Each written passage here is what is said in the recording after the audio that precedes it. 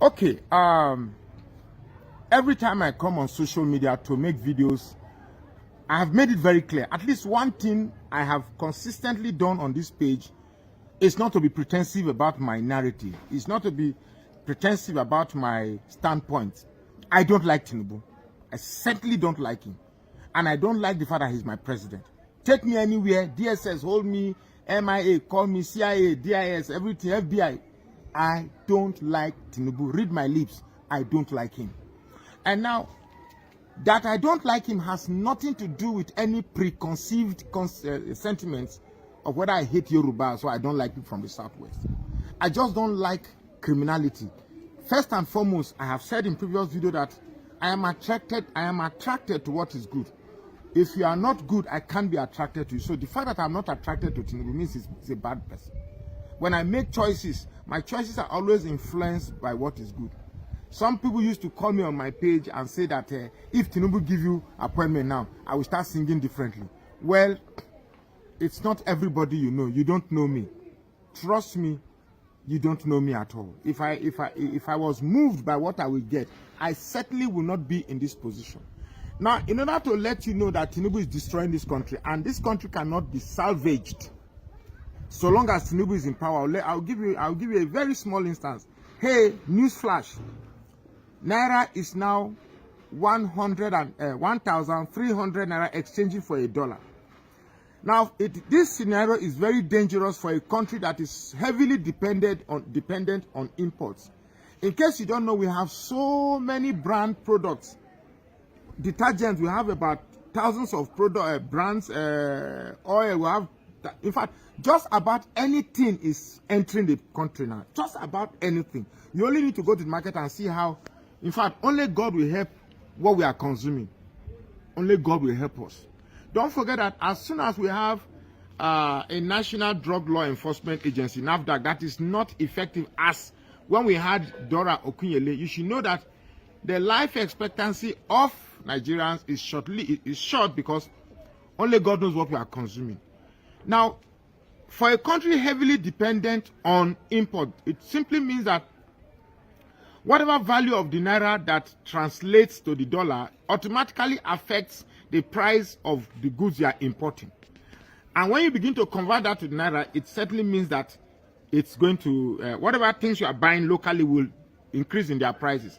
Now, the only thing that you see are maybe things that are not immediately related to imports, like, or before the imports begin to translate to the final consumption, it's fine, but eventually it will catch up to the effect and it will begin to affect it. What I simply mean is, let's take the akara, a simple meal as akara.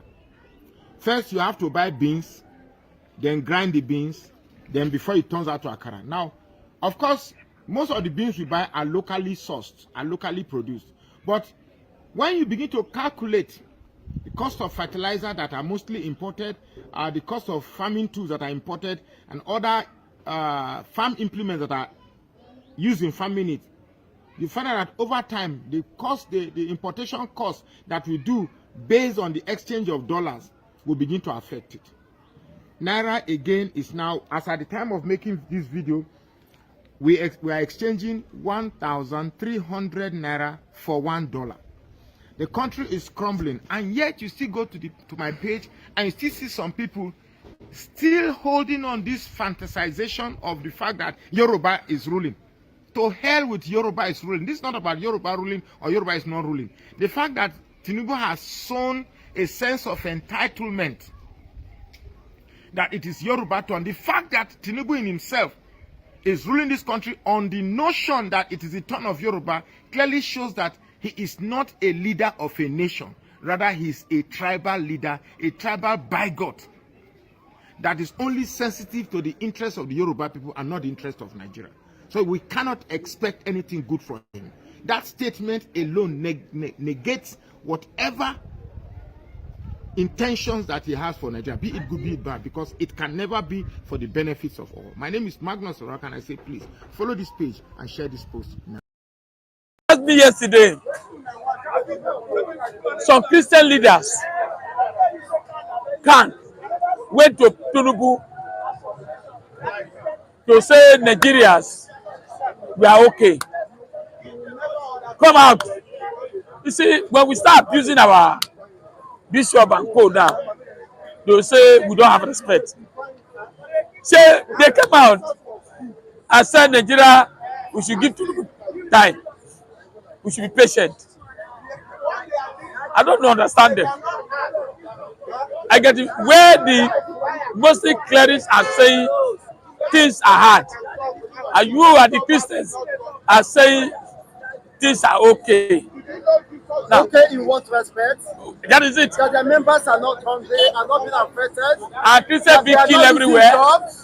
And people are not going to church anymore.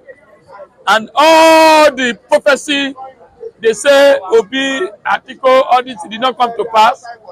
Now they are now romancing with Tinubu in Aso Rock. And I believe those bishops and pastors are people who are collecting impact in Aso Rock.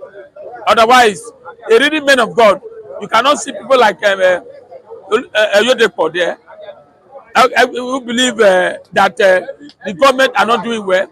But the kind of, look at the kind of people we saw there. That's why mostly ticket. And the killings that is going on. The killing losing their lives. The killing are more worse.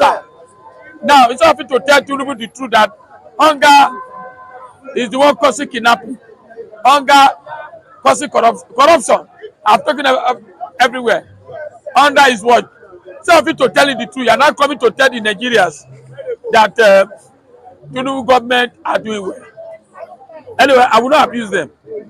But I will tell you that we are watching. But I'm telling you, Nigeria now, that the Christian leader has failed us. Tinubu has failed us. Are you hearing me? Now the people too, we are being divided. You hear me? We will not unite. So, why are they saying, the clerics are saying, mostly the Muslims are saying they didn't trust Tinubu again? Why? Because Tinubu has given all the high posts to the Yoruba people. The northern clerics say they are disappointed over this Muslim ticket that Tinubu has disappointed them.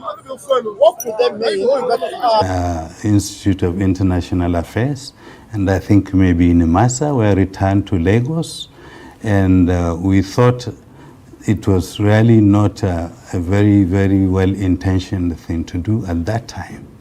Now that we quickly, we recall other government actions that had put us backwards, like the privatization of industries in Nigeria. Government-owned enterprises. Yes, government-owned enterprises were privatized, and this was after the petroleum discovery and the rush and the businesses that took place. Naturally, those in the proximity of the source of wealth were getting it easier than those that are far away from it. So they were able to buy off all the government hitherto jointly owned natural wealth of the country were sold, and we believe over 80% of those went to the south. Our view at that time was that if you are selling a jointly owned government or industries or enterprises, you should sell them to the states.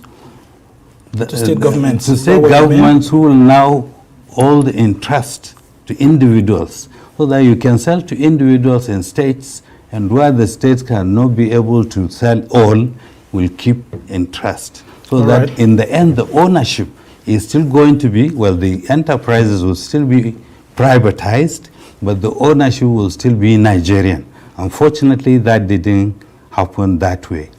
So that one also pushed the North backwards in terms of resources, in terms of economic activity. Yeah, but some of these enterprises were also bought by Northerners. Yes. I mean, a whole lot of Northerners. And you and I will quite agree that Lagos is the financial capital of Nigeria. So if the CBN is actually moving some departments to Lagos to, according to it, allow for effectiveness and functionality, Why should the ACI be kicking against that? And moreover, some others are also saying that the airports, the federal airports of Nigeria, will function much more better in Lagos than in Abuja. As you had mentioned previously, NPA was moved from Abuja to Lagos because the ports are in Lagos.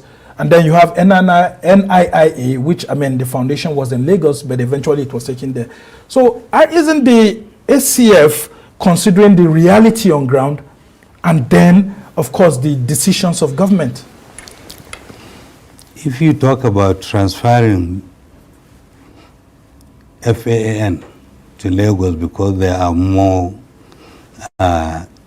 airline activities in Lagos than in Abuja, then you should take the Ministry of Commerce to Onitsha or Kano, because there is far more commercial activities in Onitsha and Kano than in Abuja. You should take the Ministry of Education or Agriculture to Makati, where there is a lot of agricultural activity and food production. You can distribute these ministries to locations according to the inauguration 8 months ago. Our guest this morning is a politician, spokesperson for the PDP presidential campaign during the 2023 elections, and barrister at Lincoln's in London. Good morning and welcome, Mr. Daniel Bwala. Good morning. Thank you for having me. Thanks for joining us. I'm not sure if we can still address you as PDP or not. Moving on, can you quickly clarify that for us? Are you still spokesperson? The conversation is not about political parties, so whether I'm in PDP or not, I don't think is relevant. But if you want to know, I'm a member of People's Democratic Party. All right, brilliant.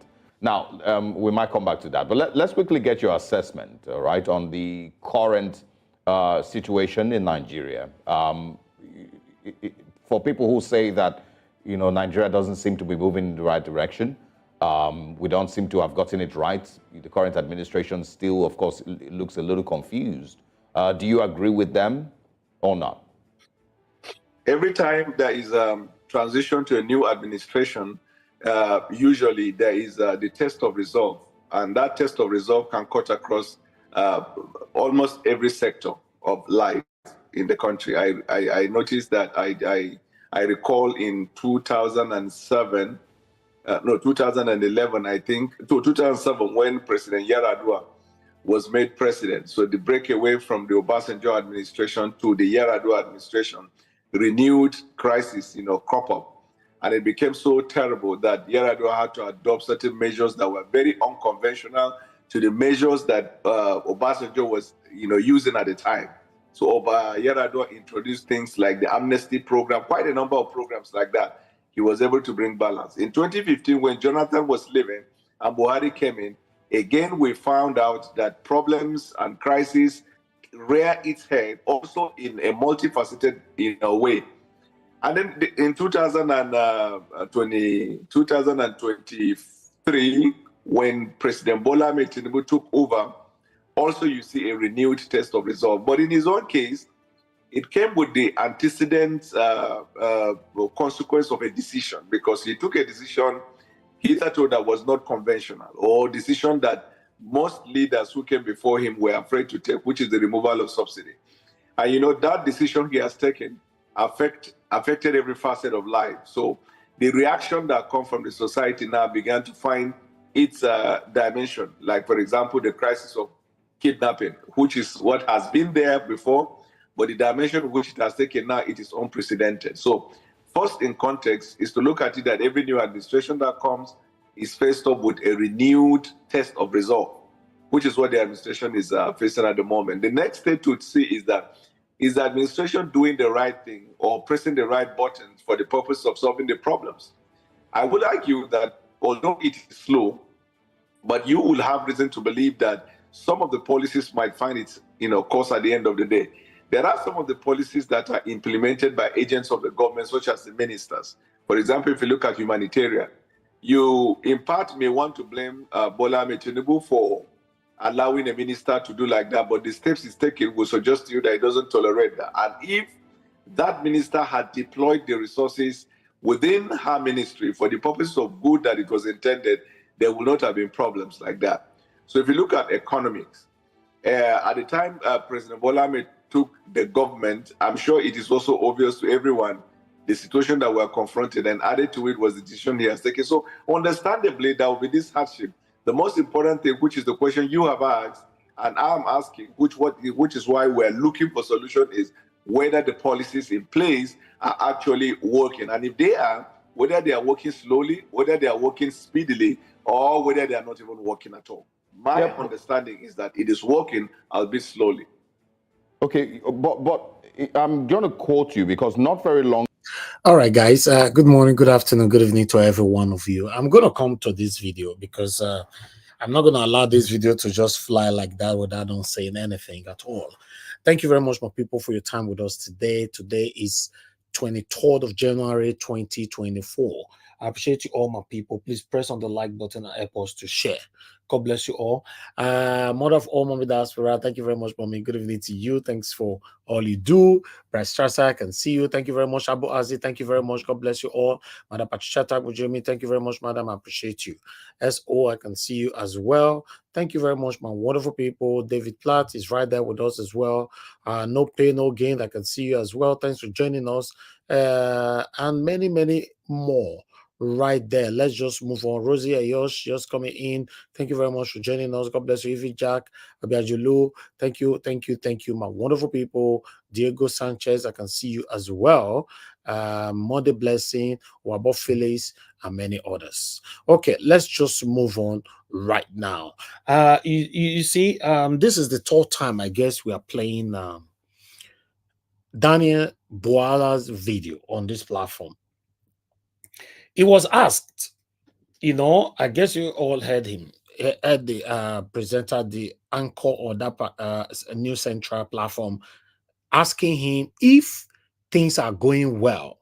Then he went on by talking about the history, how Nigeria started and all that, Nigeria was formed, and blah, blah, blah. Then he now ended up by saying, if you ask me if things are moving on, but it's moving on, but it's not moving on well. This is the same man. I don't believe how people change, cha. What are we pursuing in life? We see billionaires die every day. We see a lot of things happening in life. But when you see people change, then they'll not be defending, their satanic change. Then you're beginning to ask yourself, what happened? What happened? Why all this? Is really, really, really strange, to be honest. It's really strange to see that. I would like us to listen more to what Daniel Bwala have to say. Then I'll recapitulate back to Daniel Bwala's video. Remember I played this video the other day, or I don't know if I should just recapitulate back on it right now so that we know where we're coming from. Okay, let's listen further. Then I'll come back to the video. Thank you. Ago, you also shared your thoughts on the current administration, on interviews you've had with sister television stations. And you criticized the removal of subsidy and the way and manner with which it was done. You, of course, mentioned that, we've, meant to be saving trillions of naira every month, but we haven't seen it in infrastructure, we haven't seen it in healthcare, we haven't seen it, in increment of salaries or anything like that, and a few other things that you shared, so did that change between December and now? So it's a valid point you raised, that I have been criticizing that, as a matter of fact, from when the subsidy was removed. I've been consistent on that, and I've been critical of it every day, but up till about 2-3 weeks ago. But when I met with the president about a week or two, I sat across the table with the president, and without asking him, he just felt within himself that he needed to address some of the things that I have been vocal about, because he told me he's been following my interviews. And then with respect to the subsidy, he provided a context, and he told me after he won the election that the administration that he took over from, not that he was going to criticize them, but that for whatever reason did not leave out money for him to run the government. And that if you're confronted by that kind of situation, there are only two options that you have to take. One is either magically or miraculously you have to have money to solve the problems if you want to keep the subsidy, or two, you will have to remove the subsidy so you can make savings to deal with problems. He said either of the decisions, none is easy. And since you cannot keep asking for loan because you can't guarantee that everybody will be giving you loan, and then sometimes asking for loan consistently can also affect the future of the generations yet unborn, he chose that path, which is the removal of the subsidy. He said he knew that that decision was going to be unpopular. He knew the decision would cause backlash, but that when as a leader you're confronted with two choices in life, what will define whether or not you're a true leader is the courage, and that he chose the path of removing the subsidy. Now, having removed the subsidy, what next is the savings which I've been talking about, right? So monthly we save money from the subsidy that ought to have been paid. Now, what are we doing with it? There are a number of things he has done. For example, the money he has given to the governors for the purpose of providing palliatives in their respective states. He gave 2 billion, but the intention was to give 5 billion. You remember also, I was critical of the fact that you are not so, in my view, you could not have given it to the governors, because nothing you run with governors that works in Nigeria historically, that you would have used the third party. But in any case, he gave it to the governors, and some governors who kept to their words were able to provide the palliatives. Then, of course, he now increased the wage, for workers in Nigeria. And then during December, he also provided some subsidy for people traveling for festive season. And now, the very ministry that ought to pilot this intervention is now found in a problem, which is the humanitarian ministry. The difference between Tinubu and the previous government is that the previous government would have probably covered, because we once had that same scandal with the ministry. Yeah, but Tinubu decided that no, it affects the public, so he decided to suspend the lady. No, but the previous government, Mr. Bwala, kindly hold on. According to you and what you've said repeatedly, the previous government cannot be a standard with which we rate, the next government. The previous government, would not be what we used to decide whether this one did better or not. Suspending a minister who is accused of theft is like, and of course praising that move is celebrating a fish for swimming. You should suspend the minister. There's nothing to celebrate about that. And the fact that the previous government wouldn't have done it is not enough for us to give this one Olympic gold medal for doing it. I just cannot believe that Bwala is not the one talking like this. God bless this uncle. God bless this man. I can't believe it, how soon people can change to something else. You see how serious he is now. He's not even defending Tinubu. He's defending the subsidy remover from day one. He's defending. This is the same Bwala that criticized Tinubu, that he doesn't know what he's doing for removing subsidy, for saying that subsidy is gone on his inauguration day. We have all the evidences, But he's not the one defending Tinubu today. Even that anchor is surprised that, what is happening here? Let me stop this man. Let me stop this man. The money we all of us go eat, we go live for this world someday. You want to betray everybody just because of what you want to gain. He's wrong now. He's wrong. Nobody's perfect. But when you now start rubbing it on people's faces, that yes, I'm doing this because of what I'm expecting, even what maybe the appointment you are expecting, or people are suffering right now in Nigeria. That is what I expect Daniel Bwala to be addressing. Seeing Daniel Bwala in any platform right now, I want to see him addressing the insecurity, addressing the hardship that is eating lots of Nigerians right now. Which is very sad. Very, very sad. That Daniel Bwala is not defending Tinubu. That's all life be here. Let's move on. And all of this, why I'm saying this is because I want to be clear on what your standard of leadership is. What is the standard with which you want Nigeria to be led by? Because you, I remember also, mentioned that former President Olusegun Obasanjo was the only person that showed leadership because he visited disaster victims and disaster sites. I'm quoting you now. You said that he was one Nigerian leader that showed leadership in the best possible term. President Tinubu has not shown that leadership. So I don't know if it's also one of the things that you've you spoke with him about when you met him?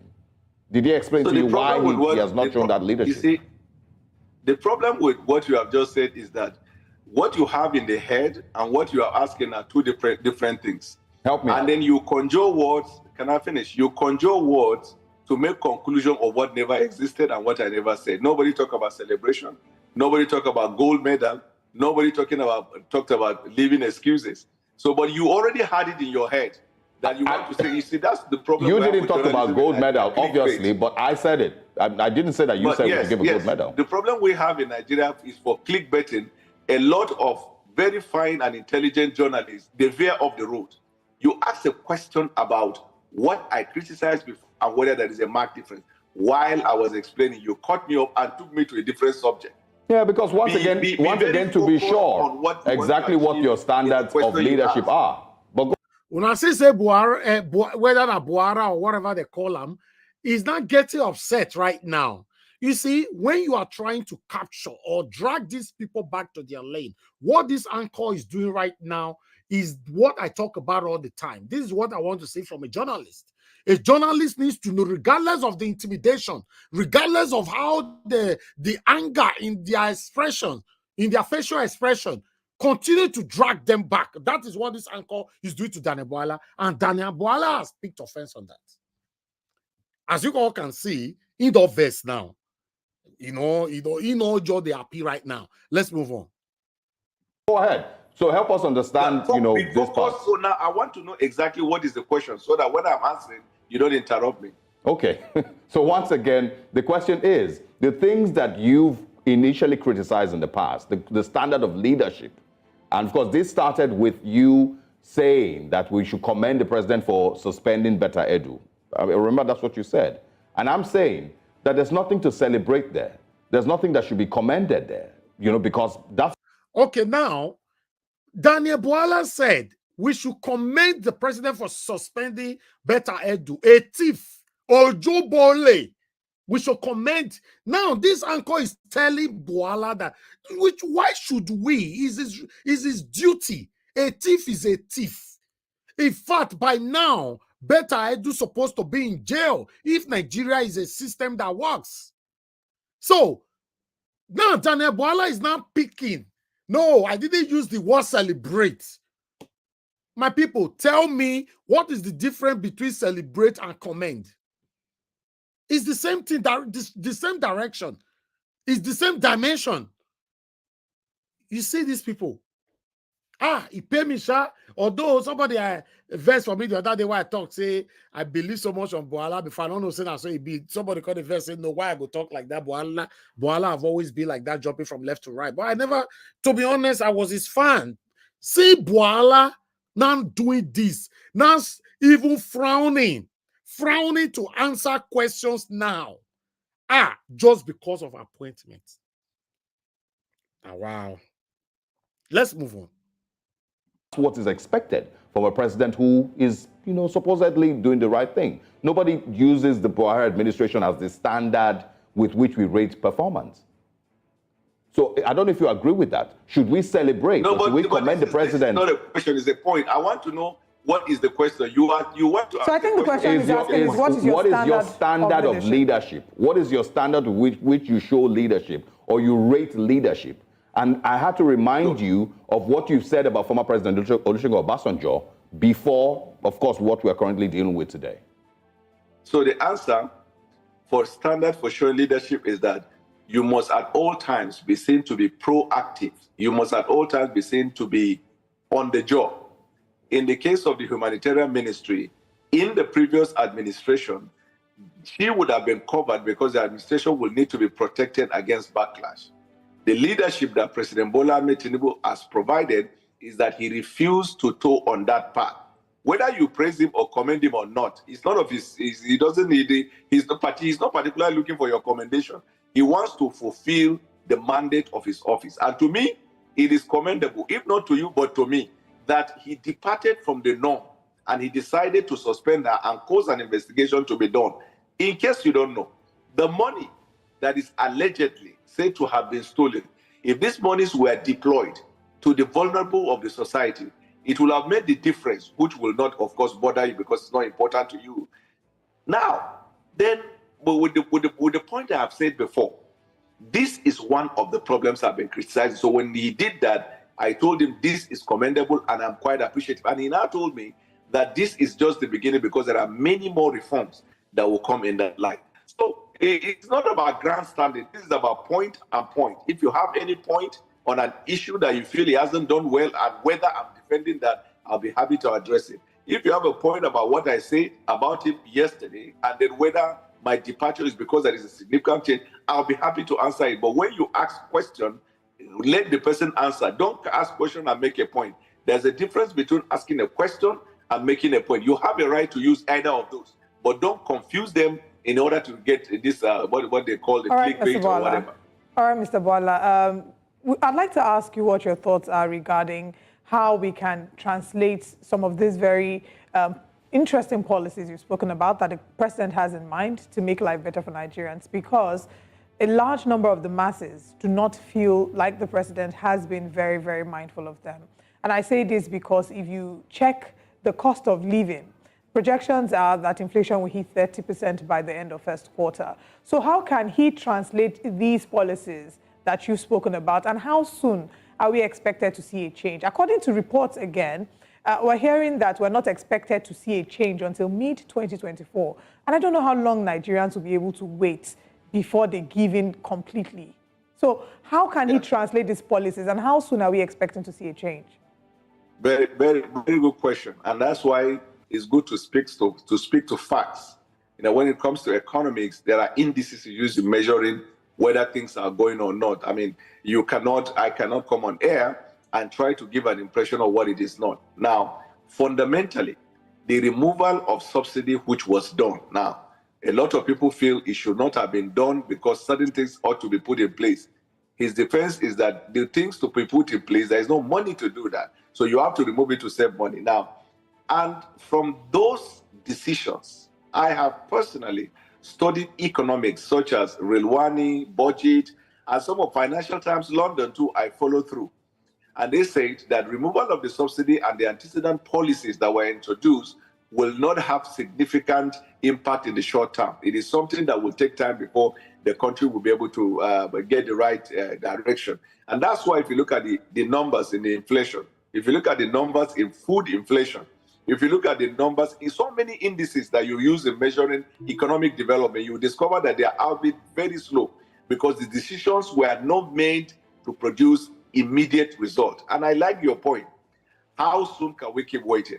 I will shout on top of the roof that there is no magic or miracle to the total turn away or 360-degree turn from the situation we are confronting into to a bliss.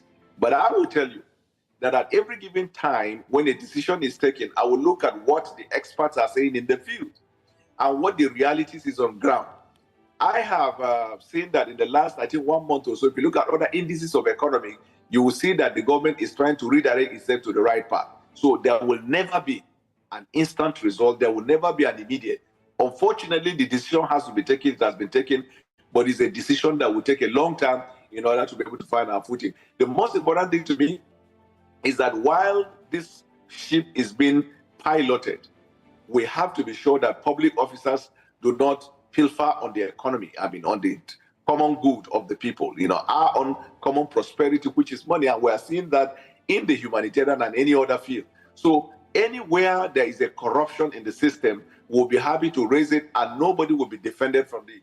But if you're talking about when will suddenly food will be on the table of the common man, I am not an economist. And I don't want to say what is different from what the experts have said.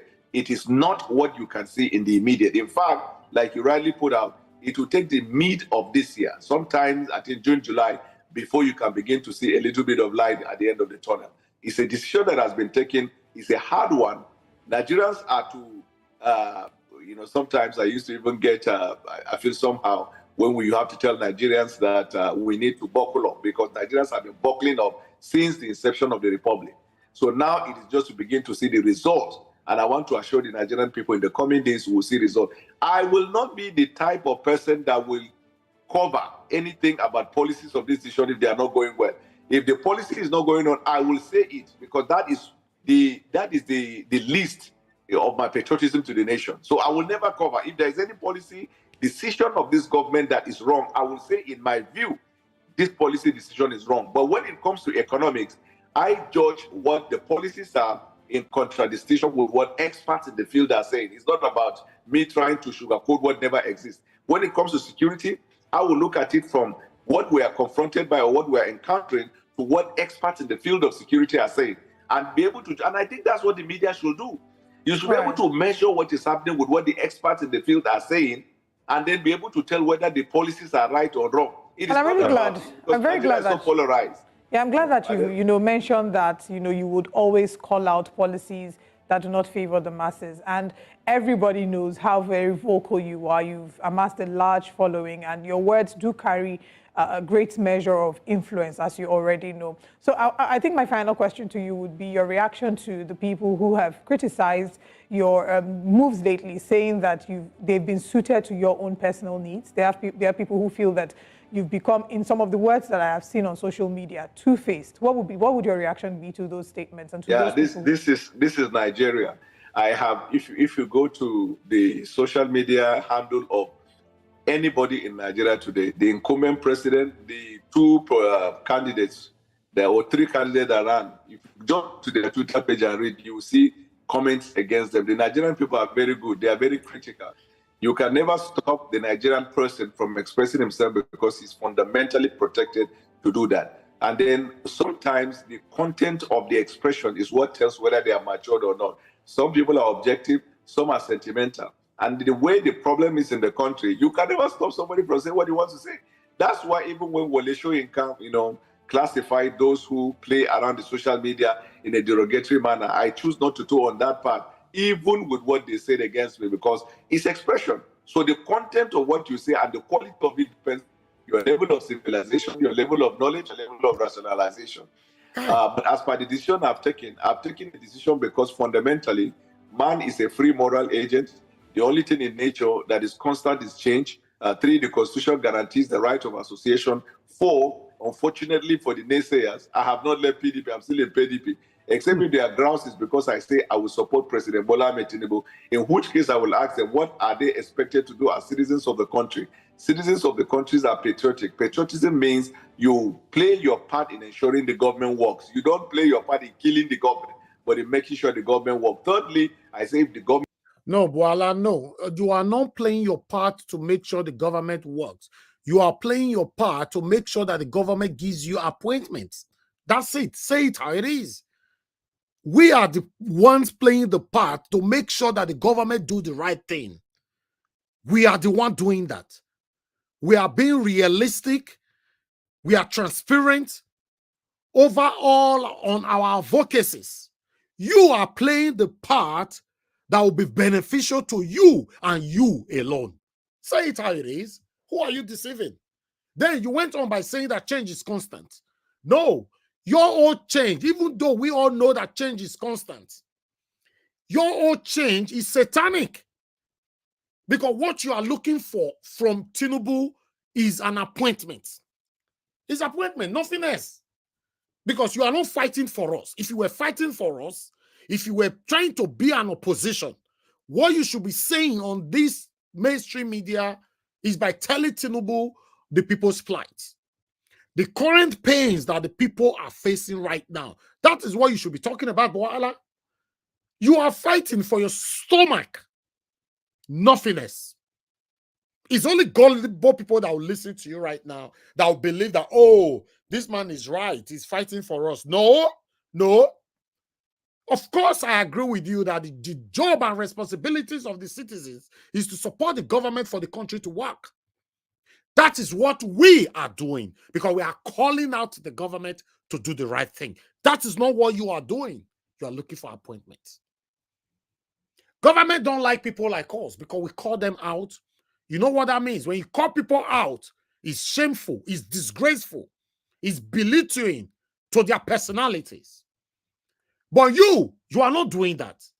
You are supporting Tinubu because of what you want to gain from Tinubu. You don't even like Tinubu. Of course, everybody knows you don't like Tinubu. You are hypocrites. You're only just fighting for what you can gain that will be beneficial to you or to your immediate and extended family, not Nigerians. Let's say it how it is. Does anything wrong, I'll be able to criticize. So when somebody is bereft of ideas and they begin to go on social media to be saying Two-Face and the rest, it is only the media and others that are even feeling concerned about it. For me, I've just been good. Because if I equally show you how many people that became excited that at least in our polity, we're seeing people who understand the difference between politicking and when it is time for governance. So we do what we have to do for the nation.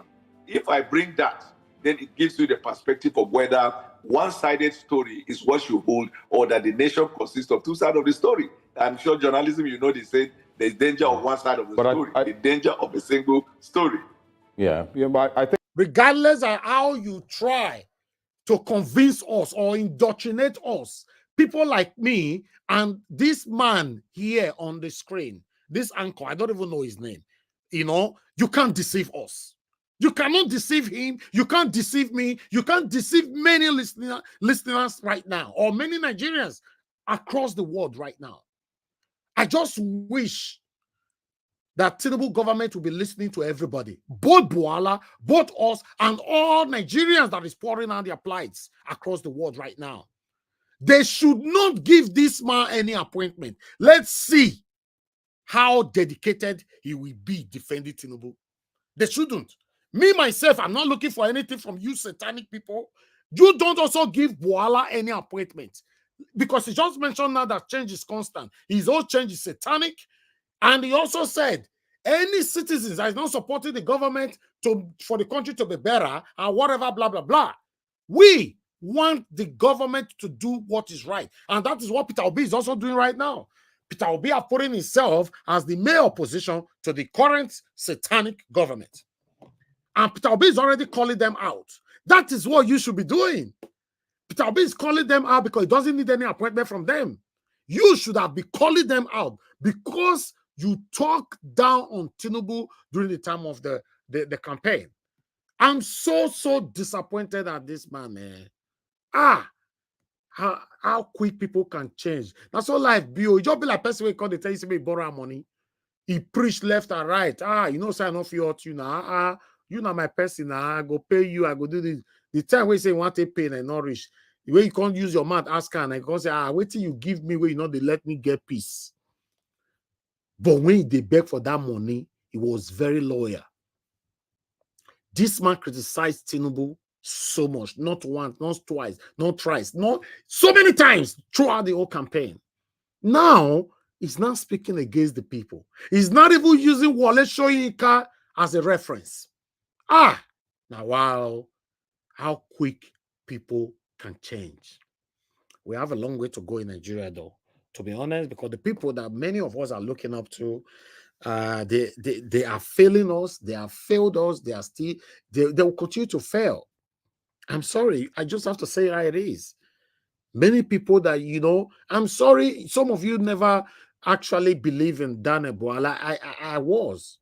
I was one of the people that I was very happy with him, proud of him, because although I didn't really follow him that much, you know, before the election.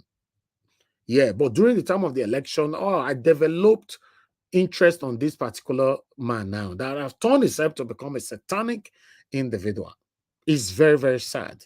How are we going to change this country then? When the people that we try to hope on, that can speak to us, that can be the voice for the voiceless, automatically change just because of the one again. How would go feel now? Say me, why you they talk to us? So one day you come broadcast, I hear they say, my people, actually, you know, not we say Tinubu thief the bandit to actually, not thief you know, people vote actually, you know. Then when you try to stop me, because make we join now. Listen, how are you going to say that? Do you think you have sense more than everybody when you are using the word actually? Is it not the same actually the satanic Mahmoud Yakubu used for you and I? Is it not the same actually? Come on. I'm just disappointed, but let's move on. I think it's also mostly coming because of, you know, statements that you've made. Nobody is critical just because. You know, it's mostly coming because of statements that you've made. I remember that you said that if you give the current president 30 years, you know, nothing would improve. You made those statements. And so when, you... Now, tell me, my people, what not change? If the same satanic Daniel Bwala said, if you give Tinubu and his government 30 years, nothing can ever change. But it's the same satanic Daniel Bwala that is not telling you and I today that between now and June, things will continue to work fine for Tinubu. At least, if we want to be fair, for me, I don't hate anybody. I don't hate Tinubu. But if I want to be fair, I want to see it first before I will talk about it. I cannot just come on this platform to say, oh, my people want to give Tinubu a chance. Between now and June, everything will be better. No! That is a satanic statement. That is a self-beneficial statement. It's not for the people. You say, his talk comes, say 30 years, nothing good can ever come from Tinubu for 30 years. You not say 1 year, you not say 2 years, you not say 5 years, you not say 10 years, you not say 20 years, 30 years. But now, this man is telling you now, my people, in case you want to judge me later, because I know there's some satanic people that is supporting this man or Tinubu, they are here. If you want to judge me later, we are only responding to his statement, which I will also play 1 or 2 after this interview, because this interview will be rounding up in the next 2 minutes or so. Let's listen. It's mostly coming because of statements that you've made. I remember that you said that if you give the current president 30 years, nothing would improve. You made those statements. And so when, when people see this 180-degree switch, it's expected that they would wonder what exactly is going on. Even and then Pope John Paul Yeah. has been criticized for not even making a comment at all. I have not seen anybody on the planet, and I'll be happy if you can show me one, that people have not had opinion on the person, whether the person has said something or Can not you at all. imagine? Give me one and I'll be excited. No, but it's. I think the reason really is that it makes you seem like, okay, because listen, before today I did listen to some of the things that you've said. I've watched other interviews that you've had, and you said things like, well, Atiku Abubakar didn't emerge, and so President Bola Tinubu is currently in office, and so of course you would have to support him. But does that what would you say if someone says to you that, well, that shows that you don't have any ideologies, any political ideologies? You really will lean towards whoever it is that holds on to power. It's his person's opinion. I mean, for God's sake, it's his property. You're wearing a very good suit. It's not my own. Why should I covet your suit? No, don't divert. This you said Tinubu, 30 years, Tinubu cannot amount to anything good. What happened now? Then you are not saying evil John Pope. Una see una people. Una they see them. She's wearing a very good red dress. It's not my dress. Why should I covet it? It's when you begin to feel bothered by what someone is saying, you can never do something that will stop somebody from saying what he will have to say. In fact, sometimes, by even doing the good, they say, why did you do this good this time? You should have done it earlier than the time. Now, but in terms of saying anybody is in power, that's why you're supporting the person. You see, I want you to separate between patriotic people and bootlickers. Do I look like a bootlicker? Of course. Of course you look like a bootlicker, Bwala. Let's say it how it is. Please, I want to beg Tinubu's government. I know you all are listening to us. What we are fighting for is a better Nigeria. We want to beg you all, whoever is in charge. Bwala have declared that you guys are doing well and you will do better between now and June. That is a statement from Daniel Bwala. But we consigns Nigerians that are feeling so much pains right now because of what is currently going on in Nigeria. We are facing excruciating suffering in Nigeria right now. We want to beg you, please.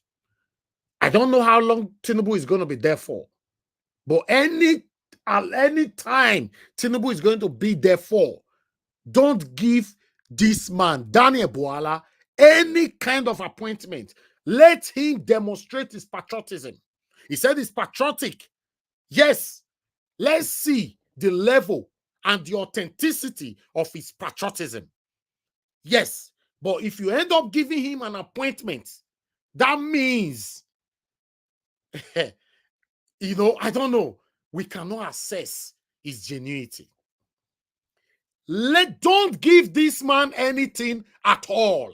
Let him at least make it work, make Nigeria better. That's what he's claiming right now. That he just wants to, he's being a better citizen, a patriotic citizen, a patriotic Nigerian. He wants Nigeria to work, blah, blah, blah. Then don't give him appointments. Make una see, say if this man talk like this for the next 3 months, say Tinubu not give an appointment. Una saying they call for interview, now they go again. Or if he decides to go, he's coming to hammer on Tinubu. It's very sad. It's very, very sad that we find ourselves here. That says because I am supporting this administration, therefore I will not call out the administration if they go wrong. Certainly I will. Yeah. If you are saying because I supported Atiku, therefore, even though the elections are over, I should stay and be criticizing the president till the next election, I am saying that that is not the choice I have made. Now, if you say that is not an ideal... Nobody asked you to criticize the president.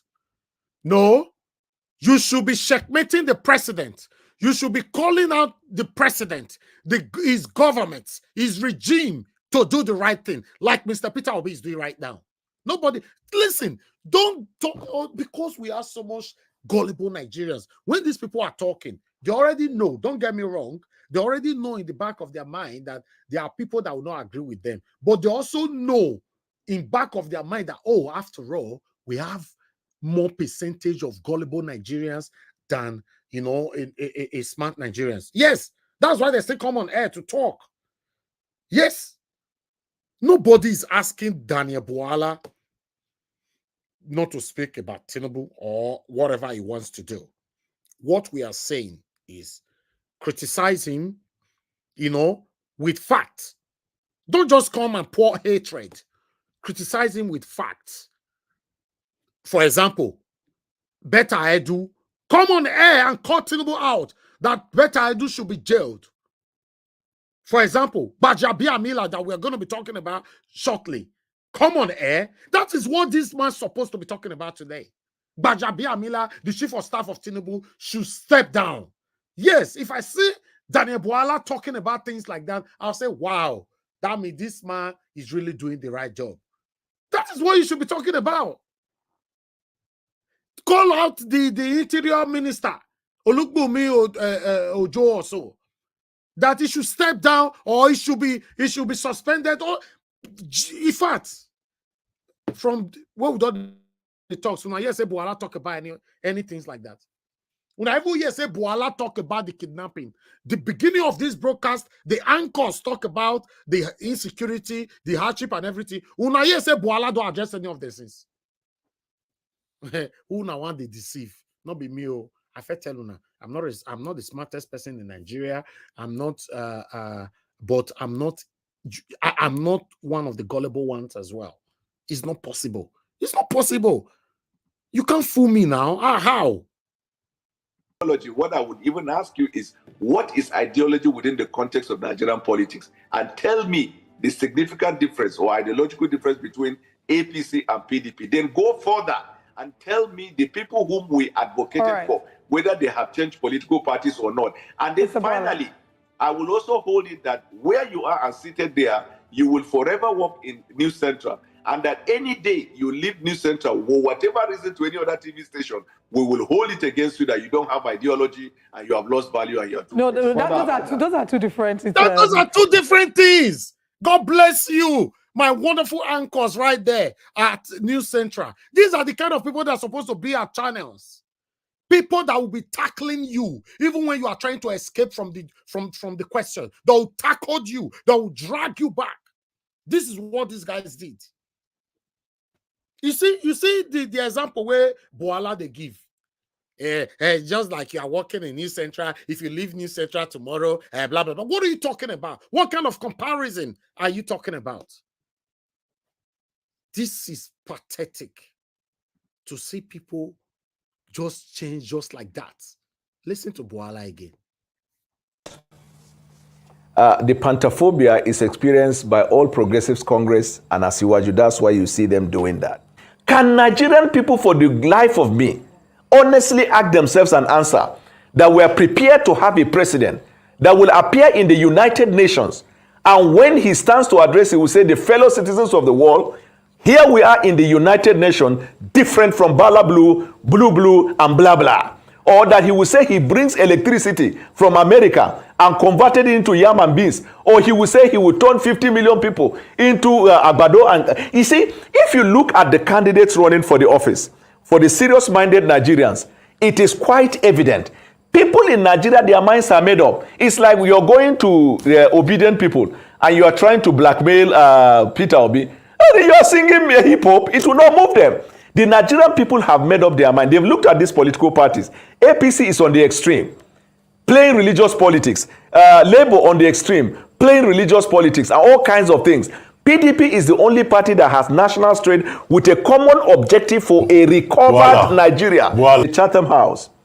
The Chatham House, like I said the other time, is a building, but the institution running the Chatham House is Royal Institute of International Affairs. So what they usually do is they discuss about policies around the world. And when they raise up policies, they bring policymakers and people who are trying to think of change to come and have the conversation. And each time they invite anybody from anywhere in the world, you will see representation from around the world. So that when you speak, they will say you are addressing the world. You see, in those days when you appear in Chatham House, they will say somebody addressed the world. Now, check the ones that Asiwaju went. Who is the world there? It is APC Nigeria and APC London, then the assistant chair of Chatham House, and those other white people you see are the lobbyists that APC briefed to organize those events.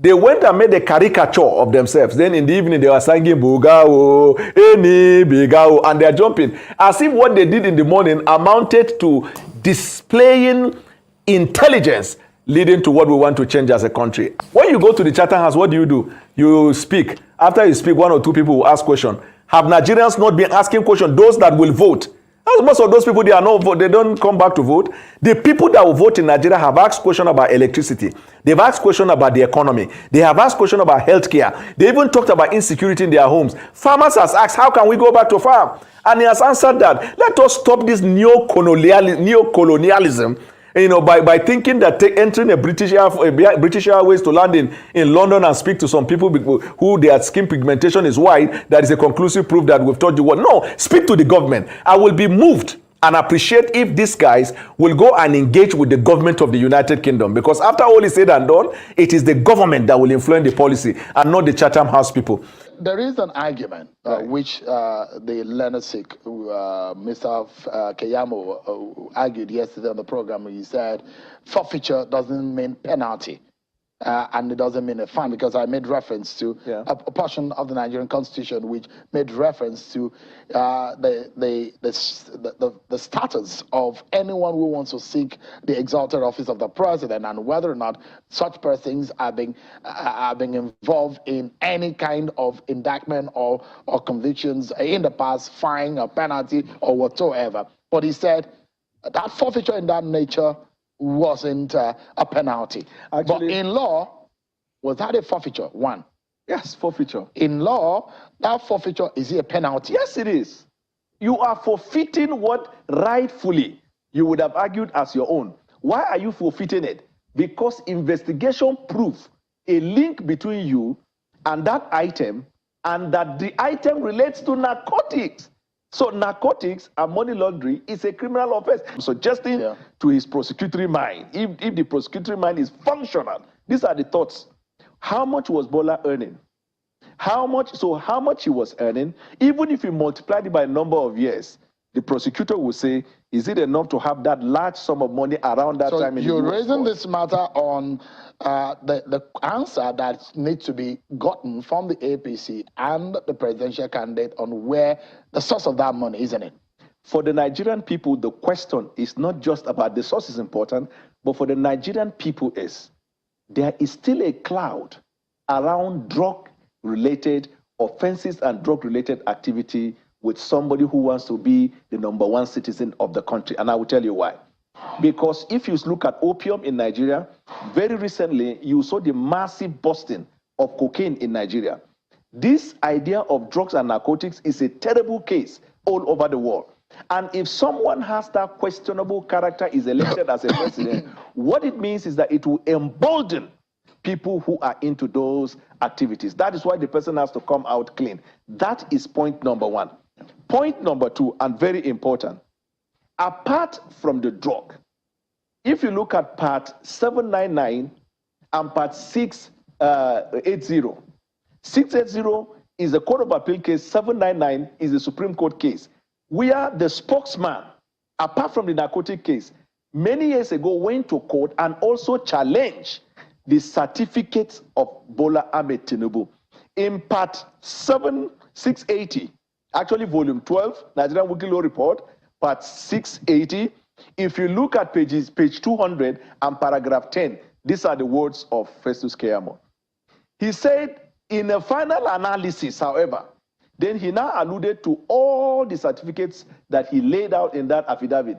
He said Bola Ahmed Tinubu presented a dubious certificate. All right, so he has not refrained from that, even though the judgment of that court dismissed that application because he did not attach affidavit under a summons. But one fact is clear, he has not come out today to say those things that I said in that case, I no longer believe this. When you have finished convicting somebody and you sentence him, do you retry him again? That means that case, as far as that case is concerned, it is conclusively concluded, not in favor of Bola because he had to forfeit that. That's number one. Number two, I heard him yesterday saying it is the party who are just willing to know because they don't want to field him for the second time and they want to be, don't deceive Nigerians. His former boss, what is his name? The human rights activist, Gani was the one that started this case. He applied to the court for mandamus. He even asked to be given the right to prosecute the matter. It was Gani that sparked up this issue, and it was a legal matter. That is why the party was compelled. Even it was around that time that Festus Keyamo also went to court and said, in addition to it, that the man's certificate too is a problem. We need to wrap up now. On the final note, what is your summation on this matter? I am afraid that the conclusion of this case is that from the eyes of the law, especially if you look at the constitutional provision you cited, Bola may be disqualified from contesting. By who? No, if the matter goes to court, interpreting that provision of the Constitution, because the finding in that civil forfeiture... I know they do competition with anybody. If I offend you, forgive me. Show me love, go there, biza. Kama bara wa lo ninu ife kan akanbi. I know they do competition with anybody. If I offend you, forgive me. Show me love, I go show you love. Kama bara wa lo ninu ife kan. But I know they do competition with anybody.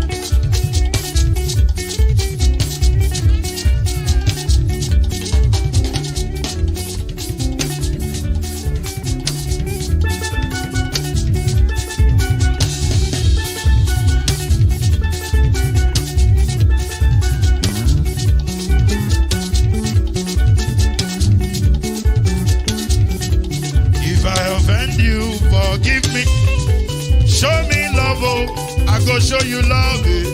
Kama bara wa lo ninu ife kan. I know they do competition with anybody.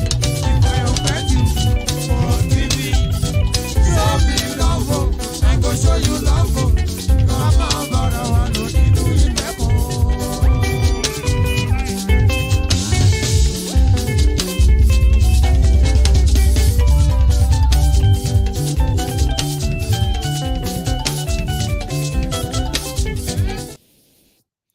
All right, guys. Thank you very much. I appreciate you all. That is the end of our broadcast today. We have one more video because we've crossed 1 hour already. If we have the time later, we might play that or we might just leave it for tomorrow. Thank you very much, my people. I appreciate every one of you. I have 1 or 2 articles to read right now so we can start talking. I only have 2 people on the panel. If you want to join us now, please, it's better you just come in. Now I'll repost a link again so you can come in and let's talk about the things that's affecting us. Good morning, good afternoon, good evening to every one of you. A link have been reposted. So let me quickly just bring in the next article that I have for you guys here. So we take it from here. I think it's still going to be for this man, Gbajabiamila. Let me take this quickly. I appreciate every one of you. I can see a couple of you already on the backstage. I will accept you in shortly. Please bear with us. Yes, let's talk about some of the things that we have right there on our title. Okay, I have two here. Okay, let me quickly take this sharply. Let me put it on the screen. Bear with me. Bear with me. Let me put this. Oh. One man went to moon. I can see you on the backstage. So, okay. Anyway, I'm coming to ask you a question shortly. I'm coming. Let me quickly take this. One man went to moon. You're on our channel today. I guess, anyway, I'll bring you in shortly. Bear with me. Let me take this one quickly, guys.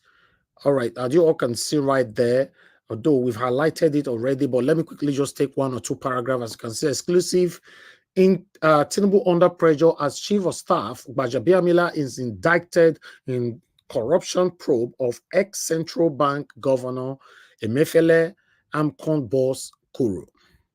Okay, I'm just going to quickly take the sources told Sahara reporters on Monday that Gbajabiamila was fingered as one of the beneficiaries of the legacies of the corruption uncovered under the Ahmed Kuru, the chief of staff, the chief executive officer of the Asset Management Corporation of Nigeria, AMCON, and the former governor of Central Bank of Nigeria, Godwin Emefiele. President Bwala Tinubu is currently under pressure over his chief of staff, Femi Gbajabiamila, alleged involvement in corruption.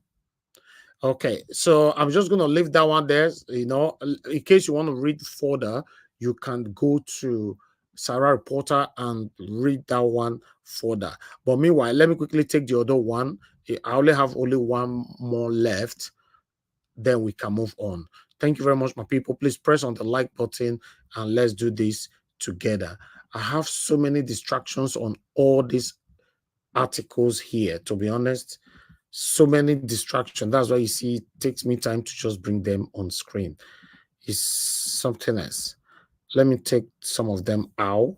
Okay, I think I've done a bit, but not all. Okay, let me put it on the screen. There you go. All right, as you all can see, I believe we talked about similar thing like this the other day when Niger came in. He was defending all these things and all that, So I wish Niger you come and speak for your people today. I don't know.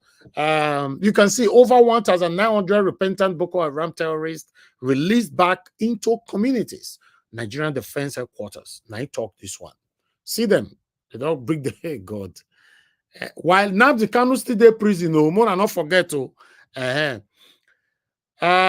Chief of Defense Staff, CDS, General Christopher Musa, made this known in Abuja on Monday when he delivered a lecture titled, unquote, Non-Kinetic Operations and the Nigerian Armed Forces at the opening session of National Security Course on Psychological Operations and Strategic Communication, PSYOPS, organized by the Defense Intelligence Agency, DIA. The Nigerian Defense Headquarters, Abuja, has stated that no fewer than 1,935 repentant Boko Haram terrorists were released from the Bolakutu camp in the Borno State back into the Nigerian society between 2016 and 2022 after undergoing the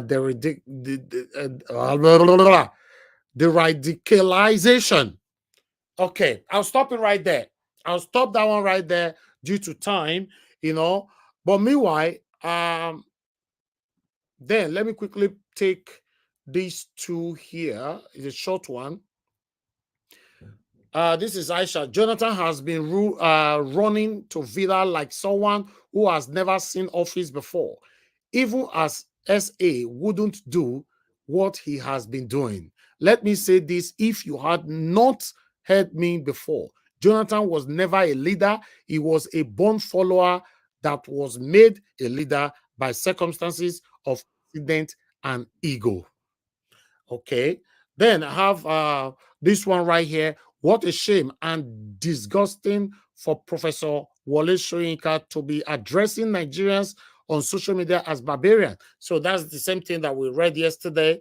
You know, I still have one more, but because we already have a couple of people right here, let me bring them in quickly, then and take it from here. Thank you very much, my people. I appreciate every one of you for your time with us. Thank you. Okay. Let's take it from here. Let me start with One Man Went to Moo. One Man Went to Moo. You're joining us today. How are you doing today, sir? Good evening to you. I'm good. Good to be here, Elvis. Good day to your panel, and Happy New Year to your audience. It's been a moment. Happy New Year. Happy New Year to you too. Thank you very much. I'll let you talk to us, although you are the second person on the panel, you know, but the first person left and he just came back now. So yes, talk to us. Right. I'm not quite sure. We're not visible on the screen. I'm not quite sure what format you're running. But yes, yes, but we can hear you. Don't worry, we can hear you. Yes, I just you. popped in to say hello, to catch up with you where you are, where your narrative is, where your space is. Obviously, we're now rested in a new administration, and the administration is trying to realign the country. So I'm just really gauging the temperature of your space in terms of the realignment going on of the Nigerian state. Okay. All right. But I guess you're listening to all my presentations today. For example, no, I cut it halfway because I only came in just. Okay, Amila has been indicted for corruption. What can you say about that? And what is on your screen right now? 1,900 repentant Boko Haram, released into the streets. Well, in terms of Gbajabiamila, I can only quote you a quotation from Obasanjo, who famously said, allegations are allegations and anything can be alleged. So Gbajabiamila does have a long history of corruption, by the way, so I'm not quite sure why he was appointed into that space. I'm not quite sure how deep your history of Gbajabiamila goes, but he actually ran away from the United States under allegations of corruption, which he was actually indicted for. He was a lawyer in the United States, and I think he was actually struck off from actually one of the states in the United States for somewhat manipulating the funds of a client. So he has a deep history of corruption, and it's very ineffectual in that position as well. So it's a real mystery why Gbajabiamila is in that position, because the natural fit for that position would have been somebody like Fashola. But then, of course, Gbajabiamila and corruption, there's no news there. He has a long history of that. Oh, wonderful. For the first time, what's happening? Are you sure this is what do you mean for the first time? What are you talking about? Is it the same one man that I know? Because the same one man that I know is a biased one man. Or is it because you guys have succeeded stealing the election and you've run away with it? Now you are not trying to I thought you moved on from that sort of... Move on from where? Where people are suffering. What are you talking about? People are suffering. But do you know why people are suffering? You see, the conversation has to be nuanced now because we're on a 4-year journey now to the next election.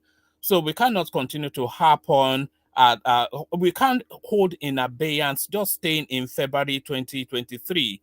So whatever your thoughts are, the situation we find ourselves now is the situation we find ourselves. And if Tinubu does not succeed, the consequence of that will be vested on the Nigerian people. So it is in all our interest for him to succeed. Opposition, and by the way, I don't actually like the way the opposition is being played. It's sort of a negative condemnation of any and everything. That's not opposition. That's just a campaign of calumny. So if you want to have an opposition, you can negate whatever the country, the sitting government is doing. You can negate it if you find it somewhat negative. But instances where you agree, you can agree, but then put an inflection on it that you can do it better. So all of these are screaming and screeching and running up the hills, every single thing. It's not really opposition. And very quickly. Mr. Elvis, Sorry, am I allowed to speak? Can I interject you for a second? No, please? hold on. Let him finish his statement. Okay. You can ask him questions. So that is the point. We need an effective and an effectual opposition to hold the sitting government, whoever the sitting government is by the way. We need an effective and an effectual opposition to hold the feet of the sitting government to the coal and sweat them hard, because it is in that sweating them hard that the best will be gotten for the Nigerian state. So now we don't really have an opposition because the PDP is dead, and the only green shoots, the only flickering light in the ethers that looks somewhat like an opposition is the obedient space.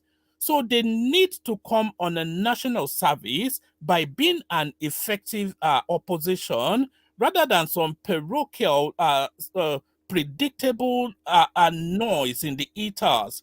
So that element of predictability has to be removed, and they have now to organize as a real opposition party because the space is there for them to occupy.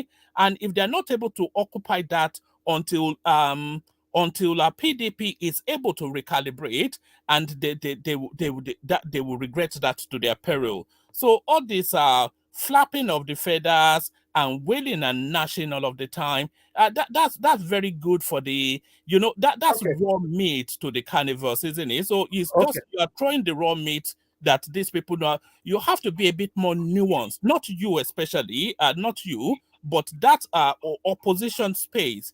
They have to be a bit more nuanced and a bit more clever in the step-ins in how they go about opposing. So they have to present a viable an alternative, not just look, all of this screeching and all right, screaming. one man. All right, thank you. Somebody wanted to ask a question earlier on. Mr. Jonathan, go ahead. Thank you very much, Mr. Elvis. I want to ask the gentleman, since he's saying that the opposition right now is not being done the way it should be done. Maybe you will tell us the way opposition should be. Because from what you said is that everything, and that's one, then two. Maybe you will also tell us at least two things that you believe that Mr. Tinubu has done so far that is in the favor of the ordinary Nigerians, that will benefit ordinary Nigerians. So maybe we know, let us see your position on those policies, at least two of them. Then we can take it on from there. Whether in it is terms the right of the policies, opposition, I believe he answered that already. He said PDP is dead, and you and I know PDP is dead. They are not doing their job. No, I'm talking right now. When I'm talking of opposition, I'm talking of Peter Obi now. What he has been doing, playing the role of opposition. Let him come. Maybe he will tell us better the way it should have been done going forward. And two, let him tell us at least two. I want to hear from you. Two policies from Mr. Tinubu so far that you believe are in the best interest of the ordinary Nigerians. Okay, thank you. Wama, take that. Thank you. All right. So sorry, what's the chap's name? Sorry, what's your name? Mr. Jonathan. Oh, okay. So all right. Thank you, Jonathan. So Jonathan, we can have this conversation intelligently, and I'm sure you have the capacity for that. There are several things that Tinubu has done that will ultimately be to the benefit of the people. But what is going on in Nigeria at the moment are blank checks signed severally over the course of 30, 40 years that are now being cashed.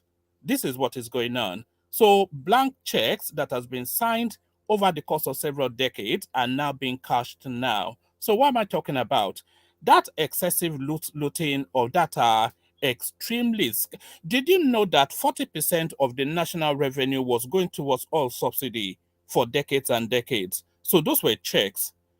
Did you know that the price of the naira was never whatever it was before that subsidy on the naira was removed? So the naira was artificially priced. And of course, if it is artificially priced, the differential between the price that it is trading at and its actual price has to be met by somebody. So that comes from the national coffers. So that was a subsidy as well. So that was where you were. I'm not sure if you saw that clip of, I can't quite remember the name of the senator from the north, that it says if you get an alert from a Emefiele, that is a dollar transaction coming in. So there was a lot of arbitrage in that space. So all of that now has been pulled. So all of that now Okay, being so pulled.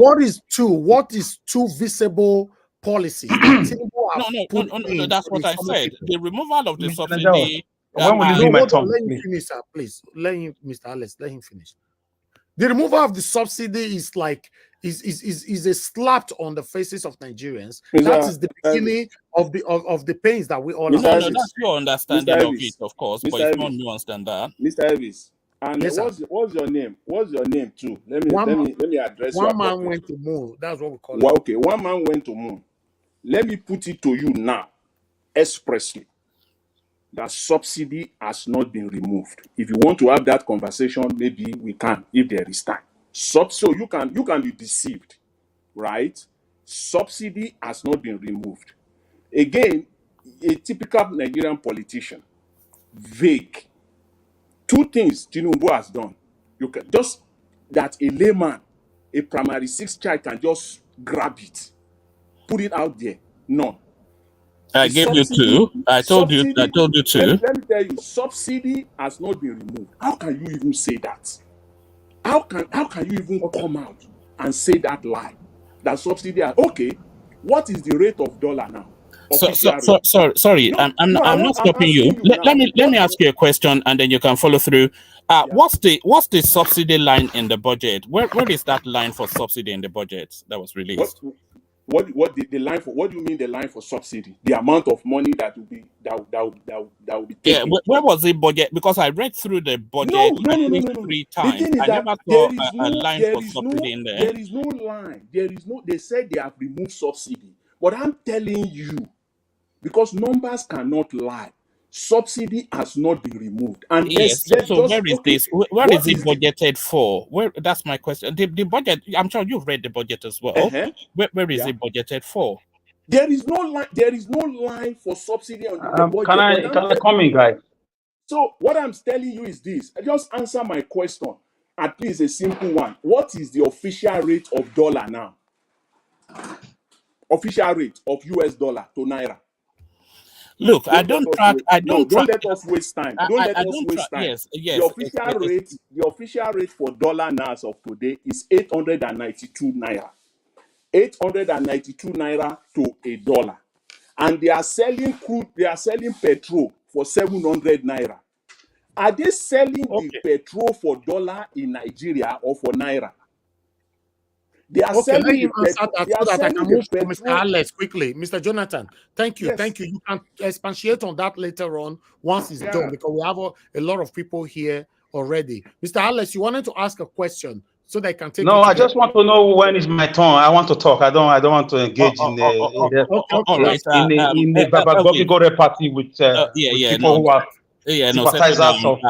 Honorable Egbaevo. One man, please round up to 2 minutes. No. Actually, let me stop here so that I don't want to hold the place to host. Like I said, I just really popped in to say hello. So let me stop and let other people speak. All right, one man, thank you very much for joining us. I appreciate you. Please stand for what is right. As you know, I don't know how you can work to repair your reputation that you damaged throughout the election period. You know, as you know, how was my reputation damaged? A lot of people know this, but I don't want to go there. But like I said, instead of you defending or arguing by calling the election the right, everything I said about the election panned out.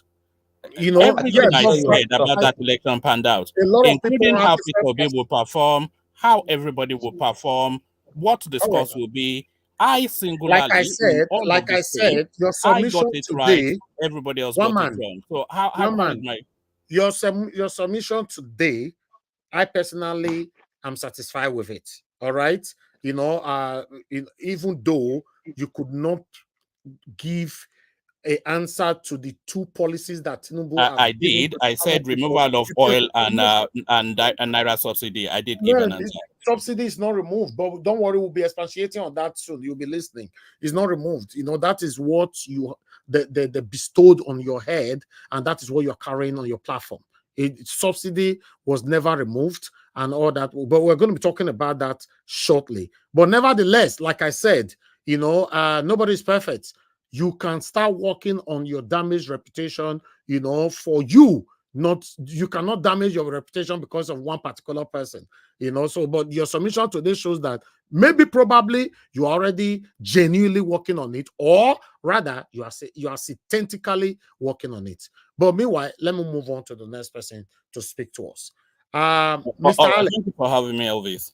Thank you. Yes, thank you. Thank you so much. Mr. Alex, please talk Thank you. Thank you. Yes, I want to say greetings from my domicile, and Mr. Enajawo, thank you for offering us your social media synagogue, or your social media house of learning, that is. Thank you for being our Zimbabwean Harare. Thank you for being our social media Pichichi. I say, may God bless you and may your days be long. For me, I'm not surprised when a president has a Gbajabiamila in his cabinet, a criminal in America. The same president has somebody who is being indicted for stealing, allegedly transferring money to her private accounts. Listen, you only surround yourselves with people that are like you. What were the, conversations during the electionary campaign? Produce your certificates. Narcotic activities. Proven. So you can show me your friend, I will tell you who you are. If you have a president whose faucet origo, whose origin is shrouded in cataclysm. So these are a bunch of criminals in charge of the country. The country has been kidnapped by looters, by liars, by heartless set of people. It's not emotion. This is just the truth. It's been more than 6 months in government. What can we boast of?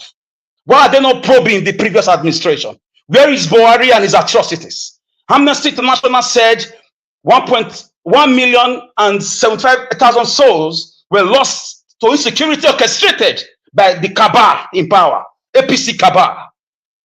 Buhari's government came out with Lai Mohammed and Festus Keyamo to say it was just 67,000.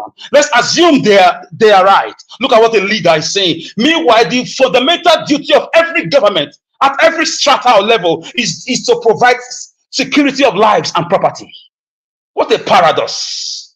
It's not just paradoxical. It's not just nonsensical. In fact, it's a political non sequitur. So we have people who just go around who are on payroll to go to cushion the effect on social media. They are the social media food soldiers for the drug baron president in Nigeria. So for me, I'm not surprised. A tree can only give birth to, its fruits. Show me a tree and I will show you the fruits. Thank God, my dear brother, one man went to sky, one man went to moon. Said Gbajabiamila was, if I pronounce the name well, was indicted. And I've got that information. So a president that said he's capable, a president that said he's visionary, a president that said he's intelligent, a president that said he's smart, a president that won an election under, beavers being switched off, a president who was announced 4 a.m. where everybody is sleeping, has criminals in his cabinet. And you tell me it's a coincidence. I said Kabul to reject him. It's not a coincidence. And somebody wants us to move on from that. Where lives were lost, where a ethnic tribe was profiled, shops were burnt down, people People's lives were taken. As we speak, there is no way forward with this government. They are not fixing nothing. The refinery is not working. Our currency is going on a nosedive against the dollar, weakening the purchasing power of the citizens. Inflation is going up. It's going to the moon, just like one man went to moon. So for me, I just feel we should be honest to ourselves. In spite of the kickback we get from those in power, we must keep checkmating these people. This is the land I was given by my forefathers. I will not forfeit it for any political charlatans. No, I won't. I will not leave Edo State, Benin City, my village, for the government with their rascality. People are building Singapore. It did take them 20 years. People are building Malaysia. It did take them 20 to 30 years. People are building, Rwanda. It did take them 15 years. I know you're going to come up with all sorts of fallacies and theories to debunk my political hypotheses, but it's okay. The sky is wide enough for all birds to fly. But let me tell you, the number of people losing their lives due to your wickedness in contributing to the wickedness of these men and women in power. Lack of medicals, lack of infrastructure like good roads, those who losing their lives through accidents, through medical, inadequacies, through, policies that are aimed against the citizen. When one curse is laid on these people, 3 curses are coming to you. So be careful. Up till now, I don't even know the path they are going. It's all about this one stole money, that one stole money. It's all about reading speech upon speech. How are you tackling insecurity? The borders are porous. We have Sharia law in one side, we have Nigerian constitution in one side, and you tell me we are one country. And we shouldn't talk about it. We should move on. We should just continue to dance with the status quo as if we are dummies. I shouldn't discuss the naira to dollar. I shouldn't discuss the borrowed funds that are being looted by this present APC government. Buhari did his own.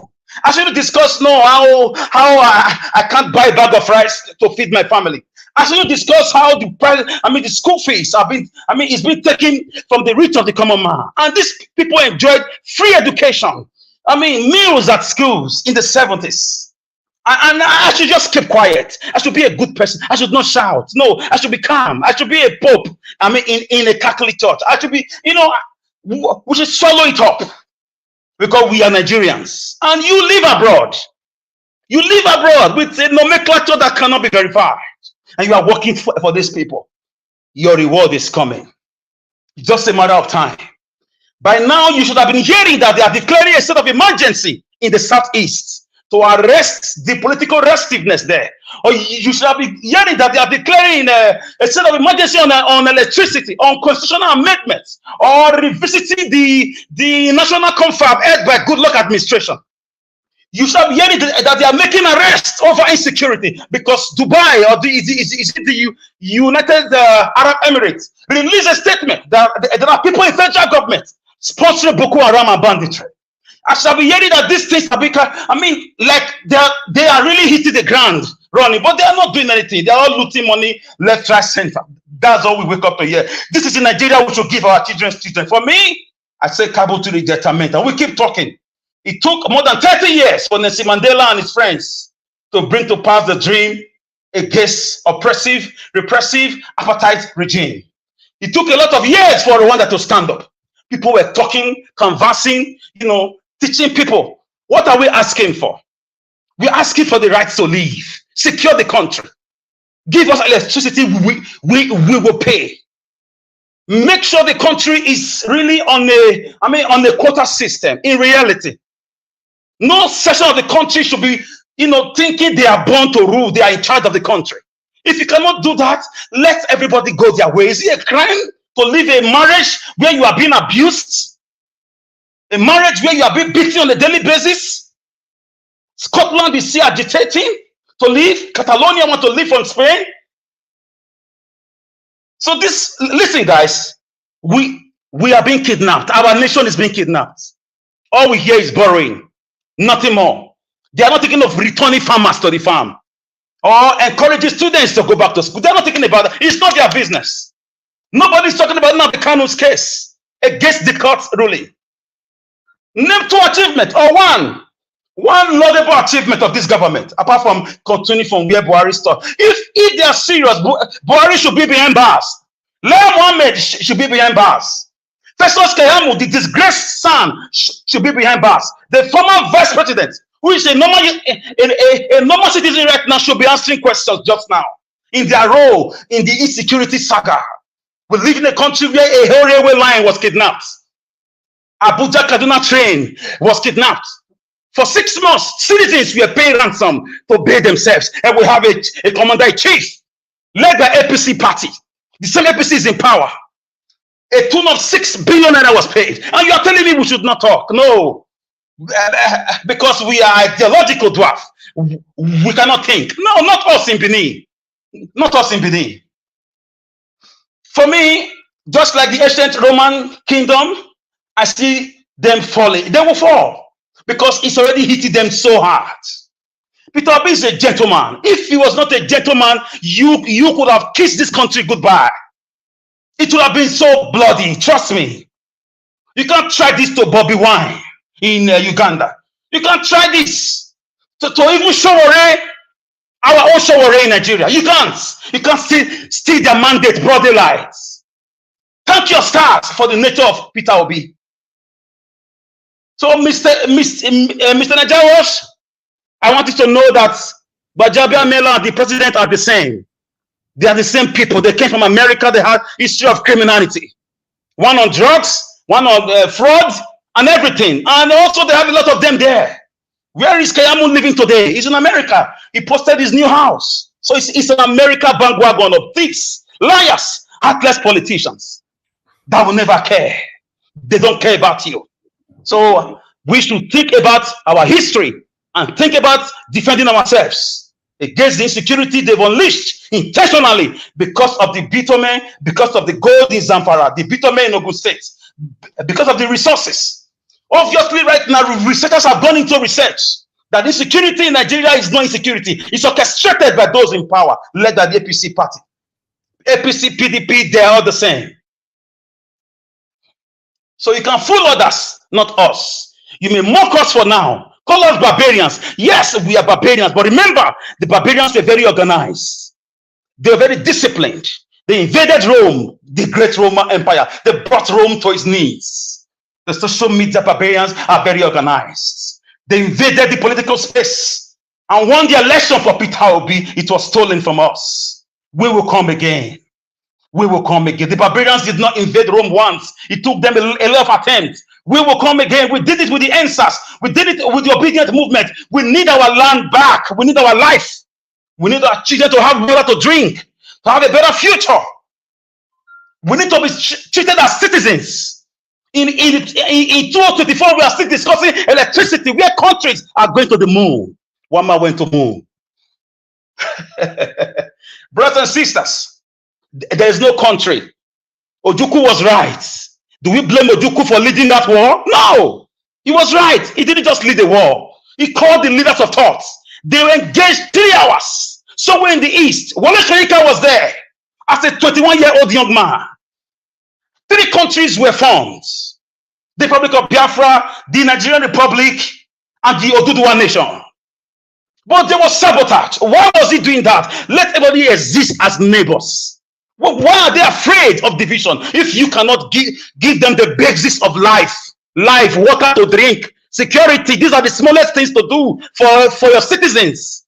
They are not your slaves. Even slaves have rights. So it's about buying a car for 160 million. This is the type of government you people can campaign for. It's about buying a car for 160 million bulletproof when your citizens can't go to school. They can't travel on your express road. They cannot even access to the square meal. As we speak now, I'm on generator. In fact, my gen is not even on because the light is off. I'm talking from Benin City. I'm not in UK, I'm not in Canada. So there's nothing you will tell me about it.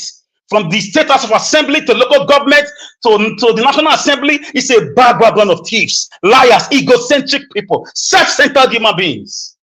When we see leaders who wants to build, we know.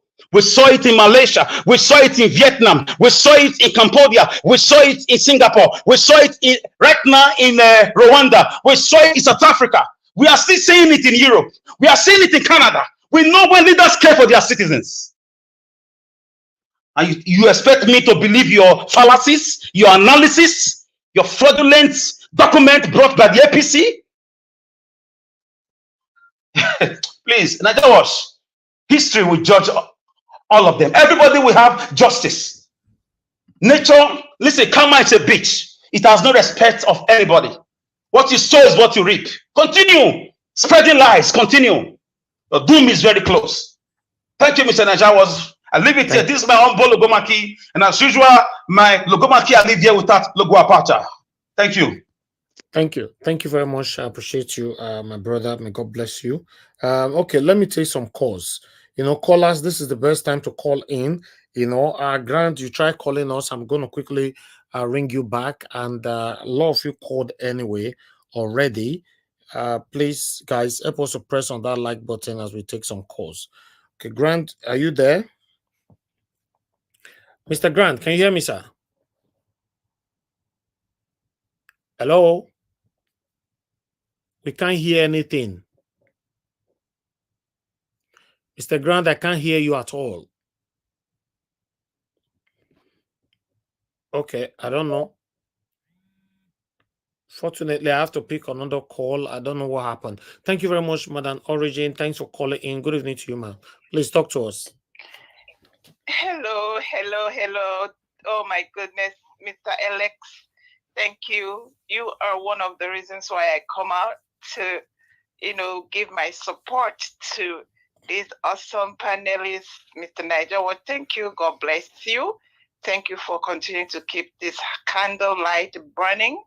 Like I always say, I just want to, Madam Origin, the cheerleader for all the youths of Nigeria, the proud, the few, the faithful.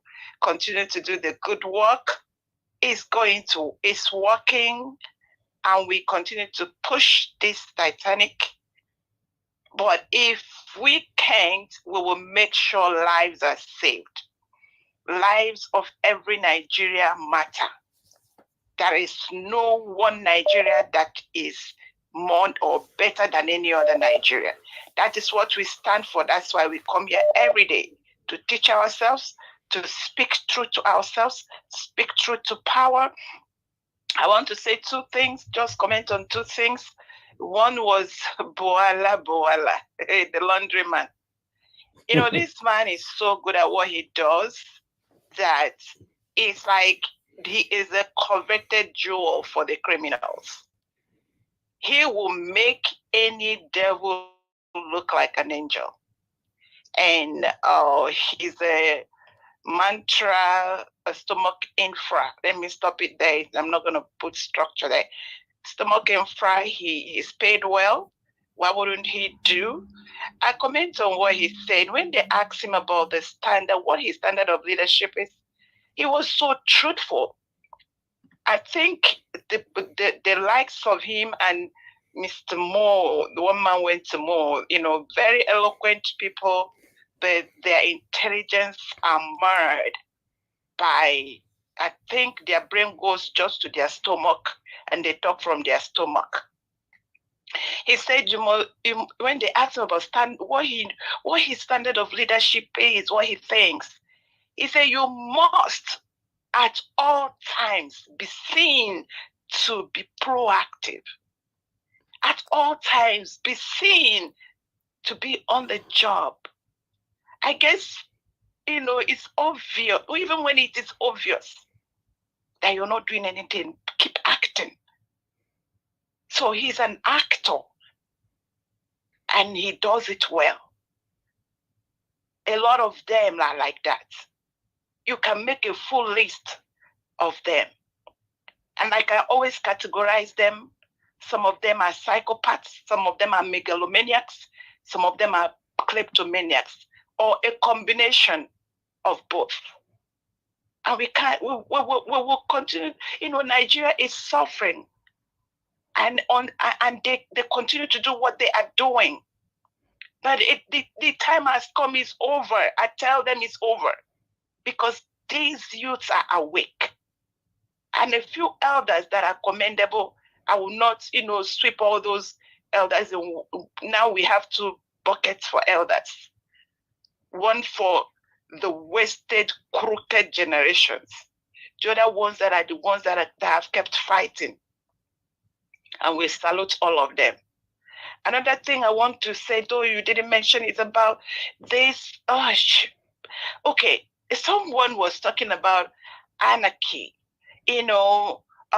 preventing anarchy.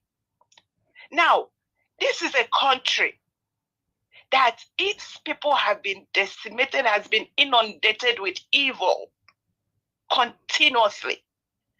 And what they teach us, they are talking about, they want to, there is, it's so nauseating that these people are talking about preventing anarchy. And I give you an example how they prevent it. Let the poor breathe as you keep squeezing their necks. Keep hitting that man that wants to do it the right way. Keep hitting him with no option of escape. If he tries with the planted judiciary, the bandwagon judiciary, everything is set up against him. You don't let him escape. Cancel the quotes of the American liberty and the American guy that led the liberation of his country, that says when injustice becomes a law, resistance becomes a duty. Cancel all those.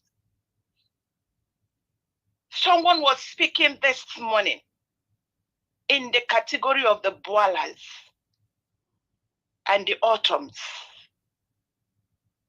All those that speak from 2 sides of their mouths, that are on the paychecks of our oppressors, that was planted on the media.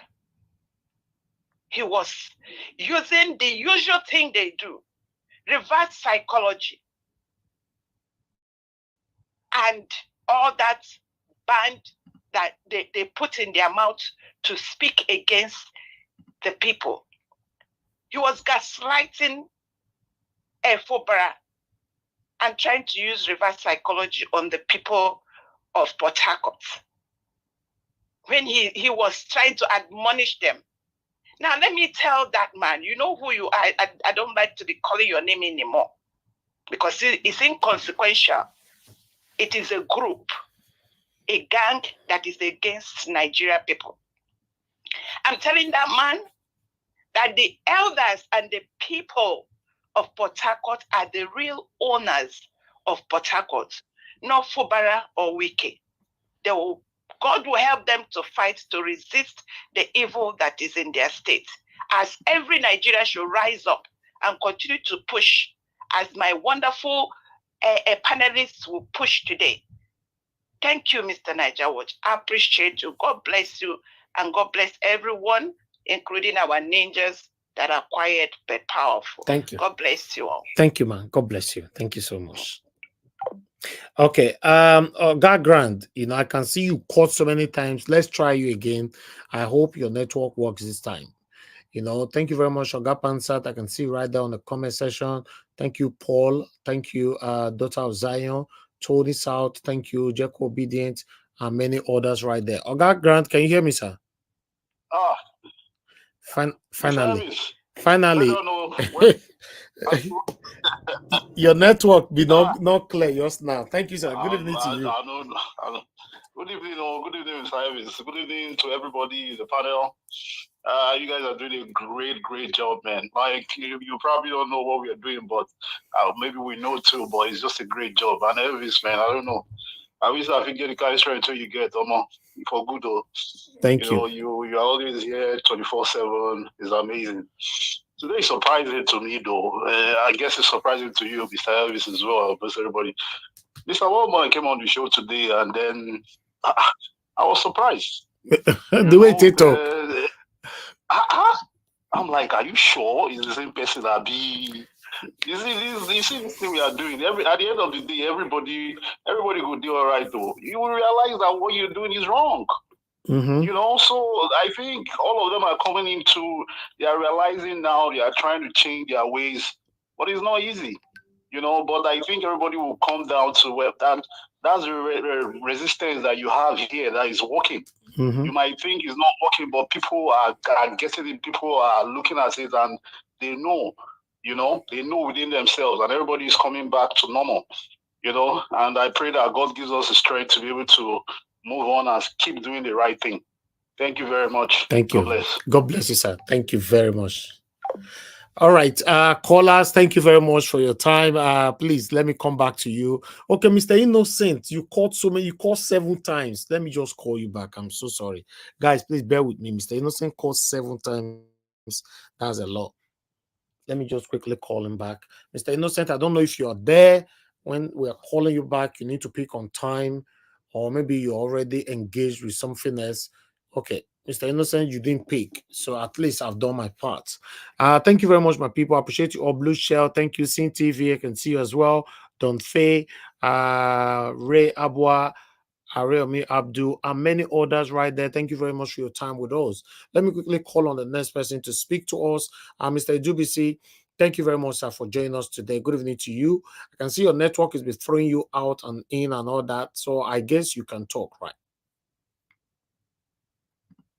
Mr. Edubisi, are you there? Okay. Okay, then I think we need to come back to you then. You are there, but you're not speaking. I can hear. Can you hear me now? Okay, finally. Yes, we can hear you now, sir. Okay. So talk to okay, thank you. Oh, good evening, brother. I salute everybody on the panel and our other audience. Let me start with Mr. Bwala. We all know him. Some of us have been monitoring his comments since the APC, since Buhari's second term or even first term. So I don't take him serious because he always wants to be politically correct to dance to the tune of those in power. That is my thinking of him. During the campaign, he decided to dish APC and left for PDP, saying based on his conviction as that Muslim ticket or Christian ticket is not what Nigeria needs for cohesion and national integration. Then he decided to support Atiku. He's from Adamawa State like Atiku as well. But you have played back all he said during the campaign and all that. So what has changed? The only thing that has changed is that the political weather is not favorable to him. So he's a fair weather politician who wants to butter his bread, like I made in my comment. The ones we call in our local parlance anyway belle face. You can see how he's trying to justify all what Tinubu is doing now as good for Nigeria, saying we'll be able to see the benefits in the future. What is the parameter? If something is going to be good, like if you're preparing a soup, from the ingredients you have and the way you're preparing it, you will know whether the soup will be good or not, or will taste better from the previous one you did. They know that this man doesn't have anything to offer to Nigerians as the man in charge. But because he's trying to get all of them, particularly those of them who he knows speaks well, can convince the ordinary, undiscerning man, they want to bring them in to help to confuse Nigerians more. But unfortunately, many Nigerians are getting it, and hunger is a general thing that keeps everyone together. Hunger and insecurity. Those Nigerians know that this man has nothing to offer, and whatever publicity he tries to, or how he tries to bleach or give himself PRO using all those sweet talkers like Bwala, they will not work. I don't know if you heard yesterday or so. During Gilale, his spokesman was wishing on behalf of the president happy birthday to Reno Mokri. So it's another way of trying to see how they can get, but they may not be working for them directly, but they'll be doing field work for them. Bwala is already working for them. You know, you said maybe he's looking for appointment. Yes, he may be looking, but he's already in doing this thing for, because if he has not gotten something or is not looking for something, why is he talking this way? This is a man who knows that nothing has changed. Cost of living is still going up. Insecurity is still getting worse. Naira is still going lower compared to the dollar. The naira value to the dollar is worsening, and all sorts of not all indices is not good for Nigeria at the moment, and he seems justifying evil. So it's one of them. More will come on as time goes on. I don't know. Even showing whatever he's saying is not. It doesn't make sense because this man will not change. Tomorrow he will turn on that 360 degree, like the anchor of that program. One of the man they are asking, what has changed that made it to turn 180 degrees? He will still be the same person. So I don't give much attention to them. They know the problem. He's one of the problem of Nigeria. These are people who are supposed to be inspiring the youth. They should be talking now, telling Nigerians to stand up and get your country back. But he has joined them because they feel that they have the judiciary, the INEC, and all that. For one man went to move. All of us, thank God you reminded him of what he was saying during the electioneering campaign. We know where he stands. For one thing I know, and I don't know if you allow me to use this word, he's a bigot. That is very, very clear. He's an ethnic bigot. That's not, yes. There's no way about it. Everybody knows that completely. So yes, forget what he's saying about Gbajabiamila. Forget what he's saying about Gbajabiamila. Everybody knows Gbajabiamila has always been, he was sent, his law license has been banned in Atlanta, where he lived before, because of his fraudulent acts. Everybody knows that he has this penchant for stealing and trying to hide it and all that. Even the better Edusaga, he was fingered by some people as well. So, but of course, what do you expect from somebody who is working under somebody like Tinubu, who himself is their chairman in that kind of corruption? So they are all together. They will always find a way to give him a soft landing, or even if they ease him out, he will still be one of his boys or so. It's the same thing. What one man is saying about him doesn't make one man change. One man is still the same person we know, who supports somebody who didn't win the election. You see how he was saying that all he said, his permutation, his conjunctions, his calculations and all that all came to pass. You can see what he's saying when it is clear to the world. Even European unions and other observers who came saw that INEC rigged the election to favor this man, and he's justifying something on his platform and comes here to tell us, I think he can confuse us. So it's unfortunate that we have people like that who lives in a sane society where democracy works. I doesn't want that thing to happen in his own homeland, where maybe in old age he might want to return to live the rest of his life. You see what the kind of people we have. It's unfortunate. Let me stop here so far. Thank you. Thank you, Mr. Paul. God bless you, sir. Thank you. About one man, what I wanted to say is, if we have to talk about his past, yes, it's a pathetic past, but we don't know about his present. That's what I'm saying. Because for me, when we memorize people's past behavior, we don't know what they have now. So his submission today, as for me, I'd like to say things how it is. His submission today, I think I was quite satisfied. But I don't know his plan. That's why I said if his submission is genuinely submitted or synthetically submitted, that's what I don't know. But I was satisfied with it. Thank you very much, sir. Okay. All right. So let me add one thing. If your submission on Gbajabiamila, that one is okay. But on what Tinubu government is doing right, you see, he was still saying the same thing, that the government that subsidy has been removed. They have made the naira to float and all that. He might be ignorant of it. Mr. Jonathan wanted to educate him on that. He might be ignorant of it. A lot of people think that subsidy was actually removed, because this is what these satanic people are structured for so many decades. Confusing people left and right. But subsidy, is still there. Well, let's hope he comes back tomorrow to recount what he has said, because he obviously knows that Tinubu is not doing well for the country, but he's still supporting him, telling us that some things will be seen in the near future. We will see things going well, maybe 6 months. If we're still talking of next election, why are we talking about next election when we don't even know where Nigeria will still remain before that next election, because of all that is going on in the country? If you see why people talk about not just one man, Mr. Paul, the reason why people talk about 2027, even though we know 2027 might not happen how many of us is expecting it to be, as long as Mahmoud Yakubu is still there. But still, the reason why people talk about 2027 because it's the closest. Do anybody have any other way you can change things before 2027?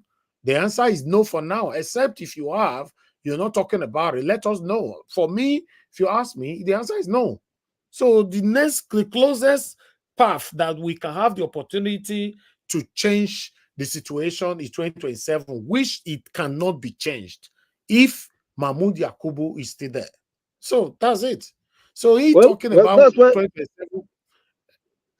Well, yeah, I understand what you're saying, but that is why some people like me and some others are saying that, and like Black Panther, even I think Mr. Alex has the same view. We have to tear down the system. This system will not take us anywhere. If we say, okay, let's how are you going prepare. to tear down the system, sir? You And know, what I'm saying that the people not tearing down. I mean, it's not in literally. What I mean is that the people should agitate and say we need a new constitution. Yeah, but that will guarantee fairness for everybody. This constitution is not taking us anywhere. Agbakoba came to Arise the other day talking about he was demanding for a new constitution as well. But who is going to give you a new constitution? Abakoba was even talking. Yes, Abakoba's way was saying that the National Assembly they should call stakeholders and all that. It's not so. I don't know if you had one man who's okay. I think Abakoba said that owners of Nigeria, the ethnic nationalities, should come together and sit down. I don't know why we are running away from that. We have to sit down and discuss Nigeria. How do we want to live? Because the system now is like two sets of civilization fighting against each other. Up north, they have a very different way of thinking. We from the middle belt down south, we have our own way of thinking. So we have to meet at one point that will be fair for everybody. That's why we have to come back to the negotiation table and discuss Nigeria again, how to live fairly. So that all this insecurity and one tribe trying to dominate the other will not happen. There will be nothing like small tribe or big tribe. Everybody is one, just like we have here where we live in the US or other parts of Europe.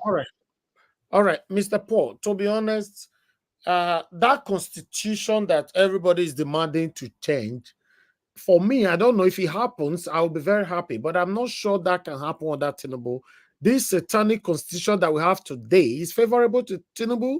So how do you expect the same person to not decide to change it to favor the people? That's the problem. We'll still come back and be saying the same thing we are saying after by 2027. Because if you even get worse, he will tighten the whole area. He will tighten the whole thing. INEC is under his control, judiciary is under his control. Everything will be tightened. And then we'll all with this complaint.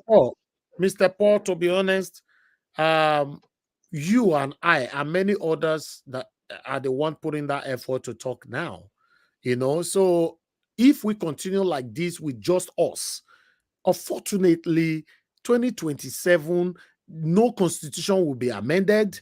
2027 will not happen. If it happens, it's still going to be Tinubu. I'm sorry if I'm saying this. I understand. No, what you're saying is what you're saying may come to pass. What you're saying may come to pass because even people asking for the electoral law to be changed to make it more free and all that. These people who are running the system now, they are majority in the National Assembly. They will not want to do that. So just like we do in other claims, like in Europe or here, the people have to stand up and begin to demand for a proper change. Maybe when the agitation spreads across the nation, things will get they will listen.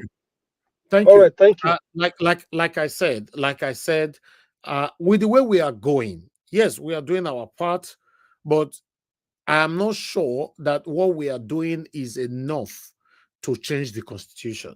Because, you know, we'll be talking about 200 million Nigerians. You know, most of them are in Nigeria and they're not talking. So if they are not talking and you expect the constitution to be changed, that is impossible. And Mahmoud Yakubu is still the INEC chairman. You expect 2027 to work how you want it to be is impossible. So for me, we have a long way to go, though. We have a long way to go. Let me call on the next person to speak to us. Thank you very much, my people. I appreciate you all. I would like Mr. Jonathan, please talk to us. Good evening to you, and thanks for your patience. Please talk to us. Thank you. Thank you very much. Thank you very much, Mr. Elvis. Thanks to everyone, all the panelists, all the submissions made so far, and to all those that are watching and listening, those on the comment section. Thank you. So, thank you very much. Mr. Elvis, how are you doing today? Yes, I'm good, sir. I'm good. How are you doing? That's good. Doing very well. Thank you for putting your voice there every day. God bless you, sir.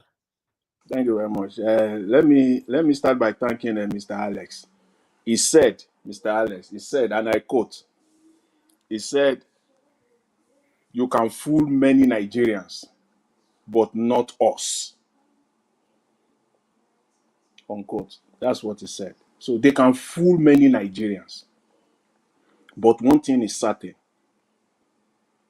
Lies can go on for years, but truth will catch up.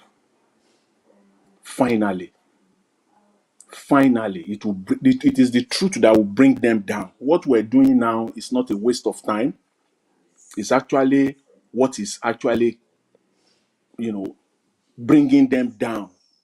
It may look as if nothing is happening. A lot is happening. And we will see it because they don't want people to talk. Like someone who came out today and said, we should just move on. Don't say anything about them except you agree with them. Don't talk. The only time you are allowed to talk is only when you agree with them. So if you agree with them 100%, keep on talking 100%. If there is anything at all that you don't agree with, keep your mouth sealed up. Shut up. That's what they're saying.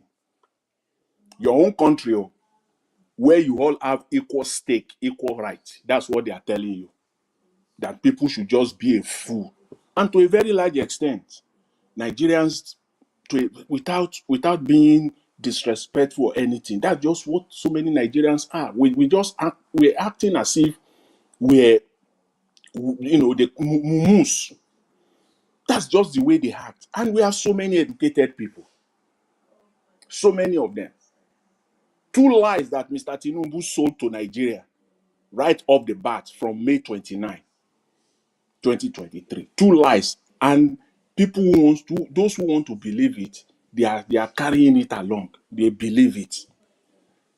But it's a lie. Lie number 1, subsidy removal, is a lie. Number 2, single currency, single window for the currency is another lie. And it is out there, and people will come out and they will still be selling it.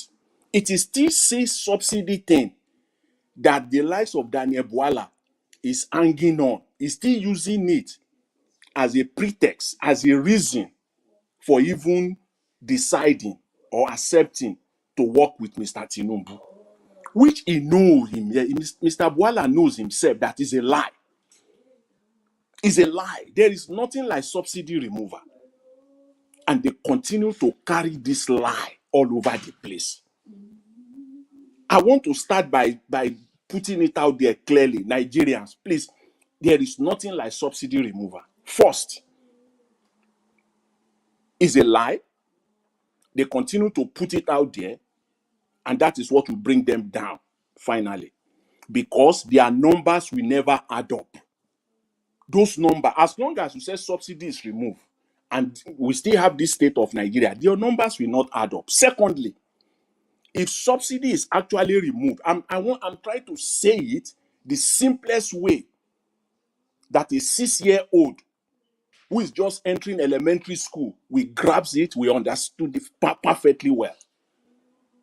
If subsidy is actually removed, why is the cost of petrol still at 700 naira? If subsidy is actually removed, see, petrol will not be less than 1,000. That should tell you if you are educated, if you have anything at all, if you can reason, you have any intellect at all. If subsidy is actually removed, you can't be buying petrol for 700 naira now. Simple. The petrol importers, those importers, those that are bringing the petrol into Nigeria, are they selling the petrol in dollar in Nigeria? Are you buying petrol in dollar in Nigeria? Of course not. You are giving them naira, so you pay them naira. So when you pay them naira, do they pay the refineries in Netherlands and the refineries in Belgium? Do they pay them naira? Nigerians, please reason. Do they pay them naira? Is it not dollar? It is your naira they will have to convert to dollars to buy the fuel back. That's a businessman. What I buy is what I sell. So if they take the naira and they want to go and change the naira to dollar so that they can pay the refineries back, at what rate are they changing the naira? Is it the rate of 1,000, 375 naira today? Which one? Or even is it even the official rate of Central Bank of Nigeria, which is 800 naira, above 800 naira? Which one? Let's give it to them. They are changing it at 892 or 800 naira. That naira that you go to your petrol station, you pay naira. And the petrol man now, the importer now, he now wants to go back, because when you sell, you will go back and buy more. The refineries are, no, you don't pay them naira, you pay them dollars. So they will take that naira, they will change it. Are you telling me now that they change that naira for their own 800 naira, and then they will come back and still sell petrol for you for 700 naira? Are you telling me that? You that are learned, you that are smart? Of course not. So they go and change the naira. They are giving them now for 200 naira. Hear this loud and clear. They are giving those petrol importers for 200, 250 naira. That's why they can still come back and be selling it to you. The difference is the subsidy they are giving back to them. They are still paying them. Let everybody play on the same playing field. The same amount that businessman, that importer that wants to go to China and buy his goods and bring it to Nigeria to be selling, you go to black market to go and change the naira to dollar for 1,300 naira. Let the importers go and change their own also now for 1,300 naira, or even at best your own market, your own central bank rate, 800 or 8 whatever. And you will tell me how those importers will come back to Nigeria and sell it for 700 naira. It's not possible. So that tells you, I don't know how to explain it to anybody. I don't know how simple I can go. That is it. So that tells you that there is nothing. There are no subsidy. That is why they are running etasketa. That is why all the money they are borrowing, they have to give it to these people. That is why there is no money for Nigerians to do anything. The day they come out, somebody can lie, and you will continue to lie, and that lie will continue to push you and push you and push you until you push you to your final point, where to your final pie, because you are lying. Until the day they will come clean to Nigerians and say, see, there is no subsidy, but Nigerians will have to be buying your one liter of petrol for 1,300 naira. That is why Dangote cannot come out today with 1 liter of petrol, and that will not happen. Take it. Today is the 23rd of January 2024. Dangote cannot come out with 1 liter of petrol. Take it. If you like, come out with all your lies again. It's not possible for him. The only way it's going to be possible for Dangote is that they have to play the same game they are giving their petrol importers too. Dangote will also have to be getting the dollar for 250 naira. But it's not happening to Dangote right now. So how will Dangote make profit? So they can do all the lie they want to lie to hell. They can lie. It's not going to happen. Get it? There is nothing like the subsidy is still there, intact. Intact. That is every dollar that they borrow. They have to give it to these people. If they don't give them the dollar, they don't give those petrol importers the dollar, all hell will break loose. 1 liter of petrol will get to 1,200 naira.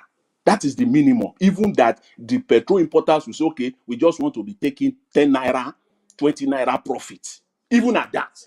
But if they want to go gaga, that they want to be taking like 100 naira profit, 50 naira profit, you'll be buying petrol for like 1,300 naira per liter. That is what is going on. So don't let anybody come here and tell us that subsidy is gone. Which subsidy? They are paying them subsidy. Let them come out and tell us. At least there are businessmen all over the place. People does business. Will you buy something for 700 naira and come and sell it for 500 naira? Are they paying the refinery dollars? Are they paying the refinery naira? Is it not dollar? Is it not naira you are paying to? Is it not naira you are paying to buy your petrol in Nigerian filling stations all over the place? Are you paying dollar? So when the petrol station gets your naira, so they carry your naira and go and give the refinery in Belgium or your refinery in the Netherlands. The refineries in the Netherlands that it's sorry, it is naira that they pay us in Nigeria. So you have to refine for us. We have to buy it for naira. Who does that? They pay them in dollars. It is that your naira they will go back. So central bank will take it from them. They will give it to them at a stupendously the cheapest price level possible. Even let them give them the dollar. Even give them the dollar for 600 naira. They still cannot sell it for that what they are selling it now. Simple. So somebody will come out here and be telling us that their subsidy is gone. Which subsidy? Subsidy is there intact. Single currency window. For where? Yes, people are still buying for 1,300 naira. Central bank is still selling its own for 800 naira. Nigerians, are you dumb? If you say it is single, what is single? Let everybody be buying it for 1,300 now. Why is central bank still having its own? Why is black market still there? Because they will go to central bank, get it cheaper, and they are the one bringing it to the black market. What is wrong with Nigerians? And they will be coming. I'm sick and tired of them. The likes of Daniel Bwala saying that he spoke with the president and he said the subsidy, one of the things he did is that subsidy is gone. Go and sell that to the Marines and stop deceiving Nigerians. Every money they borrow, those dollars they are borrowing from World Bank, they are giving it to the marketers. And they are printing naira to run the economy, to transfer money to all the governors every month. It is not those dollars. It's a rat race for them. That race that will buy them if they don't change, because they are in a corner now, right now, in a very tight corner. They are boxed in. When somebody they are completely boxing, there's no way out. Okay. No, nothing for them. So please, I don't want to be. Don't let anybody please come out and tell us there is no subsidy. Subsidy is gone. Don't let anybody come out and tell us that it is only currency, one single currency window. For where? Are we Thank you. dumb here? Thank you very much, Mr. Elvis. I really appreciate it. Thanks, Thanks, Mr. Jonathan, for that proper analysis over the subsidy of a thing. I appreciate you. Thank you very much. You have the opportunity to cement it when we are having our final submission. We're already getting close to 3 hours. Okay, let me quickly go to Mr. Toon, then I'll come to Oga Consign. Mr. Toon, thank you very much for joining us today. Good evening to you, sir. How are you doing today? Please unmute yourself, Toon. Yeah, thanks very much. I hope you're doing good too. Yes, I'm very good. Yes, I can hear you now. Yeah. Okay. Please talk to us. First of all, yeah, I'm not going to talk for a long time, but I just want to warn you, Elvis. One man is the most dangerous person that you shouldn't even when you see him, you should be crossing on the other side of the road. He's one of those paid agents that are spreading lies. The guy is a demonic genius. When I'm telling you this, yeah, one man, I know you're listening to me, yeah, and at the day I will catch you on the street of London, maybe we both get arrested because you're so evil. So he coming here to that. This is what he does. If you go to his channel, the things you will hear, you'll be wondering, is really? And I'm strongly suspecting that he's on the paid list of Tinubu to spread lies and contort the truth. He goes to all sort of channels like yours. He comes to Rudolph's channel and all that, but everybody are on him now and all that. So he barely comes. When he comes, he gets it hot, water. Isn't he's what the other fellow, I don't want to mention his name, that you kicked out last time and banned. That one is another matter. That man is dangerous. Do not be deceived. He is dangerous and evil. Is a certified bigot and a tribalist. Anyway, wow.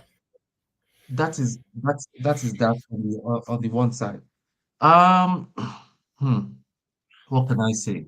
Every day is one thing. You see, all the people that that voted Tinubu and are supporting him, some that are still standing by him very strongly, like that one man and his satanic icon. I call his channel a satanic coven. They start their meeting about 2 a.m.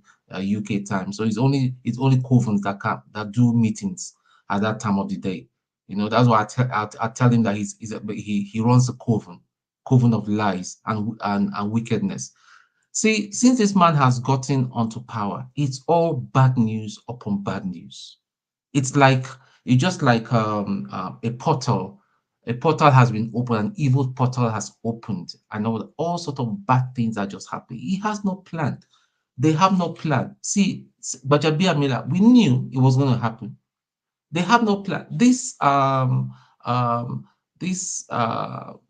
that lady that that is heading that they are accused. What was that her name?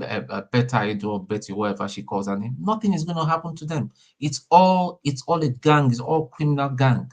They're not going to do anything. The best thing they're going to do is to remove her and fix her up somewhere or a place that will not will not will not be hearing of her. But it's still the same criminal activities. And what they do is that they put people in social media. They'll be going about like one man going about there's this other one and all that. He calls his name Igbo name, and he can't even pronounce Igbo name very well. He goes about and all that. He's saying that he's very intelligent. Until I unmasked him in Dr. Rudolph's show, I literally unmasked him. You know, so how can Nigeria go forward? Because we're saying, the last caller was saying that we really need to push back these people. You know, yes, I agree, but how are we going to? We're going to start from the grassroots. People that come to all these channels. Some of them will pretend that they are panelists. Some of them will pretend they are they are on our side, but they are not on our side. They don't want Nigeria to go forward. They are speaking for the government.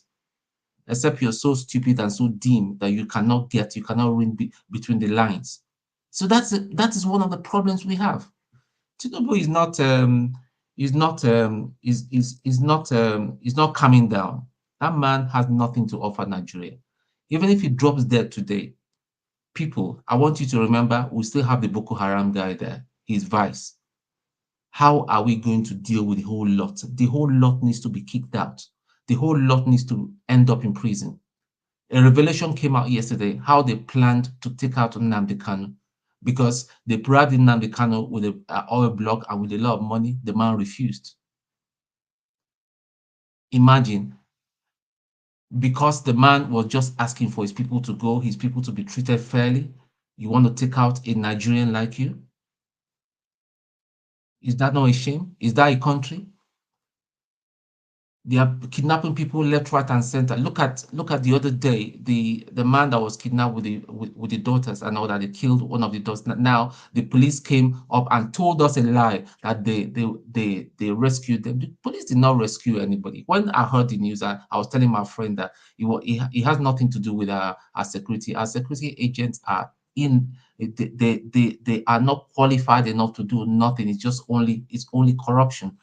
They only found them in the forest when they were wandering and trying to make their way to the main road. And then they came up to the press claiming that they rescued them from the kidnappers. Kidnapping is not going to stop. We're not going to hear the last of it. Look at one wicked, the stupid story is coming up with, that is Fubara, that is behind all the kidnapping because he wants to get him out of office. What kind of bullshit is that? But Fubara too, Namumu, how can you go and sign agreement? You say is for the sake of peace. You want to go and sign agreement with the devil himself, Tinubu, and all the people around him, that is for sake of peace that you withdraw your case. Now they're good. Just watch, people. In a few days to some weeks, we're going to hear they're going to impeach him. You don't do things like that. You don't do things. You got to stand like a man. It's best you stand as a man and fight and lose as a man. Wike is another demonic person, wickedly demonic person that we have in Nigeria. So the thing is, we just got to be braver than what we're doing right now. I know they are listening to They're listening to your channel. They're listening to Rudolph's channel. They are under pressure. We need to start sound. We keep on sounding the alarm to the whole world to let the whole world know what is going on, until maybe somebody that is brave enough, that is some people that are brave enough, that is still wearing the uniform, will do something about it and do the needful. So that's about it. That's all I've got to say for now. Let the next person come on and they'll give. Thank you, Tun. Thank you very much for that wonderful submission. And you see, this is one of the things I talk about. When I talk here, some of you don't listen. You see, now, one man, if you are listening, I told you that you've damaged your reputation. You see, you are talking and you see everybody in the comment section, people, someone coming now to the panel to speak about your reputation, your satanic past activities. I will still use the word past because I don't know who you are right now, but this is one of the things I'm talking about: track record, your footprint, the kind of footprint you decide to leave for the people. Even though in your heart, in your mind, you think you are deceiving the people. No, you are deceiving yourself because people are watching you. You are Elvis, just like I'm sorry, I'm sorry, sir, to interject you. He hasn't changed though. They are still, listen, is a pack. That's why I call them coven. Whenever they come to the channel, I tell them, go back to your coven. The man has not changed. The same tone, the same message. They have not changed. So don't be, well, they were more, but they have not changed. The same story, the same bigotry, undertones and everything. They have not changed one bit. Some of the people, Very if sad. you look at it, if you read the comments, some of the people on the comment section know what I'm talking about. He hasn't changed, still the same. Still the same. You see, I don't have a problem you supporting Tinubu, but for you to be a bigot, for you to start playing down, millions and millions of people are suffering in Nigeria and all that, saying that nothing is happening and all that. That is wickedness. I call it wickedness. People coming to bear Igbo name in order to run it down. They think that we're stupid, that we don't know what we're talking about. And well, me and him, we've got a personal. Let him. God save him, because I know who he is. I know his full name. I will not publish it on the social media, but let God help him one day. I'll catch him up, because he called me a teen soldier. I will tell him what a teen soldier is about. I'm a baby soldier. I will show him some certain things. Maybe they will arrest both of us, and then he will watch his mouth. When I bruise him in the right places, he will watch his mouth. Yeah, thank you. Very sad. Very, very sad. But nevertheless, let's move on. Like I say all the time. Oga CM, good evening to you, sir. It's not your turn yet. Naija, please, we have to put tone in prayer. Let him accomplish this is a task. I will be happy. Pulverize the person, not be say touch, just pulverize. Deal with them. Naija, watch, if you want to know who they're talking about, be awake till maybe 3 a.m. Just listen to them, then you will make your conclusion. You don't need anybody to tell you who is who. Just go and listen. I don't watch them because I finished my broadcast late, and I learned they start their broadcast very late. So what am I going to watch them for? The time I'm supposed to go to my bed, But nevertheless, I know, like I said, I told him when he came in that his satanic act throughout the whole election, I hope he have changed. But his submission today was, are you saying that his submission was deceitful?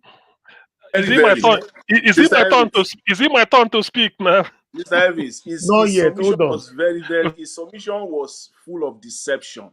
He kind of, put it together in such a way just to cajole people. Again, as I said, they can fool many Nigerians, but they can't come to a platform like this and fool anybody. The submission was completely deceptive. Okay. All right. Oga Consign, thank you very much, sir. Please talk to us so that we can come to Oga CM. Thank you very much, sir, for your patience. Good evening to you, sir. Talk to us. Good evening, Mr. Ellis. Thank you, sir. Good evening, all the panelists. Mr. Toad, how are you? Today, I don't know Thank if you. LS is still there. I want to ask that LS where he got that is English. All those is English, I like it. He used to hammer it in a very big way. So, my brothers and sisters, sometimes talking about Nigeria is like a big problem also. I want to talk about if Nigeria is really a country, really, somebody like Buhari is supposed to be a good country, but somebody like Buhari is supposed to be in jail because Buhari is a big terrorist. He's a big terrorist.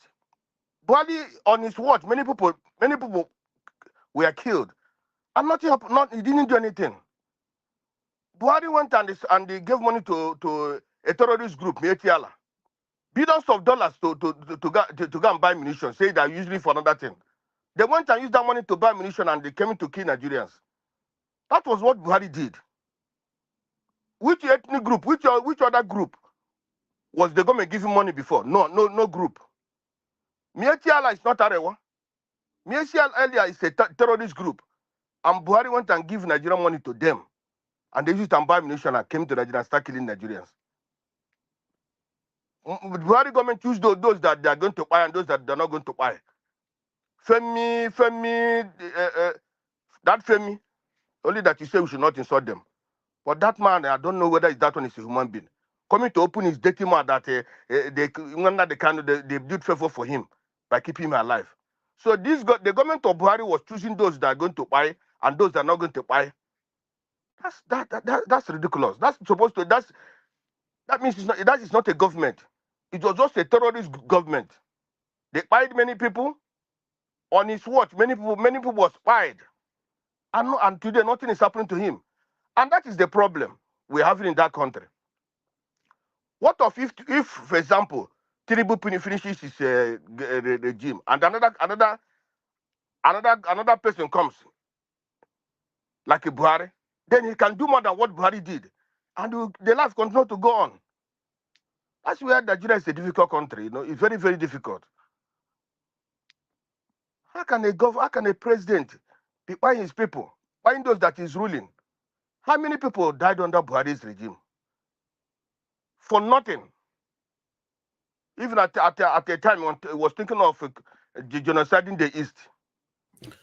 Mr. Consign, your submission, you have mentioned the word key more than 30 times since. You have mentioned the word die more than 20 times. You have mentioned, so it's too, your submission is too sensitive. Please, cut Okay, this I'm word sorry. I'm down, sorry for mentioning that thing. Yeah, I'm You sorry. cannot just be mentioning it every seconds, Okay. So, okay, let's let that one. So what I'm saying is that for that man, honestly speaking, this Tinubu, it doesn't matter if they're the same party. If Buhari was in the same APC, the government supposed to know. They should know what to do, because for that man doing what he did, and today he's been praised by those sycophants and hypocrites. I still say again, what of another person comes again and rule Nigeria and did more worse than what he did? What will happen?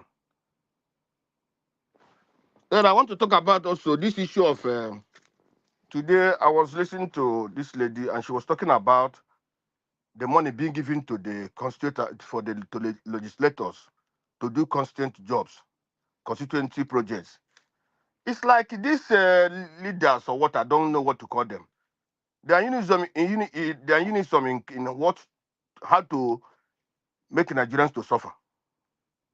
Because how can these people give these legislators money for constituent projects and they're not doing anything? You after paying them humongous salary, they still give them money to do constituency projects. Which lawmaker is doing that project? Some of them are getting up to 200 million a year to make project for his people.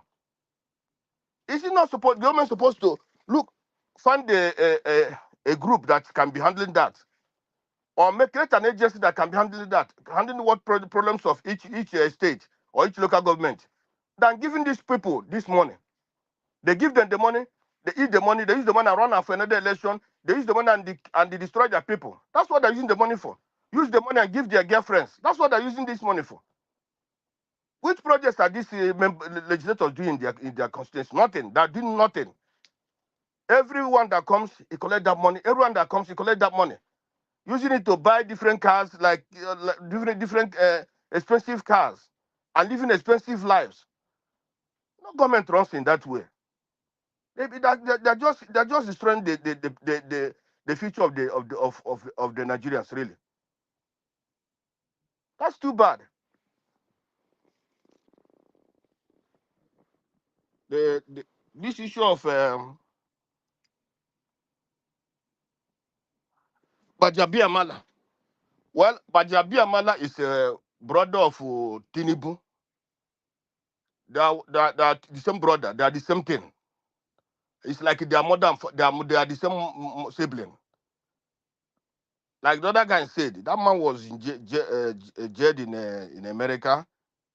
The license was taken, and so on and so forth. But at the end of the day, not only that one, almost all from 1 to 10 of the Tinubu's people in that government, all of them are criminals, big time criminals. All of them, the Senate president, all of them, all of them are criminals, big time criminals. So if somebody is talking about everybody knows what that government is going to be. All of us, we know what the government is going to be, because it's a government of criminals. For the other man, Bwala or Balala or Balala, you know, that one, the other day, people want talking about him. I don't want to talk about him because that one is the same group of Omokri and all the rest. But I think the problem with him that is inferiority complex is what is disturbing him. Falana, follow me, all of them. This one from Edo State, or what is that man's name? Or Asaba, I think. All of them, they make money from law, from being lawyers. All of them, they make money. Many lawyers, law is a good profession. When you know what you're doing, you make money from law. You don't be a lawyer, become psychophants and hypocrites. That means you don't know what you're doing. That means you don't know your word. You know that you're not going to succeed in that profession. That's why. Because if you know you're going to succeed, if you know you're strong, if you work hard, I don't think you can come and start supporting criminals. That shows that he doesn't know his word.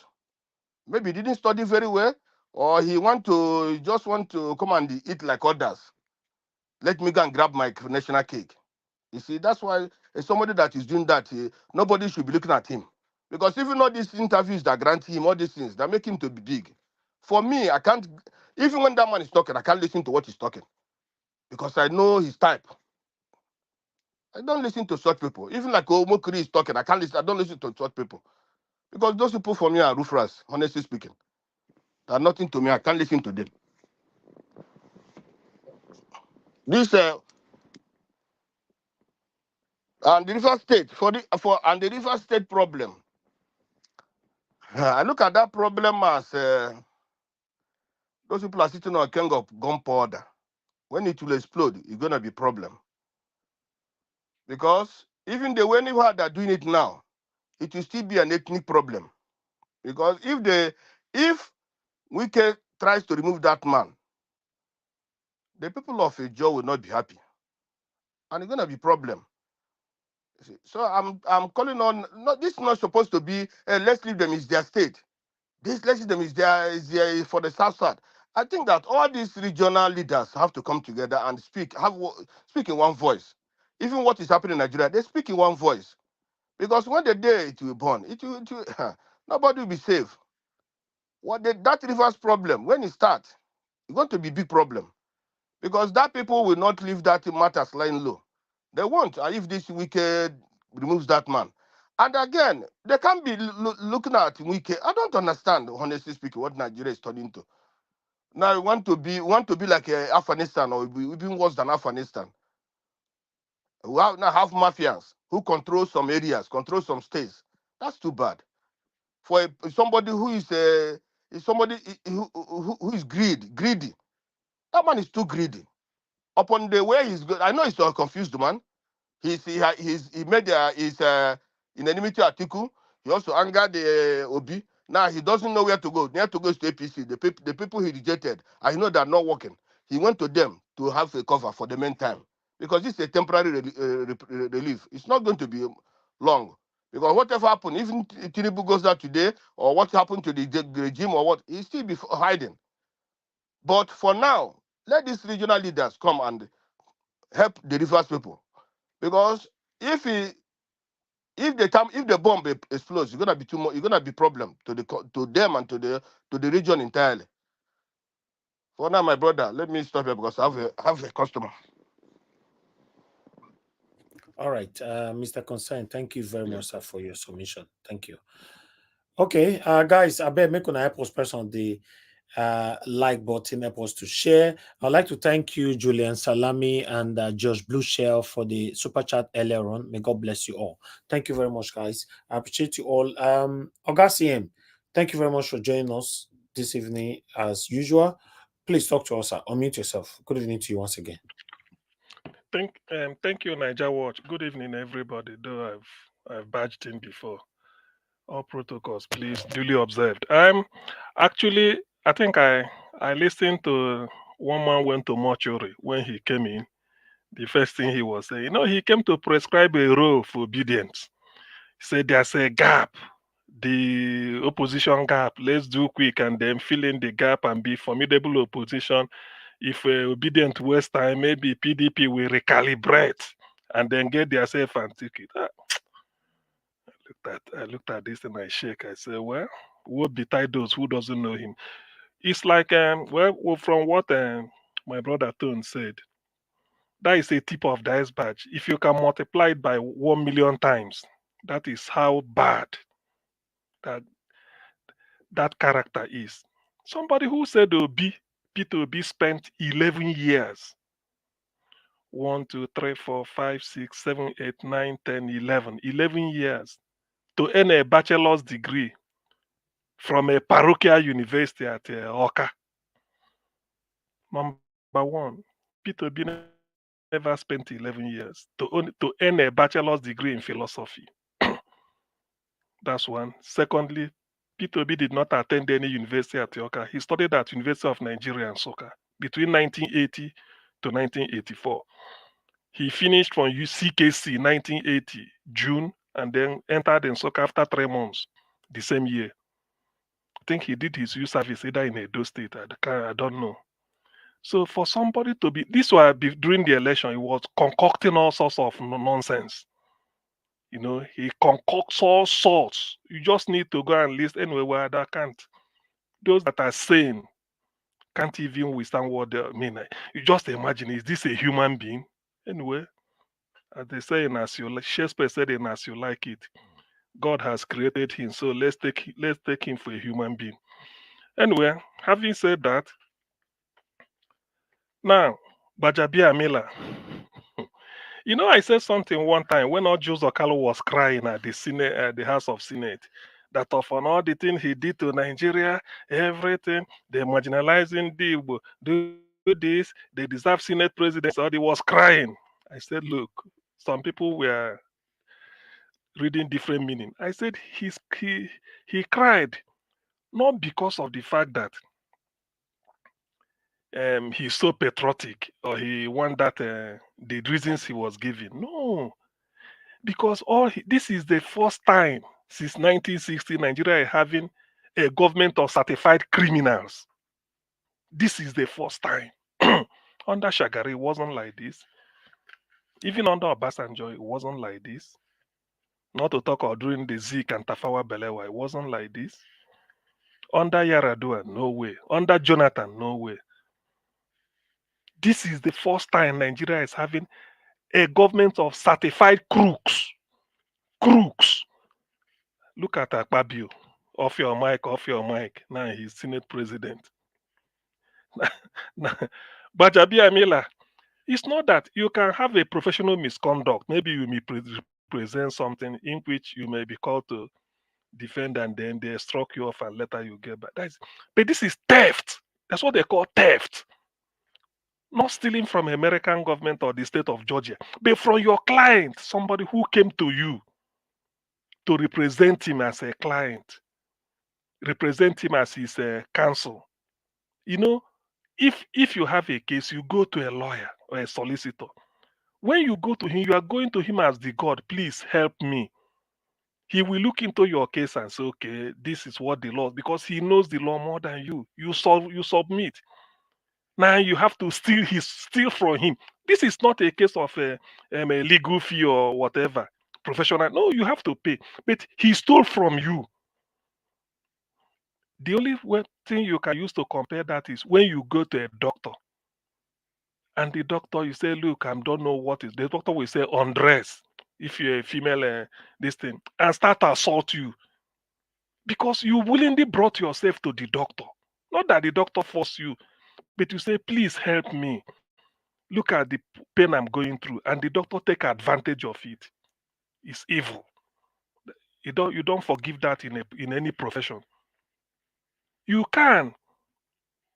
You can. Something like not pay your professional due in any profession or something like that. Or you are versus another professional, another member of your profession. You can have disagreement or something, even if it's a physical for fight.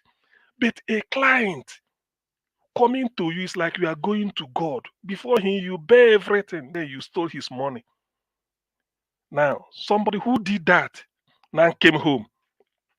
If you notice, immediately they announced 4 a.m. that black market judge result given by INEC. The next 2-3 days, Gbajabiamila and Tinubu were cited in France. Only two of them. Only two of them, just like Escobar in those days. And even in France, it wasn't during the day. It was on that night. They were going somewhere. They showed them. I watched all those things. People like Baba Jide Kolado Titoju in Buhari, in Tinubu's TVC, under journalist hangout, will tell you, you see, Ashewaju, he has not even been inaugurated.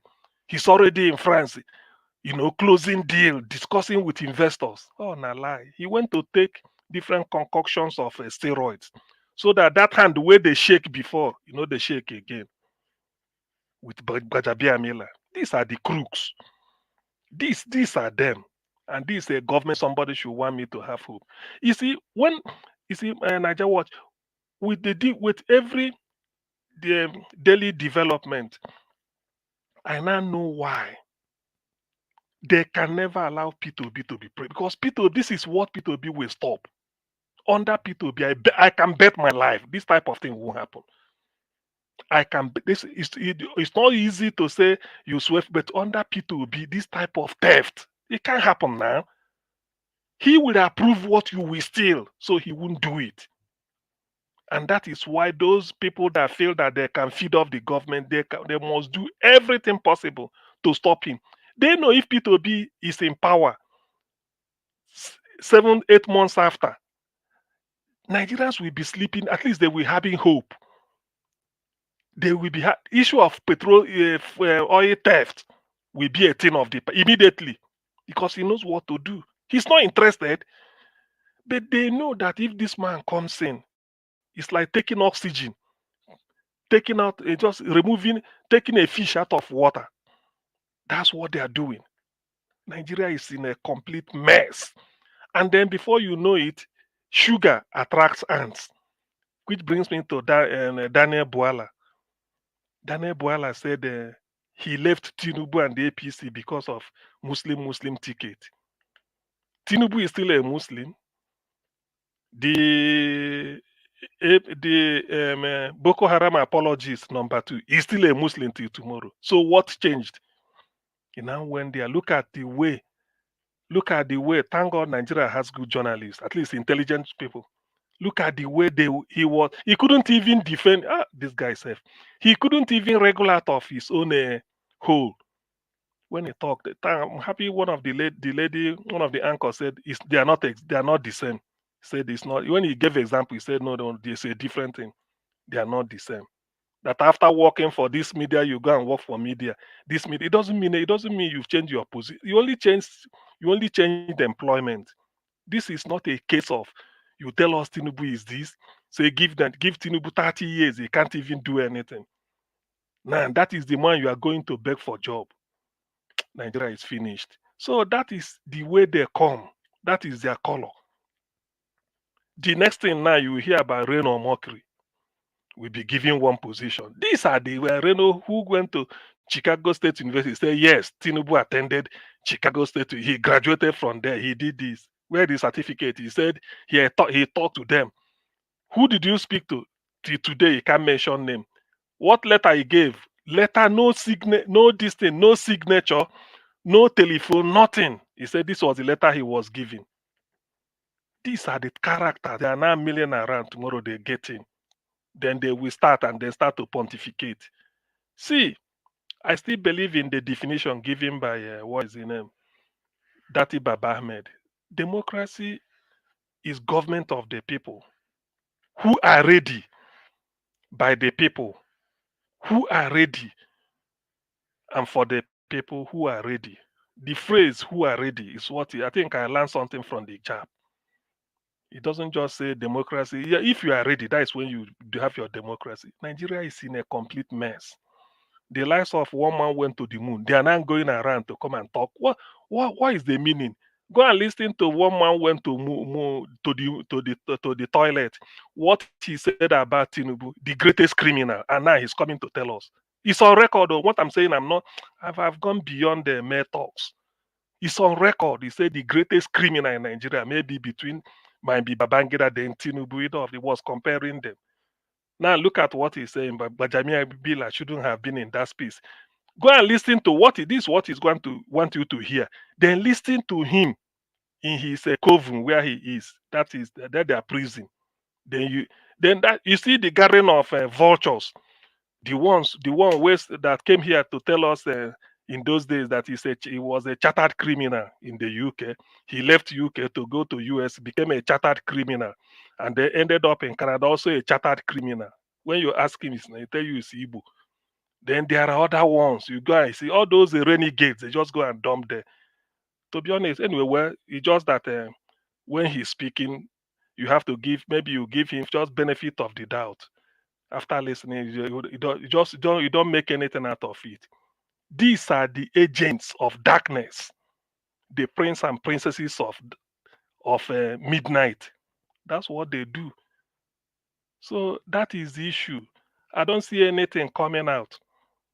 Tinubu, the corruption, this is just a tip of the iceberg. All of them, when a criminal is in charge. By the way, what moral justification has Tinubu to set up a probe? To probe what? Let him start from Alpha Beta in Lagos. Is that normal? Certificate forger, you forge certificate. Why it pains me is that Nigerian constitution says the president and commander-in-chief of the country is a visitor to every university. So you can go there and be shaking hands with graduates. If during an exam in any university and they caught a student cheating, why should that student be penalized or even be prosecuted? When the person in Aso Rock did it internationally to the shame of everybody, the moment he was announced, Mahmoud announced him. Germany, Germany, there's the Spiegel, their popular newspaper, published that Nigerians elected a criminal. That is as at February last year or thereabout. So this is how can Nigeria get up? Just because of people saying, "Oh, we tell me," when a criminal is in charge. Look at fuel subsidy. They will announce it in the morning, it's gone. In the midnight, they start implementing it. Exchange rate. What is happening? You see, the enormity of decadence in the system, people do not know. But why? I don't know. When Nigerians are keeping quiet, I don't know. Whether when they buy a liter of petrol for 10,000 naira, I don't know. Nigeria is just printing money. They are not doing it. They're only printing money. They only print, that is paper and ink. They print it and circulate. That's why things are, the inflation, you can't hold it down. Any government, let me say this, any economy you see that is performing, the rate of inflation must be single digit. That is below 10. That is first condition. The second condition is it will be very close to 1. So if you're having 9%, you walk it down to 4 or 5 or 2. That is how you know economy is performing. What is the inflation rate in Nigeria? Nobody knows. You don't talk about interest rate. So these are the things that are choking the people up. And then some people will go about and be telling you we are in a ride for 4 years, and that maybe obedience should work hard to fill in that gap or before PDP recalibrate. When I look at this thing, I say, well, anyway, he knows the type of people they are talking to. So Nigeria is really under pressure. Nothing is happening. Look at Bajabiamila. I will be surprised if they drop Bajabiamila. If he's prosecuted, I'll be surprised. I will be. This is the real criminal behind the scene. This is the person doing the wrongs. They didn't have to vet his background. Somebody who stole from your client as as a solicitor, as a professional. A client, you stole his money. It's unforgivable. That goes to this. That is too central to your character. Now you have to bring in chief of staff to be in Asrock. By the way, Niger Watch, was it not here? You showed us one of this write up that Bajabi Amila is selling job in Asrock to the highest bidder. It was here, yes. Yes, yes. We brought an article here. Yes. Yes. Thank you. So he just sell them. Can you imagine? Okay, can you? This is part of the deal. Selling job to the highest bidder. Not that if you bring 5 million, they give you job. Now you have to bid. If you bid 5, somebody bid 100 million, they sell 100 Although million. it was allegedly, the article could not confirm the authenticity. Okay, well, but they've not such a thing now gets to them because it's in ink, it's in black and white. They should have taken the people to court for what is it called? Is it not for libel? But all these things were undone. By the way, the guy is too crooked. That is the thing. So coming to the former minister for this thing, there's this Mexican play we watched in Nigeria in those days, soap opera. They say the rich also cry. Now Beshida had to, because power has left them, those of them from the north and moved down to the southwest. They are not comfortable that Tinubu want to do his own restructuring. You see, for the avoidance of that, Nigeria has started restructuring. Tinubu want to do restructuring before restructuring. Want to get the southwest ready because they will restructure Nigeria. That is the issue. But it's okay. I mean, insofar as if that will help, even if it helps, whatever you do that helps millions or thousands, I'm okay with that because just what is it called? Reduce the poverty level. If Sani Abacha, with all that he did, the money they are alleging Abacha stole, all these things, he used it to establish up to 10 industries across the north. Hey, poverty there will reduce. Let's now know that we are fighting poverty in the south, so that will reduce the overall poverty index.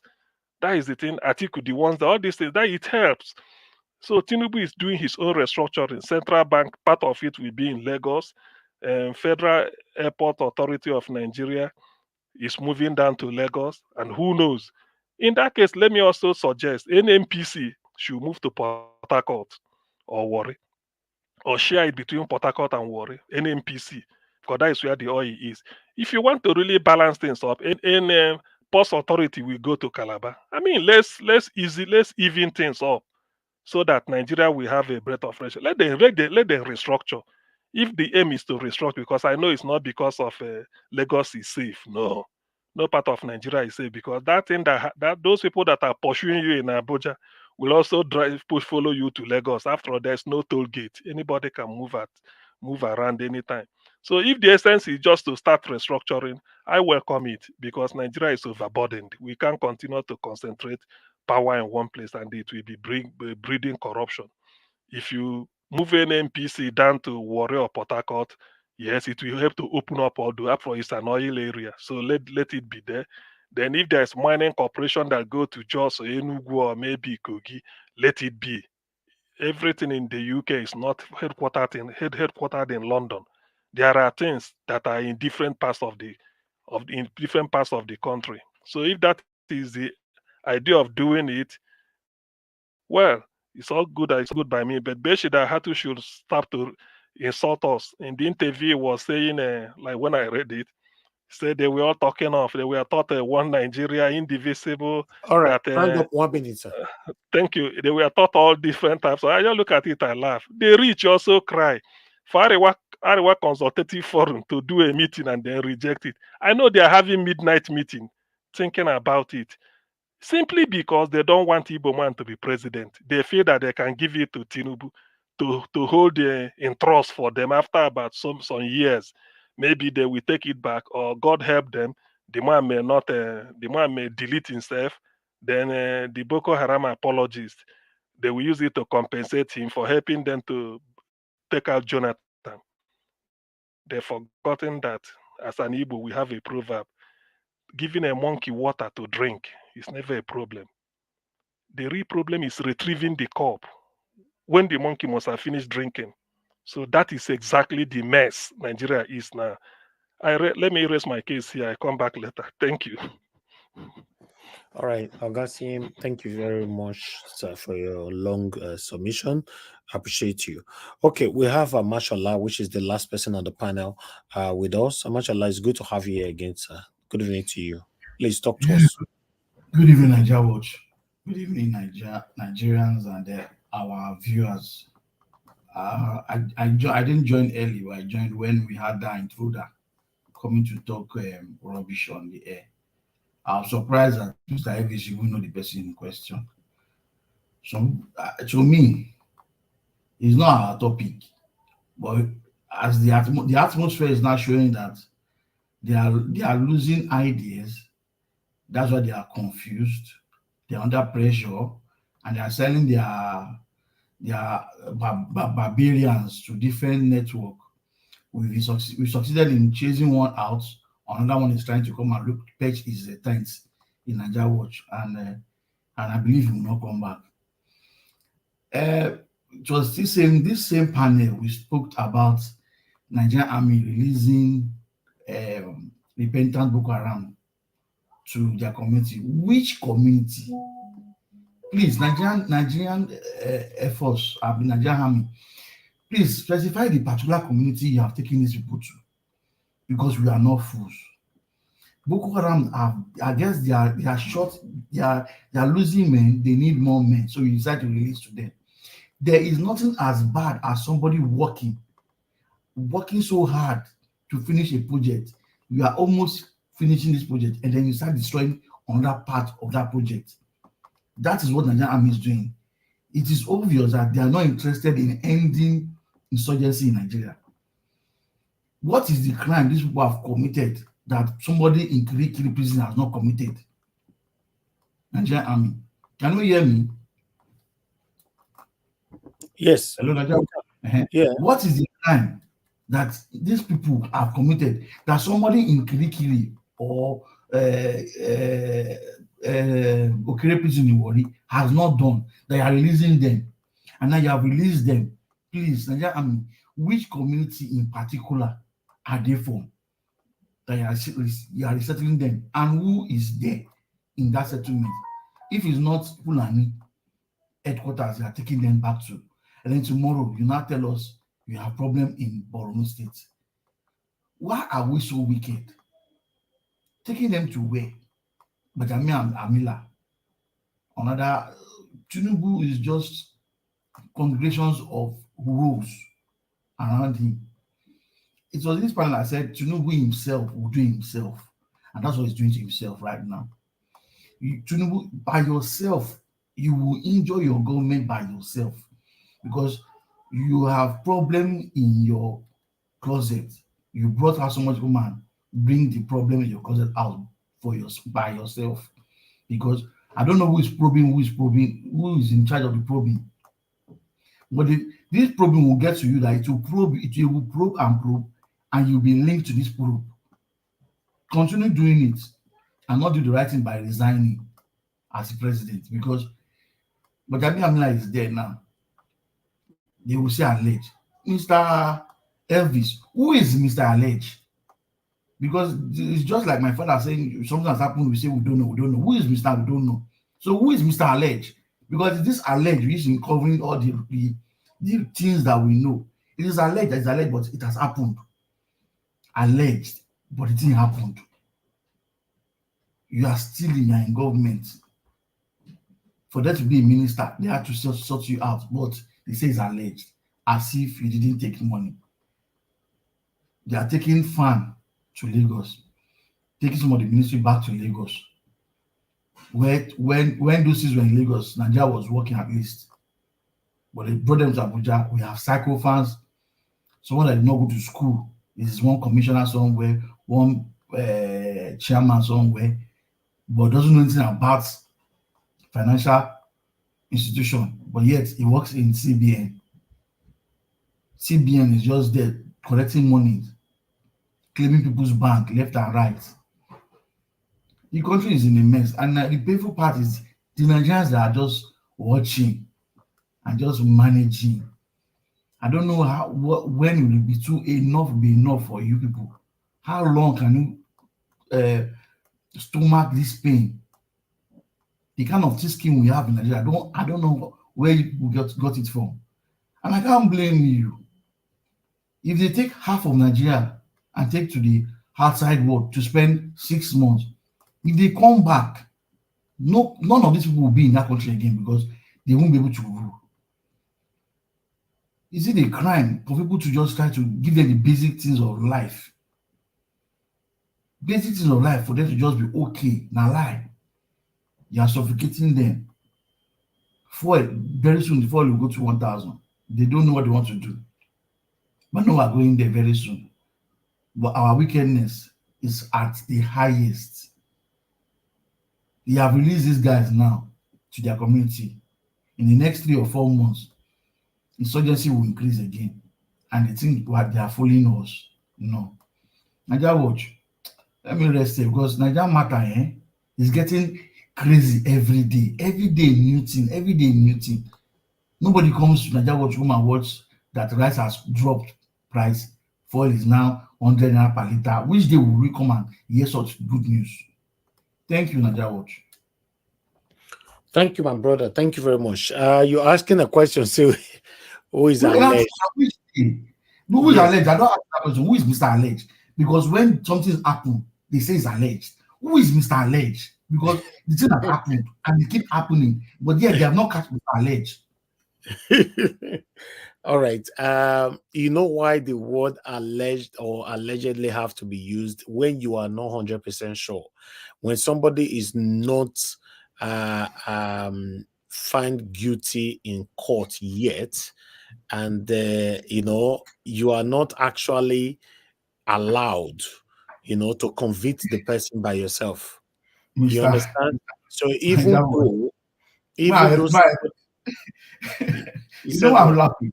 Somebody is alleged. He's our Senate president. He's alleged. He's here now. Their cases never go to the court and never see the end. Yes, that's why. But you still have to use it because if not, no, we will be media men. Now, so we tell the Dwasa, you know. So we have to follow the rules. Yes. God help us catch that alleged. All right. Thank you very much. You know, it's only what you have 100% on when you are. When you just like somebody saying that Mashola said this and he said alleged. I can say no, it's not alleged. I have the video from Mashola when he talked about the word alleged. I understand the whole story. I'm trying to give you a scenario where my father called his 4 children and they will say, what happened? We don't know. And he asks us, are we living Mr. We don't know. You understand? You're asking 4 children questions and they keep telling you, I don't know. So who is Mr. I don't know in this house that has started doing things in the house? So we find out my brother for Nigeria. So we find out no result, nothing at all. Anyway, thank you very much, my people. I appreciate every one of you. We've come to the end of our first session. We're going to have our final session right now, which I'm going to cap all of them on just 4 minutes so that we can round up. So let me go back straight to Ogatun. Let me start with Ogatun first. Ogatun, please unmute yourself, sir. Give us final submission 4 minutes. Thank you. Okay. Again, I believe that we've touched on everything that needs to be touched on for this evening. There's no point running over and sounding like a broken record. All I'm just going to say to all the Agbado people, you better stand by your mandates, stand by it, enjoy the hunger, enjoy the suffering, and look forward to 2027. You guys have told us that your Tinubu is going to rule for 8 years. I hope he doesn't drop dead. Remember, he lied about his age. We have not forgotten. We know he's not the age he told us he is. We know he's much older than that. We know that. So don't think we have dementia that we cannot forget. We remember everything. Remember, he told us one secondary school, and whilst that secondary school has not even been founded, so we have not forgotten. So continue standing on his mandate. The Boko Haram guy will come and finish the job when your principal drops dead. Thank you. That's all I've got to say in closing. Thank you very much, my brother Tun. I appreciate your time with us today. Thanks for putting your voice out there. All right. Let me go to Mr. Jonathan. Mr. Jonathan, please, if you are there, sir, give us your final submission, 4 minutes. Thanks, sir. Okay. Thank you. Thank you very much, Mr. Mr. Elvis. Thanks to everyone there, all the submissions made today. I think all the subject has been fully, taken care of, exhausted, today, pretty much. I just want to, say one or two things with respect to Bajami Amila. As we all know, that talking of corruption in Nigeria, the buck stops on Mr. Tinubu's table, and he can't deny that, he can't spin that. Nothing happens in Nigeria. Please make no mistake about that. In Nigeria, that Bajami Amila threw him to Mr. Tinubu, both of them, that they will not be aware of it. When it comes to looting, those that are brazenly, like they just want to do it on their own, brazenly, to loot, they go down for it. If Bajami Amila is not aware of it, is always 100% in the loop. He knows everything about every naira that is being looted. Since Mr. Tinubu became president, he's aware of it. And they can try to spin it whichever way they want to. That's why, it's clear. Mr. Tinubu surrounded himself with crooks, all of them, without exception. I've called them out. I've said it, that they can at least bring one person out who is not. Just one. They cannot. They don't have it. Everyone surrounded, that surrounds Mr. Tinubu. Therefore, he cannot get anything done. And that is the acid test for him. If truly he really wants to, do something for Nigeria, first of all, he must get rid of all of them. Let him stand alone. Let him come clean. Appoint people of integrity. But unfortunately, as much as he wants to do that, nobody of integrity. When I say integrity, now I'm talking of genuine, true integrity, will stand to see will come out and stand to work for Mr. Tinubu. Therefore, is locked up, with these crooks. He's locked up with them. He has no choice. There's nothing he can do. These are the people he has to work with. That is why the likes of Daniel Bwala, he believes, in his sense, in his brain, Daniel Bwala believes that he can do well in that space, that he can go to Mr. Tinubu's space and be like a saint. If Daniel Bwala will appear as a saint in the world of Mr. Tinubu and his cronies, the likes of Daniel Bwala. So he believes that when he goes there, he will be their It will be their pastor, so to say. It will be the one that, like Daniel Bwala. That's what is going on his side. You can see his demeanor today. He turned himself to a caricature. A fully grown man, a lawyer with many years of experience, turned himself to a caricature just because of what he's going to eat. He cannot be coherent. He cannot be consistent. He cannot make any sensible argument. Hear him speaking. A lawyer with many years of experience, making comparison between the anchor of a TV show leaving the network to another network, comparing that action, that move to what he just did, leaving PDP to APC, saying that it is the same. If you're an anchor, it's like Rufai waking up tomorrow and say, I'm leaving Arise. I'm now going to channels. He equates that action to what to his own. That's how, excuse me, excuse me. That's how incoherent he has turned himself to be. He cannot say anything again. Just look at his demeanor today. He turned it to, he became angry. In fact, he wanted to fight. He was struggling to put himself together because he knows that it's not making sense. It's not making sense. Look at Daniel Bwala, for crying out loud. A man that spoke vehemently against a drug baron, against a certificate forger. We saw it. We saw it, and that will be his nemesis. Everywhere he goes, they will play it back to him. If they don't play it back, they will remind him. You spoke vehemently against a drug baron. You spoke against his certificate matter, and you, the same person, you are now coming out to defend him. What a deceptive man. What an untrustworthy man. Can Bwala stand now in front of his own son or daughter, just oppose that and to defend it, that this was my position few months ago, this is what I'm saying now, to any of his own, even his own employee?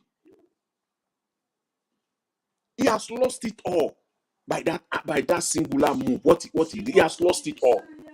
Mr. Daniel Bwala still coming out to tell Nigerians that subsidy is removed. This man he has lost it all. He's so shameless. Talk of a barbarian. Talk of being a barbarian. And we can see, after all, they call people on social media barbarian.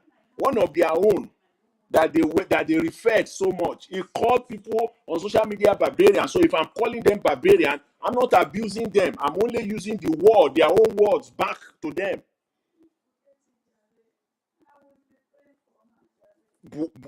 A man of Bwala status,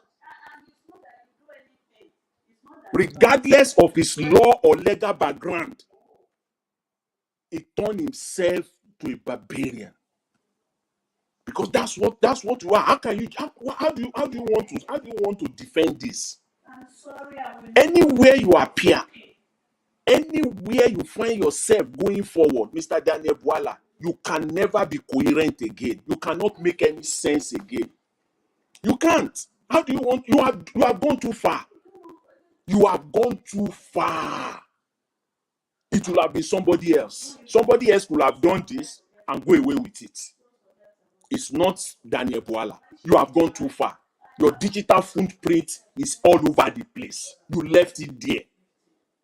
You can't even campaign to be a councillor, Mr. Bwala, on a clear playing field, on a clean level playing field. You can't even win a councillorship election because of your antecedent, because of your digital footprint that you have left. This is not 1980. This is not 1990.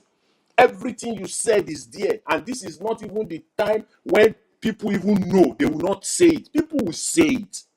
And if you want to fight them, the way you obviously did today, you want to be angry the way you obviously display today, they will bring it out to you.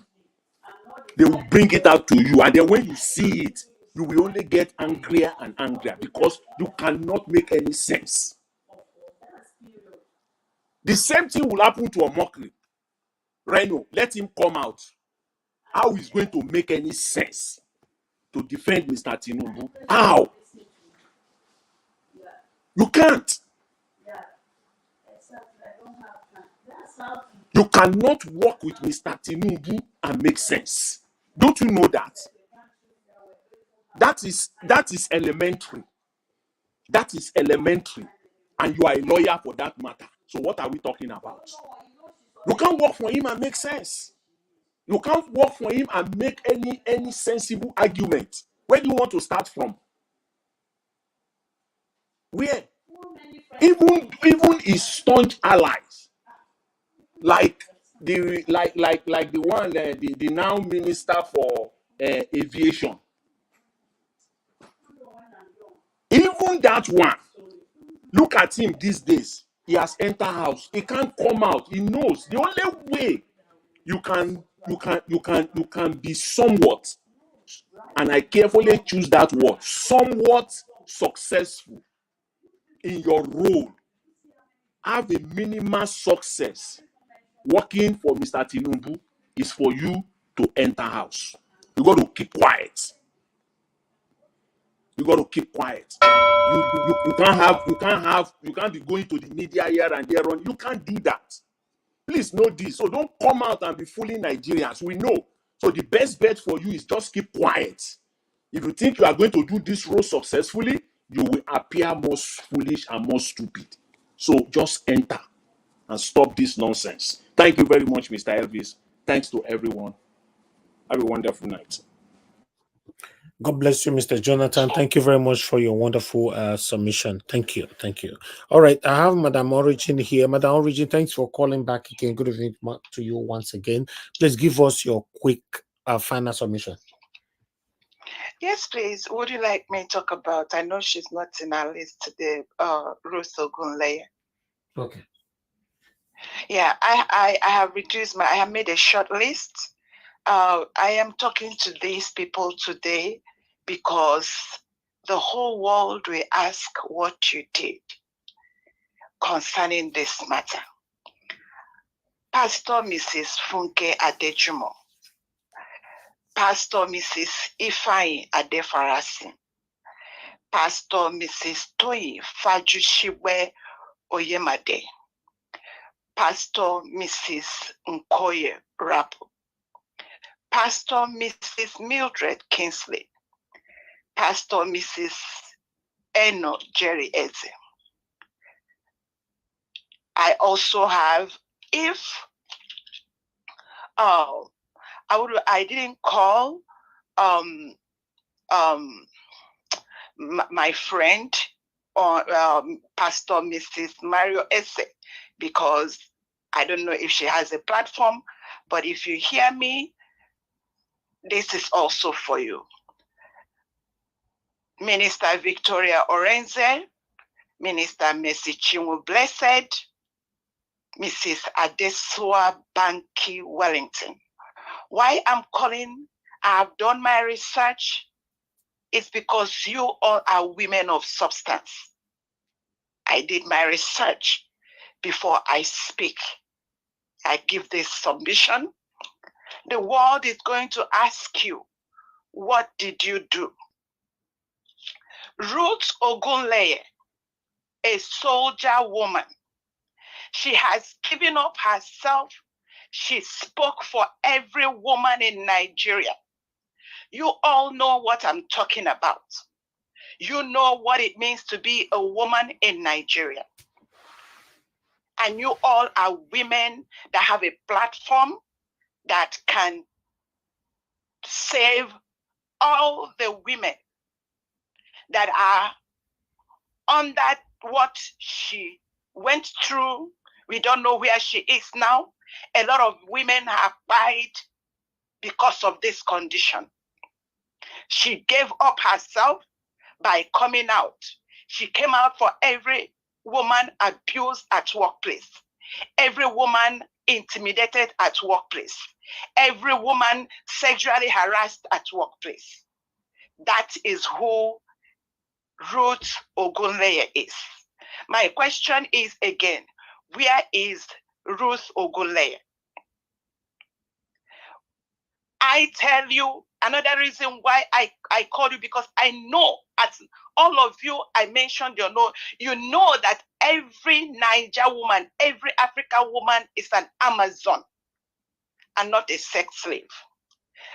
This lady has talked for the broken-hearted, the ones that are still suffering. She has cried out.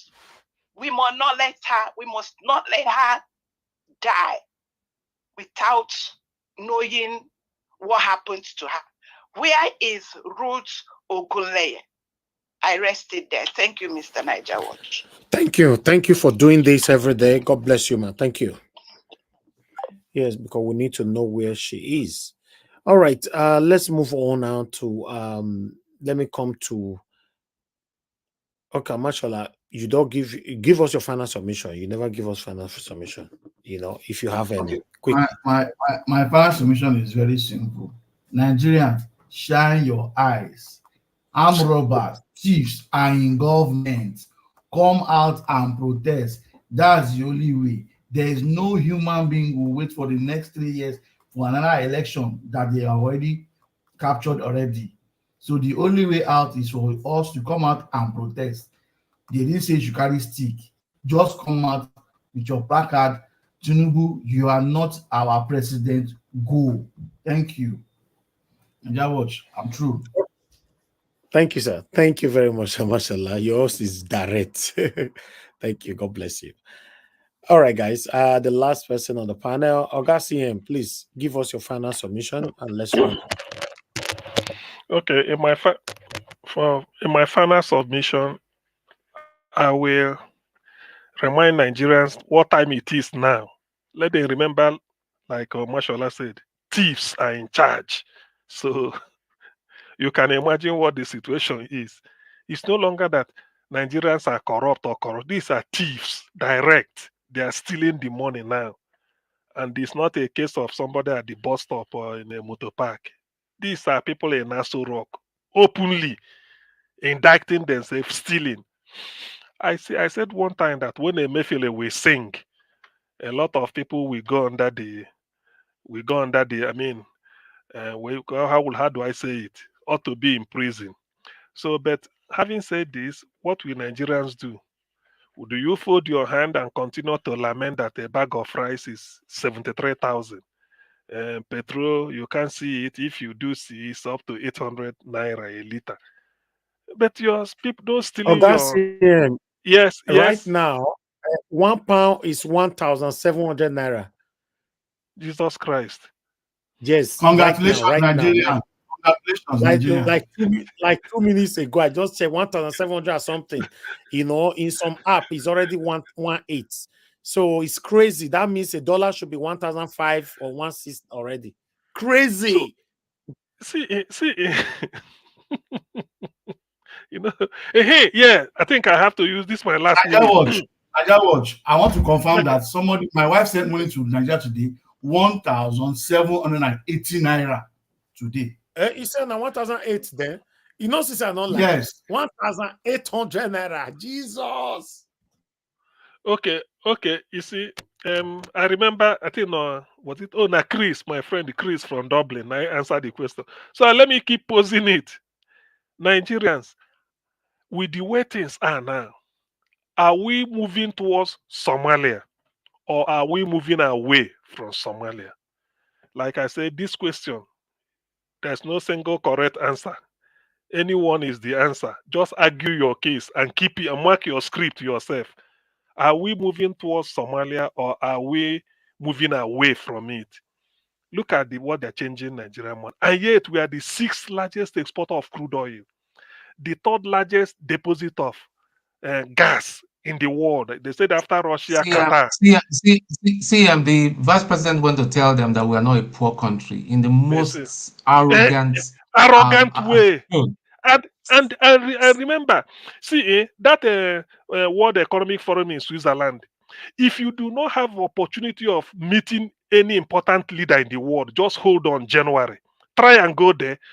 Every economist, whether from World Bank, IMF, anywhere, US president, that is the gathering. You go to Switzerland, you must get contact. You go there, you are telling them Nigeria is not a poor country. Then why are we the poverty capital of the world? That is a shame. You see the way Nigerians talk? Even diplomacy, we can't even know how to do it. Ordinarily, you should have go in there quietly. Then if there's anything you want to say, you say. Even what is it called? The America is still asking for foreign investors to come and invest in their country. The same thing with the UK, even Japan, China, number 2 in the world. They still want foreigners to come and invest in their country. How much more Nigeria? How much more Nigeria? There used to be a joke that you tell a Chinese, have you seen Jesus Christ? He said, well, I haven't, but if you bring it, I can make it for you. So because they are used to, industries are there. Now look at the shame. That is what we are saying. So look, Nigerians, you have to answer that question yourself. Are we moving towards Somalia with the way we are going, or moving away from it? After Russia, Qatar, the largest oil deposit in Africa is in Nigeria. Not crude oil, gas. Gas. After Qatar, Russia, then Nigeria. Yet look at where we are. Liquefied natural gas is making money. Who accounts for it? Nothing. Sanusi said he must continue to ask, where is the money from NNPC, sale of crude oil? Where is it? You see, I don't know. You see, it's like Nigerians are just looking. These people just sell the crude oil and pocket the money. Nothing happens to them. That's why everybody is just smiling, joining APC. I don't know when this thing will end, and then the people are impoverished. The vice president will go and tell the world we are not a. This was the arrogance Gowon displayed in the 70s when we had oil boom. He said Nigeria is our problem is not how to make money, but how to spend it. Yet there are not every part of Nigeria has a motorable road. Electricity is only confined to the cities. Pipe-borne water not everywhere. Yeah, healthcare facility is not the best. You see, it's a shame, really. I don't know when we will learn. All these things, that's why I keep lamenting all these things. If only P2B had entered, at least we now know that we know somebody who won't even waste dirty water, who won't even throw away dirty water. We like to recycle it and use. Now look at the mess Nigeria is.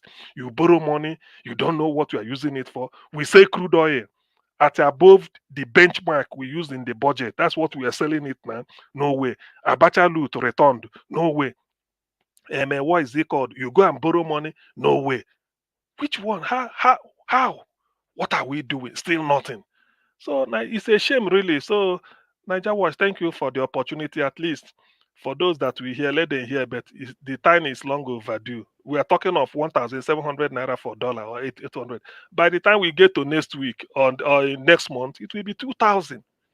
Yes, because it increases by 100. It will be 2,000 because it increases in hundreds.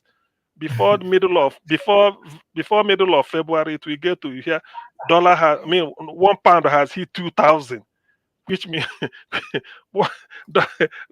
only Sabakova said, why should he pay his driver 100,000? Then he will use 60,000 to go and buy a bag of rice. Is that not a shame? Thank you. The man was bitter. Let me add to what CM said. CM, remember before the election, Obi said the crude oil is being stolen. Yes. Now the main leaders of the crude oil stealing are in government. That is why they are not saying anything. They are not saying anything towards stealing of crude oil again. We have not had any story since they came into government. Just to let you know that the main armed robbers of Nigeria are really in charge, and there's no way for us out. But my brother, yeah, we tend to forget something. Should an individual own an oil block? It was Obasanjo that opened all this criminality. They started all this rubbish. An individual shouldn't own an oil block in the first place. Thank you very much. Thank you very much for bringing that out. Thank you very much. As a starting point, all oil blocks licenses should be revoked if they even want to start at all. they give it to Exactly. states. If they like, that is part of devolution. Give That give you give see, it give it to states. CM, you know It's my not, Yeah. see, pain. it's not even giving You in know my General pain. Assembly. Najamo, sorry. You know my pain. The people of the South, where the oil is being, they don't understand. I'm rather they are fighting other people. Look at the land. I Exactly. mean, last time I went to Yenegua, I was like shaking my head. I said, "Is this Nigeria?" And the riches of Nigeria is coming from that. Everybody have Exactly. ignored them. Asari and all that, the criminal and all that, they settled him. He doesn't care, and he said he's fighting for his people. What people is he fighting for? Look at all the rubbish that has happened. Wike took the jet that is meant for the state and packed it as his private property in Abuja, and we say we have a democracy. Is it not crazy? Huh. To be honest, it's true. I think the real fight is for those riverine coastal people, Niger Delta people, to rise up. Because They need to to be honest rise. with you, they need to rise up. And I'm telling you, if they do, the entire people will support them. Because there's no We Yeah, support them. who we support yeah, them. Yes. they can't advance anyway. Not be there from call. We No, have no, no. see. You see, I'm giving you the situation don't change. I know the It is the leaders. situation It don't is the change. leaders. The leaders are all criminal because we keep saying House Yeah. of Fulani, House of Fulani. How do I follow them? Yeah. All of them are Niger criminals. Delta, you are saying, the Niger you are saying, the ones that went to school, those that have gone to school, knows the right things, are not in the country again. We have touts everywhere. They have taken over. They are the one in government. They are the one taking commissioner from the Delta State government. Go to Delta State government. Majority of those guys there are tout. They didn't go to No, school. it's true. You're They correct. don't go. So that's who will you fight? Each of those villages, you cannot walk in that village without wearing rain boots. You cannot wear a Hmm. shoe. It is a rain Hmm. boot you need to move around. About this time, they don't have road. You can't walk When the barefoot. You have to use rain boot. I went there last year during the rainy season. I shook my head. I shook my head. I said, "Listen, it will not be well for people that are ruling Nigeria and the leaders of the South. It will not be well for all of them. CM They don't in care." 2015, CM in 2015, I was doing project in Escavos. Every Yeah. night I come out and see the river rising. It is in a village. They do not have road. They do not have pipe-borne water. They buy pure water from town. Pure water comes on big canoes and takes almost 6 to 2 days before it gets there. And they buy the pack of pure water for 20 naira. Pure water they sell 5 naira in town. They buy it for 20 naira. You wake up in the night and watch excavers blowing in the tank farm. You will see light everywhere. The only thing that community is enjoying is steady light. That's the only thing they're enjoying from Nigerian government.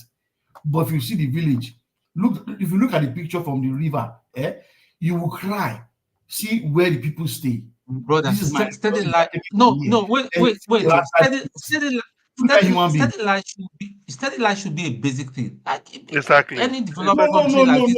no. Don't. Let me tell you again. Hmm. Why I'm saying that steady light is Hmm. the difference is being in Nigeria, staying in Nigerian. I experienced steady light 24 hours for the first time in my life in that community, just because we have Chevron very close to them. Yeah, Chevron is yeah, giving yeah. them light steady. Okay, Your I get AC you. is on steady. Your light is unsteady, but they don't have water. They don't have road. They can't even fish. Not talk of food. They can't farm. And all around them is crude oil spillage everywhere. I think what Nigeria needs a total revolution. And It's true. revolution, when I talk about revolution is not a nice thing, no. Blood go Yes. flow. That is a Yes. sad thing. Blood go flow. It's a total when everybody will just say, okay, now we've had enough. And when it starts happening, you see all these fools, all of them will jump in their private jet and they go on exile. If I let even exile all of them, let's start again as if they just gave us independence. We just press the reset button for Nigeria. Let's just start again, and we decide: do we want to continue as Nigeria or want to break it up, and everybody will sort out themselves? You It's know. true. It's very shameful. Look at the level of suffering. It is true. Yes, like people are saying in the Niger Delta. What right? What? Why? How do we explain that, like in that escravos, this where they are standing is full of wealth. It's full of wealth. Yet they can't see clean water to drink. They can't live good life. That is Yet, just they are, escravos. In my yet they are village, where we have elf, when I went, no human being was staying in the village because there's no amenities. And you have oil well, Christmas tree everywhere. They call it Christmas tree. It's everywhere around that place. No human being. Yet they sold up the super deck, which is like we have the super deck in Delta State. They will say they have buildings. I went there to check projects they have there. Abandoned projects everywhere, and every year they keep signing the same project, the same budget every year. That's how wicked they are. So the truth is, it's not only Tinubu that is the problem. The governors are also a bigger problem. The governors are also a bigger problem. Their problem is even bigger than Tinubu. Their own is bigger than Tinubu. And nobody can ask them, your money that comes every month, where does it go? What have you used to do? Nothing. You can imagine a councillor of a Warri council building hotel for who? A councillor is building hotel to do what? What is the name? Omashola. See, the way I see it, I know before, like you said, nobody can do. Things has changed. There are people maybe 20, 30 years ago, they may not contemplate, but the way it is now, this is the time. They just have to get up and say, look, enough is enough. They can't do all this. No, it's true. All these people, when you say change, I'm telling you that the same psycho fans, once you get your opportunity, they won't even do what they are saying about. The people that will change all these communities, all these places, they have majority of them japa finish. They don't japa finish because they are tired of these arrogant people everywhere. You just imagine you going to school and a boy that never enters class, a truant in your classroom that is always disturbing, he's the one that's your counselor. And you that went to university can't be a counselor. You can imagine that's the kind of government that we have in Delta State. Is everywhere. Is everywhere. I'm just using where I'm close to give you an example that it can't change because they are so bold. That's why Nigerian army can even be so bold to tell us repentant Boko Haram and have settled to the community. Where? Ask the army now, where are you settling them to? Very soon they are planning to use Agbero to collect tax. Is it not Lagos? I saw that tax. The same template for Lagos now. Exactly. They're even announcing it, Agbero, to be a tax collector. Because Oluomo can't come to he's scared of coming to Abuja. He doesn't want to lose Lagos. Hey, Jesus Christ, Nigeria. In fact, so this what I always say is those going to class, if you remember us going to classroom, secondary school, the ones that are very brilliant are in front. The ones that are trying to match up with everybody is in the middle. The ones that are still trying to survive to join either the front or the back are the back seats. The ones that don't come to class at all are the ones gambling. They never come to class. They are the one in charge of government. And when you want to do election in Nigeria, they are the ones, the man in front that sit in front of the seat. He will go and lawyer to him. Oga, lawyer, I need your support.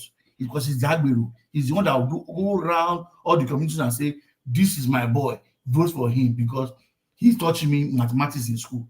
They are everywhere. We have tout everywhere. Advanced tout. That's why our president don't have certificates. But because when he's going to go to school, he didn't go. Taking it on individual basis, you see that Delta State is really sick. The money Delta ends I think behind the Akwa Ibom. After Akwa Ibom is Delta. Delta gets more money than River State. It pains me that Delta is a place that even all the money they are accruing from whatever, it just filtered away. To be honest, I'm telling you, although there are mismanagements everywhere, the Delta is the worst. What you're talking about is the same set of crook. Delta State is a typical Nigeria. The same set of crook that have been ruling the state since Ibori. And the same people still putting themselves everywhere. The same senators are still the same people recruiting themselves round up and down the whole place. If I give you a story, one day I went to James manager's house. That was the highest of it. I told him, okay, I want job. He told me he was giving me a story of a woman that they stole his pot of soup. This was like when Buhari just got into government. He was telling me pot of soup. Okay, I want a job. They're telling me a pot of soup that got stolen. That's how bad we are. We are wicked. It's true. Delta own is a different case. To be honest, I know there are states because of the money that accrues to Delta. Yet you can't. Okay. Absaba should have Thank been you, better Doctor. than it is. Anyway, thank you, Niger Watch. Let's I move have on. a Black Panther on the phone. Black Panther, please go ahead. Thank you very much. Good evening to you, sir. Thank you very much. You guys have spoken. Can you hear me? Yes. Go ahead, sir. Yeah, you guys have spoken very much. Oga Tone, God bless you. No, sir. God bless you. I've been watching you, even in Dr. Damage. I've watched the way they've attacked you. You were sitting lonely. It was like a man lonely because man they don't like in the wilderness. They don't like truth. Thank you. I will speak on you when I come in tomorrow. But I want to officially now that Shell is out of Nigeria. They have sold they are about to sell their offshore well now. So Nigeria is in for a very good ride. We don't know where we are going to. So I want to thank you, Nigeria. I'll give you details because I'm studying it. It's on the international news right now. If you check it, it's right there. I bet put all the details together, put it together, and bring it. Yeah. There's an Indian woman that is going through it, and she's giving us those of us that are with her, giving us the details. So I will bring the news tomorrow because they're just about to sell the offshore well to the local industry local company in Nigeria. And you and I can guess who that people are. So Nigeria is in for a good ride this time around. Thank you, Mr. Nigeria. Thank you, my brother. Yeah. Thank you. God bless you. Thank you. All right. My people, let's come to the end of the broadcast now. 4 hours. Don't drag me. I look at the weekend matter. They drag me. Go for 4 hours. Now we don't give for the final submission. No. All right. Nigeria's situation. Not be waiting there to finish one day. Go ahead, sir. You wanted to quickly say something? Yeah. What I want to quickly say, I'm talking to Omashola now. You see, it is true that we know governors are corrupt, but relative to what happens in Delta, there are certain things I believe in my state of Anambra, it can't happen. We can't take it. We can't. I'm being honest. We can't take it. Like yes, you because talk about Anambra. You see this man that says Shell is being sold. They are selling Shell. Shell in Warri. When I entered, but they abandoned their property there. It is now snake and rodents are taking over that place. Common sense for even the state government is okay. Shell, you are no more using this property. Can we take it over? No. When I say wicked people in government, they are everywhere. By the time we start looking by state, you will see many. Leave Tinubu are small. The state is where the real corruption is, and we can't go there. Mr. Elvis is here because Edo State is election new. Edo people are different. You can't easily cajole them. But in Delta State, their own difference. It's turn by turn government. Thank you. Thank you.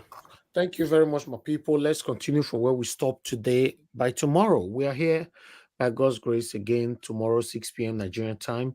I want to appreciate every one of you that came into the panel today. Thank you very much, Ogatun. Thanks for your time with us. And thanks for being a truthful person as well. I appreciate you, Mr. Jonathan Kingsley. Thank you very much, our analyst, our analyst that analyze everything. Thank you very much. Thank you very much, Oga CM. I appreciate you, sir. Thank you, Amashala.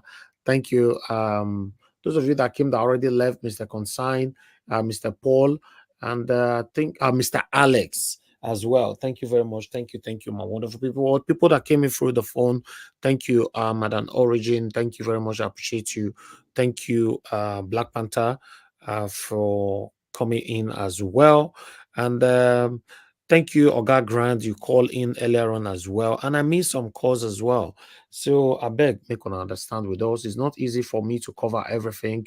If you call in and I could not pick your call, please understand with us. Tomorrow is another day. then you have an opportunity to call into the show. For those of you that could not join the panel today, we're looking forward to having you guys tomorrow or anytime. There's nothing wrong you taking break. It's a normal thing. It's not easy. Trust me, it's not easy. For anybody to break my record now, they had, because now let me never take 1 day break since April 2022. So yes, once I started the take break, then nobody go feel quarrel with me anymore because it's not easy, trust me. But thank God, and I'm grateful to God I'm grateful to every one of you that is encouraging us, people like you on the panel right now, and those of you that is joining the panel. You guys are encouraging us to do what we're doing today. If I log this channel for 1 week without not coming out, it means that many of you will not be here as well, except I take a day off, but somebody will still run the channel because the channel is doing a lot. You can see some of this satanic set of people. When I go to channels and arise, you can see the reference to us indirectly, indirectly because they are hearing what we are saying, yes. But the good thing about it is that we are fighting these people with facts. We are not talking because we hate them. We are talking because they are doing the wrong thing. We want them to do the right thing for us because we are tired of living like this. Our forefathers lived like this. Many of them are gone. Our fathers, our parents lived like this. Many of them are gone as well. We don't want our own time to elapse without not experiencing a better Nigeria in our time. That's why we're doing what we're doing. And we're also grateful to God that in our time, technology came into the space. What about many, many years, decades ago when there were no technology? You cannot rub shoulders or rather flex your muscles with these mainstream media because whatever they present to you is what you will accept at that time. You remember when we wait for NTA that year, whatever we they wait till they can't talk, now we go take, get choice. And they take talk and if they have the way they have drafted it, edited it, put it to you, you just take it like that. But this time they cannot because all of them are scared now, even though we know that we have lots of satanic leadership running Nigeria and all that. But still, before they want to pass any information now in this postmodernism, they still think about it and say, this thing, be careful, remove that one. Okay, add this one, journal. But that one, if you put, remove one. Because so these people, if you go give them now, they go know, go say, you sure? Because they already know that we have we have lots of intelligent Nigerians on social media, the same social media they don't like, the same social media they are calling us barbarians. They know that we will come out certainly, to tackle them on their lies. Yeah, so it's better, we should embrace the postmodernism because it's favorable to most of us that doesn't that won't have any kind of voice, if it was then like 2, 3, 4 decades ago. Yes, let's continue to do what we're doing. That is what I'm trying to say. Let's continue to do what we're doing. We're not committing any sin by coming out to call out a satanic set of people in the name of government that have been recycling themselves since God knows when, impoverishing the people of the country without no consequences. That is what we're doing. We're calling them out that enough is enough. We can't continue like this. You guys do the right thing and let us, the citizens of the Federal Republic of Nigeria, to have a good life in our own country. That's what we're doing here. I want to appreciate every one of you that is joining me to do this daily. It's not easy, but I'm appreciating every one of you that is joining us to do this daily, to continue to call out these people. Is very, very, very important. We are doing this together. May God bless every one of you. As you all can see, even most of this mainstream media, for example, if I have to reference to Sheung, the anchor on channels. Sheunan also have his own YouTube channel where when he don't finish for channels, he go in own YouTube channel, go they talk for there. Say, make una call in, make una come talk, make we hear una voice. You see, that is the power of social media. Don't belittle it, don't look down on it. I'm telling you, when I started this about 10, 12 years ago, some people at that time, some of my friends were looking down on me, oh, yeah, what are you doing? You never go do better thing and all that. I started writing I started writing, you know, then when Facebook came out, let me quickly put this through before I round up. When Facebook came out, it came out with just this profile, you know, by sending friend request, accept friend request. You guys can remember. That was how it came out. Then there was nothing like page. So we started. Then I used to write. I'll write a long note on my Facebook. People come in, read, and comment underneath and all that, you know. Before my attention were being drawn that, oh, you should open a blog and all that, blah, blah, blah. Then I now open a website at that time. If I have to talk about how we started, you know, you come today and just think that, oh, Nigeria was we started tele. You know, and I open a website, you know, a blog website where I write. I put it there. You know, I was looking at Leader Ikeji. Leader Ikeji that you all are looking today. Now tele Leader Bio. When I look all this, our blog away your day to day, when I say Linda just come out, tele, and I Linda Ikeji be. Because Linda Ikeji was one of the people that I look up to then to say, if Linda get website, why can't I have a website? I can. I'm not talking about Facebook now or YouTube. I started with a website where I have to upload my articles. You know, people will click and read. Then I went to university to study film and media. That's okay. I can let me. But before I came to YouTube, I was already big on Facebook. So to cut everything short, but if you look at today now, it's beneficial, right? We all are happy. We don't have a platform where we can talk. Why the mainstream media is selective? They select the kind of people that can bring there, and you know, here it's not selective. When I post the link on the public space, anybody that want to come in, if you, as long as you don't have a mindset of satanism, yeah, you can come here and speak. Different from Bala Blue, like Bwala called Tinubu just you know. So this time these people are scared. They are scared of us. They are scared of the social media right now. They call us barbarians because we are calling them out. They call us barbarians because we are doing the right thing. They can't call me, for example, now, none of them can sue me personally, or my media, because I gave them, or I fed my what is it called? My audiences with fake informations. We don't do that here. We call these people out, do the right thing. If I will work with the third parties, we bring either videos or articles from mainstream medias, then we talk about it. So it's hitting them hard. I want to advise every one of you that is doing this, that is supporting us, that is using your own platform to do the same thing. As long as you're not lying against these people, continue doing it, because it's hitting them hard. They don't like it. If they have the power, they will turn everything off. What I mean, they'll turn YouTube off, they'll turn Facebook off, they'll turn TikTok off, they'll turn Instagram, X, and everything. They'll turn everything off.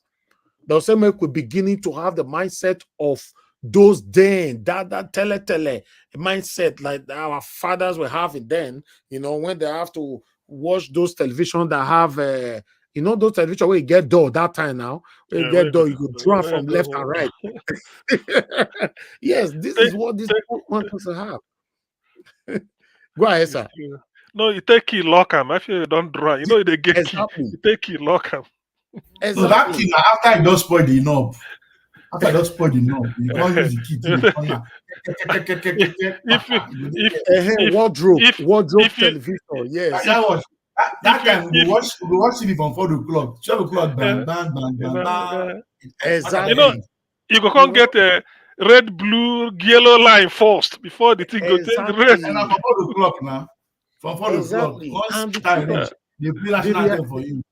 The realism of what we are talking about right now is that this satanic set of politicians want us to start living like that all over again, because our lifestyle now in this postmodernism is affecting them hard. Is affecting them so hard. They don't like it. They already know, say, if they want to enter their jet, they miss step, jump on another step, they'll nearly fall. They don't already know in the next 1 second that you don't enter social media. So that's why they don't like it. If they want to talk for public, they are careful. They have to compose themselves. They think of what they want to talk about. Even though we have this shameless set of people that come on the mainstream media to defend them, yes, those people, obviously, they are doing it for their pocket. Like what Bwala did today. Yes, they are doing it for their pocket. They already know that people will know that they are lying. but they still want to do it because the money that have been promised or already paid to them. Ladies and gentlemen, I want to appreciate every one of you. Let's continue to stand for what is right, regardless of whatever involved. Just stand for what is right. You're not going to live forever. I'm not going to live forever. None of us listening to me right now is going to live forever. In fact, in case you're not aware, if you're hearing my voice right now, in the next 100 years from now, none of us go their life again. If you hear my voice now, 100 years from now, nobody go do this world again. So tell me, why do you want to go extra miles to cause pains upon people, to do the wrong thing in the name of materialism or self-achievement and all that? What for? And this is what Bwala came to do today. Even when you know, people will know that you are lying, you are still doing it. Thank you very much, my people. I appreciate you all. I would like to appreciate those people on the comment section. Mother of all, Mommy Diaspora, thank you very much, Mommy, for always being there. I appreciate you always, always, always. Ariomi Abdul, I can see you right there as well. Thank you very much. Mother Patricia Tagwajomi, thank you very much for being there. Tony Africa, I can see you right there. Thank you very much, sir. Thank you, Oga Chris, I can see you right there. Ray Abua, I can see you right there as well. I appreciate every one of you, my people. Then I can see who again is right there with us. Michael Oganamaro, thank you very much, sir. I appreciate you always. Thank you very much, my wonderful people. Abu Azi, thank you very much, sir, for being there. I appreciate you. And I appreciate every one of you right there that support us, that joined us, that is putting out your voice right there for the betterment of our country, even though we know that we all are living in a very, very, very comfortable country. Yes, I'll say that again. I live in United Kingdom. Nothing worries me here. I'm fine. Everything is provided for me. What I mean, everything is provided for me. I have security. I have good social amenities and everything. I just have everything. You know, life is easy here. August CM, the same thing. And UK, let me on a day. So if I'm lying, he can question me. He knows what I'm talking about. You know, thank you very much, Mr. Alex. God bless you. I don't mention your name since my lovely brother. I appreciate you. Thank you very much. You know, so I have a better life. Mr. Jonathan have a better life in America. Mashallah have a better life as well. Everybody have a better life. And if I'm 99.9% of the people that come to our panel, you know, have a better life abroad. You know, even most of the people that join us from Nigeria also have a better life in Nigeria. The only thing that is stressing them in Nigeria is coming from this same satanic set of people that we are talking about. Because in Nigeria, regardless of the kind of amount you have in your account, you are still suffering, my brother. Not your verse. Not your verse. That is just the truth. No matter the amount you get for your account, you just still suffer. I got watch. Yes, You just remind me of something. Do you know in Nigeria, now today I remember say we dey fight for money to carry dustbin for compound. They sweep compound outside. I don't need to pay anybody to come and sweep the compound. I don't need to pay anybody to carry dustbin. They are their work and they're happy doing the job. But in our country, don't be saying you know they pay. For example, for UK. And the tax now, and the tax. Exactly. For UK, we they pay. But at least you pay your tax, you see the work. It doesn't come say come pay money for this, come pay money for that. No, it just come through, you know, your taxes and all that, our national insurance number and all that. You are done. You know, so it's crazy, man. NIM they do is of what? It's for what? To carry criminal. It's just of no use. Just waste that money. No, Mr. Alex, we don't close. Just rather call in. If I post link now, battalions go push enter the panel. I beg. No, post. I beg post link. Don't worry. No link. I beg, no link. No. If I post link now, battalions go pack come. I beg. Make you call it. He don't call already. He don't call already. Now Chris from Dublin. Now Chris go call. Don't jump in. Mr. Najawash, if you think APC and PDP are not watching us, I think you are far from the truth. Yeah. They are fighting me rigorously because they just cut me off. I couldn't log in all this while. They just took my internet away from all my phones at the time. They know what they are doing. Yeah, of course. It's been happening. But it's okay. I was very happy that I was able to quickly make my submission when the guy who came from the sky. I mean, one man went to moon when he was there. Guys, I am very happy with these guys feeling the heat. That's why they are speaking up. I couldn't contribute to the Bwala, the Bwala-listic or Bwalaism saga. I hope next time I'll be given the chance to address that man. Tomorrow you address him. Yeah. That man is a political rolling stone that we need to trash his matter properly. Exactly. You see that these guys are just after money. They're just all about money. Very Money wise. It's all about money, nothing else. Now the guy is economically bankrupt. He's looking for a way out. He's bankrupt. He has probably talked to some friends. They'll tell him this is the format to use. Press Tinubu, press APC, go on channels. We will sponsor you. Once you get that appointment, you pay us back. That is just the way it goes. And they forget millions of lives are suffering. This guy is economically bankrupt. Atiku did not give anybody money this time. It was Obaseki and Delta State governors, some APC governors that sponsored Atiku's campaign allegedly. So there was no dollars flying around this time. Atiku himself is not like before anymore. So money have come because his children are already allegedly asking him to share his property because the guy is aging. So that's something else. So Bwala is manifesting poverty. It's a poverty of the mind, not just economic problem. Let me just say it here so that I will leave you to go and sleep. Thank you, sir. Najawa, thank you for your good work. God bless you. I will leave it here, Babana, just now. Thank you. Thank you, my lovely brother. I appreciate you. Thank you. Mother Rita is also calling in. Let me quickly hear her speak. So, you said that the post just now. Yeah, for the full year now. Eh? Mother Rita, thank you very much for calling you. Please talk to us. Good evening. I requested to join the panel like more than 45 minutes ago. Oh, I didn't see that. I kept putting, I said, please put the link. But anyway, that's fine. I know you're just wanted to just call to especially say, Mr. Elvis, thank you. Thank you. Thank you. I cannot express the depth of my thanks to you, but I can only say thank you. And these are my reasons. Every single day, nobody has beaten your record. Yes. Every single day, 365 days. In fact, I think this is a leap year. It will be 366 days. You've been sacrificing to come here every day. Every person who comes here, even if it's one or two persons, you spend 2 hours and you want to spend 3 hours or 8 hours or 5 hours. No matter what it is, don't think that you're not making an impact. You are. Every person that come on the panel, people who are dedicated. Mommy Diaspora, my lovely, gorgeous mother. Dr. CM, I respect you so much. I hope to meet you one day. And like this very intelligent man, Mr. Jonathan, when you speak, I just smile like, yeah, that's some smart man right there. I just want to thank you for all the good people that are here, that come here every day. I am learning. You guys are teaching. Seriously, man. You guys are really opening people's minds, blowing a lot of people's minds intellectually, not arguing like in a beer parlor. No, I just want to say thank you. Thank you. Thank you. I'm just thanking everyone, especially you, Mr. Elvis, for bringing this panel, this media that people think is not effective. It's effective. It is creating chaos. Good chaos, by the way. Good chaos for the evil one, to the satanic entities. It is creating good chaos for us.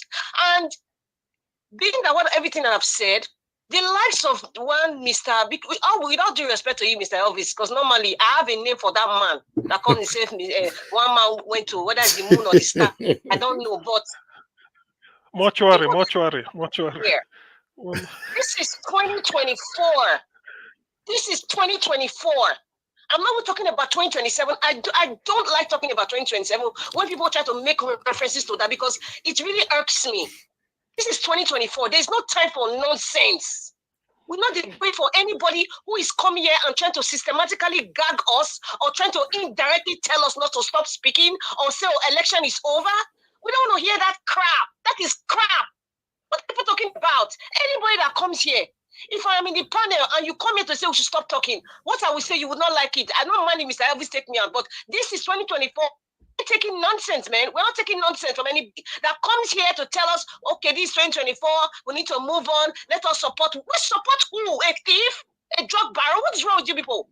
Your moral compass is completely rotten. That you can't even decipher between bad and evil, not even good at all. And somebody will not be telling you that, oh, let us move on to where? Are you going to tell that man that lost his daughter to move on? Are you going to tell all the people who have passed away from this wicked entity called administration to move on? Are you going to tell Nnamdi Kanu's family to move on? For crying out loud, please let us not entertain people like that will come here to indirectly tell us, okay, this is a new dispensation, election is over.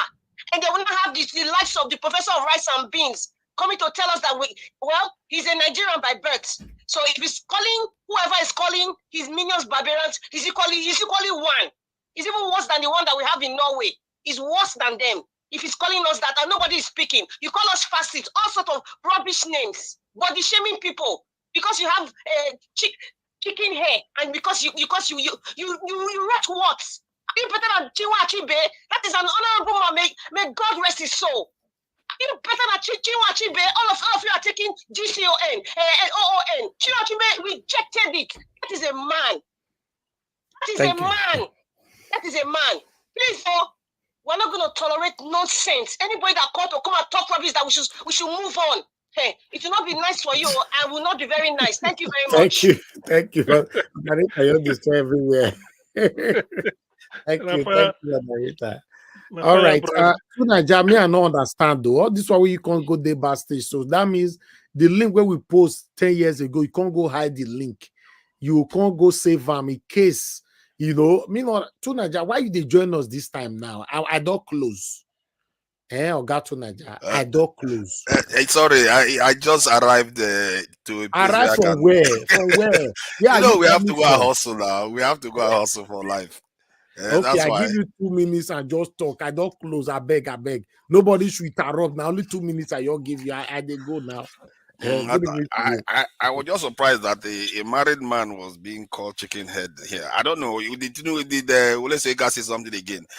Point is that for me, I'm still fuming over what Tinubu said last week about our people jackbarring, and he actually went on to say if they want more, we'll supply them more. And I don't know whether anybody noticed his spokesman behind him.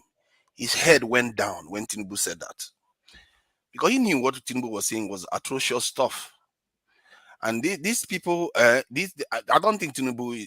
I think I've given up on him. He doesn't have any. There's no hope, because if he's thinking like that, then all the people around him probably think like that too. Otherwise, why would he be thinking like that? If somebody I'm hanging around somebody, or I'm hanging around you, Elvis, and you're talking like that, I will tell you, oh no, that's not acceptable. I don't like it. But yet he says that. He shows you nobody has stopped him, because that's how they all think. And he forgets that his name is associated with Madam Tinubu. Madam Tinubu, that was a lady that said she would rather drown her slaves than to sell them a little bit cheaper. This is a woman that sold a boy, and when they took her to court, she said, I have a big house, we need something, so we have to sell human beings. And the way Tinubu rose to power is so similar to the way the woman behaves. Kingmaker, operating, causing problems everywhere. And he must know her history, that she sold slaves. Even against when the British want to stop slavery, they still wanted to sell slaves.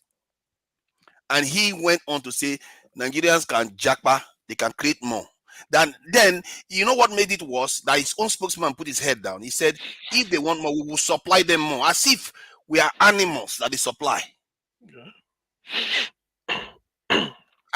See, that kind of thinking is at the core of our problem. Our elites, they don't see us as people. They see us as people that they can sell and do whatever they like. It's not only him. There are many, all those elites, they have to change or they have to be removed. That's all. Thank you. Who is going to change them? Who is going to remove them? We have to. People like us that think like this have to. It not be only us they talk for here. The people in Nigeria, they tell you, say they send you.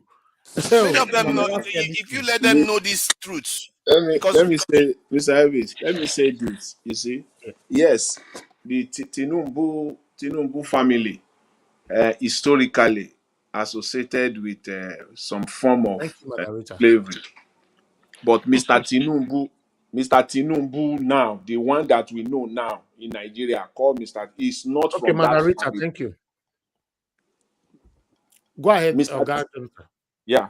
What I was saying was that yes, that Tinubu family somehow have some historical association with slavery. But the Mr. Tinubu that we have in Nigeria now, this one sitting in Aso Rock, is not from that family. Please, that should not be entrenched at all. Yeah, but This that's man the name. gave, The name is what I'm that talking is about. that's the name, but it's not even connected God to that bless you, Mr. Jonathan. God bless you for your it's His not even behavior by is blood. exactly the same. What is the Mr. difference between his Jonathan, behavior Mr. and Jonathan, that lady? I His watched that behavior is video exactly in the same. Yoruba. Eh? See, Tunaja, that It's man is not a okay. Nigerian. If you I have your watched the video tell me in now. Yoruba. Wait, please wait. If your gardener, if you have your house in Nigeria, then you have a gardener there, and that gardener worked for you for 20-25 years. Then down the road, that gardener is now your blood. Eh? So that gardener is your blood, Abi. Mr. See, you Tinubu are missing my using that point. name. My What I'm point is saying that is, he has a name that is associated with the slavery, and he argument, too is treating see, us as the slaves. argument that the statement he made was out of it. That's it. That the condemnation on that one is okay. To connect Mr. Tinubu as being a member of that family is even giving him roots. He has no He's roots. not a member, and I'm not talking about member of the family. I'm talking about the name. Tuna Because just if say you have that, a name, Tuna that is just associated with slavery, and you So go and what make you a are saying statement is, like that, Tuna just say that they behave the same way. All they of are them. behaving the same way. Why are we the idea surprised? here is Because that Oyibo people, when they came and took over the country, it gives a connotation that Mr. Tinubu is from that family. You're got to be clear. Don't be nebulous about see, it. when you have a name like Tinubu and you know Yes. that name is connected to slavery, he must know the history. And the way Madam Tinubu behaves, she's like a kingmaker too. Just the way Tinubu operates, he must know that. And he comes out to say, if our people want to jackpot, they can jackpot. That they will train more. That even if they want more, they will supply them more. That is the reward of a slave How trader. does that help us with what is going on right now? I don't get the trail of How what. that helps us is that if you don't remove these type of people from office, if you don't change the mindset of our elites, our problem will remain the same. These type of people, they cannot argue in the favor of Nigerians. Mr. Tunaja, wake up and smell the coffee. We cannot change the mindset of the elites. What is you have going to on remove now them. is the mindset of the majority of the people, the gullible people, that we need to change their mindset, because we need to educate them on how they are being tricked. Please, Yes, sir. Let me quickly say this. Since Madarita, now you pack everybody console.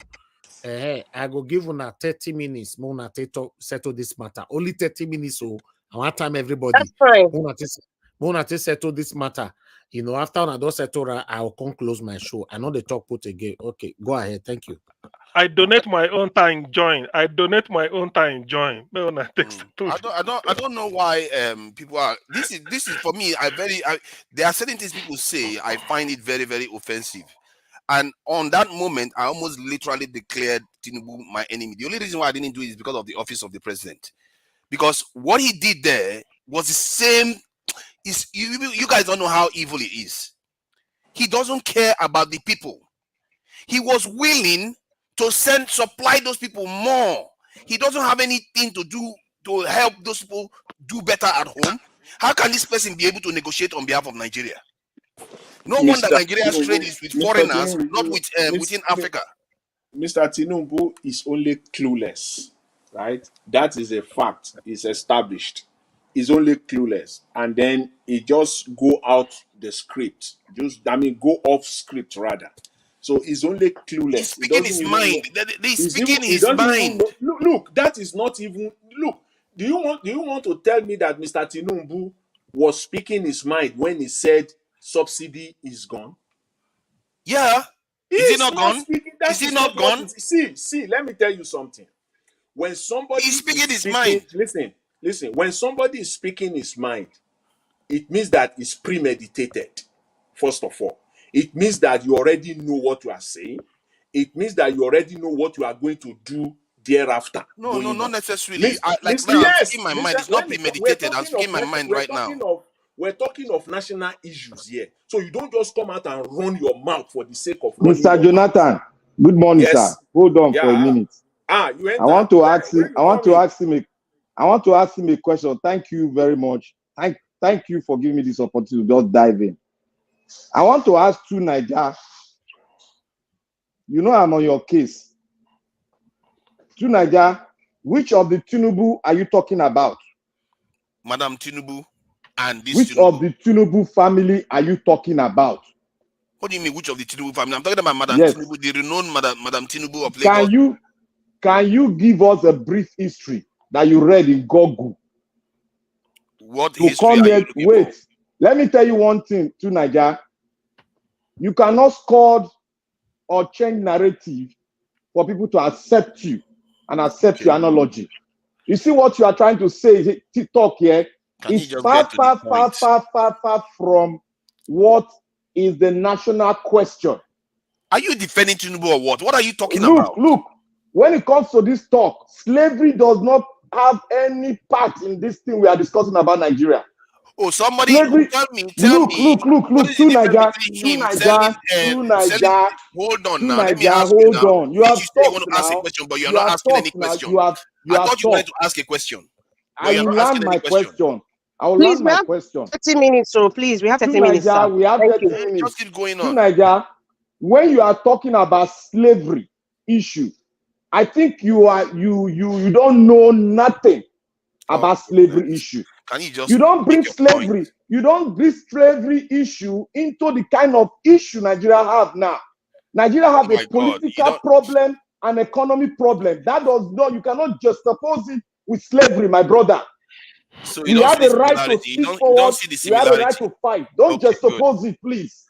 So what is the difference between him? The only difference between him saying that our people can go overseas. Yeah, can I? They will supply more. Can I come in now, gentlemen? You were chaining them, tying them up, and then selling them overseas. That's the difference. There's no. I don't understand why the slavery issue came about. What we're talking about. Can I come? Can I? If I'm.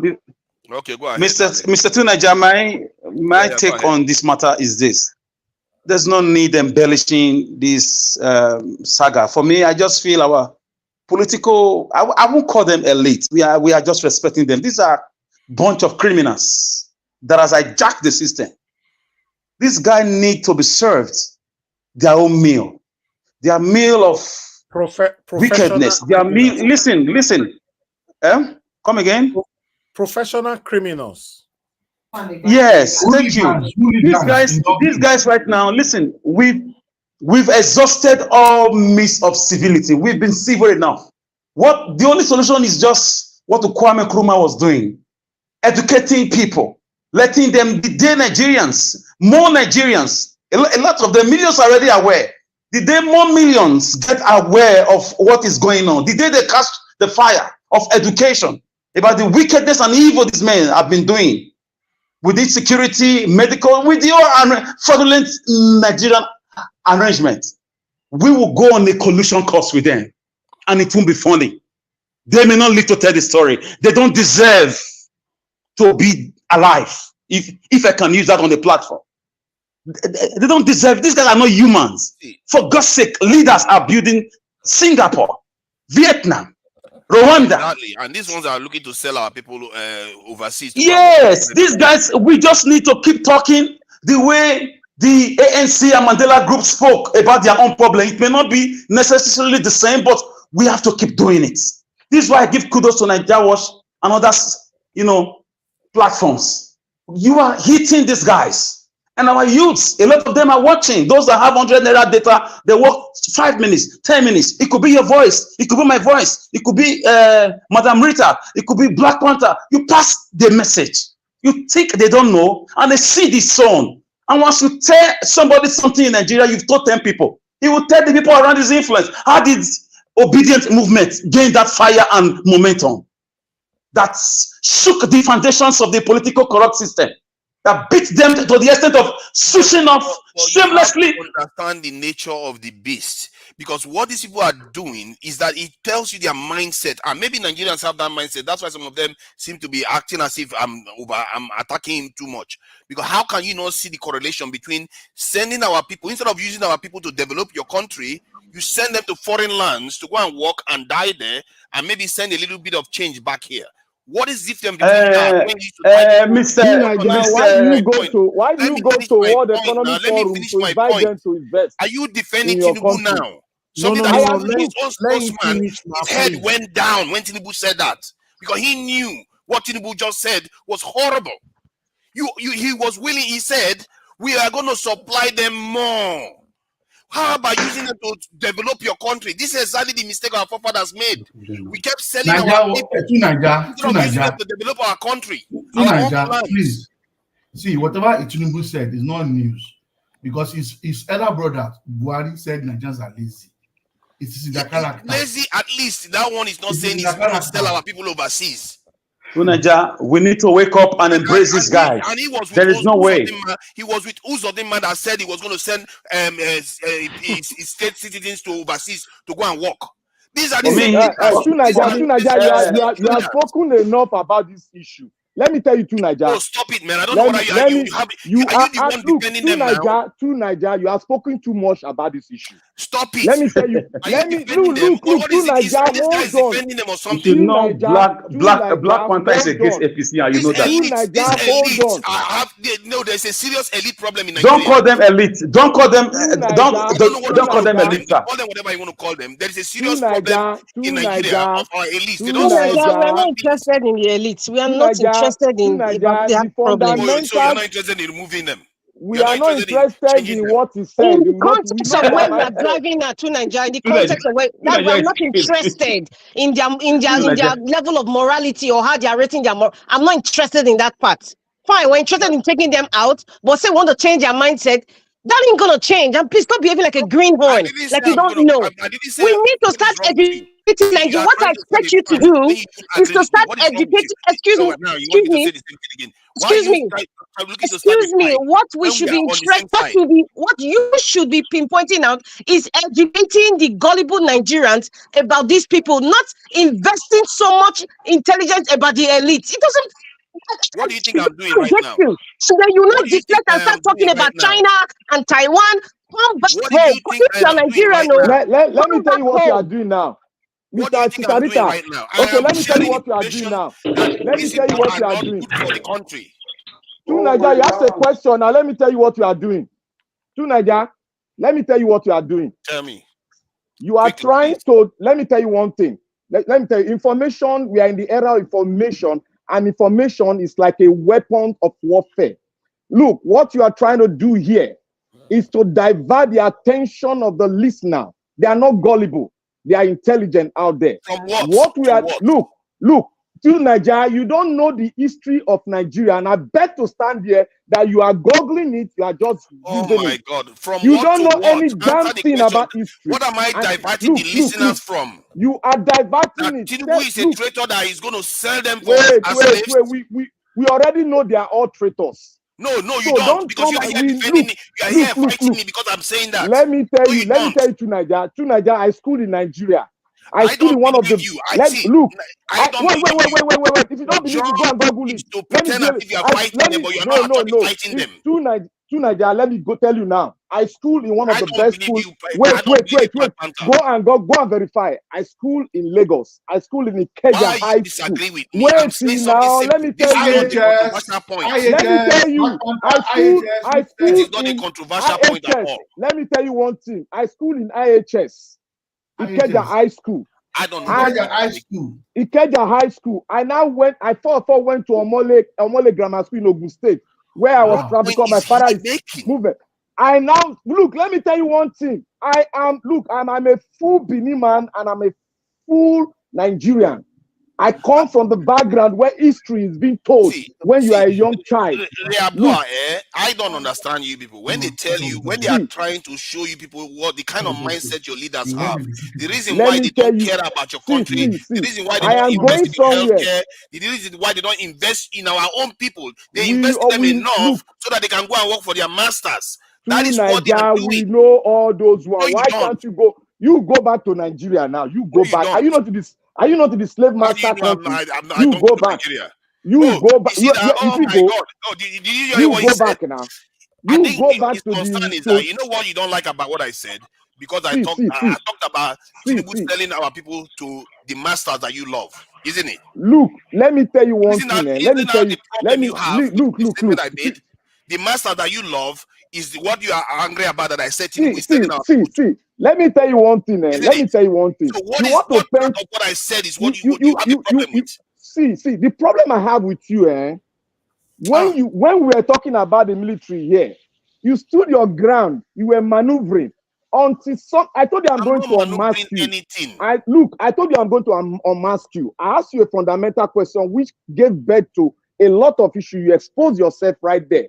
You were in charge, you were supporting the military for what they did in Nigeria. You see one thing about you, Look, when Mr. One Man went to the wait.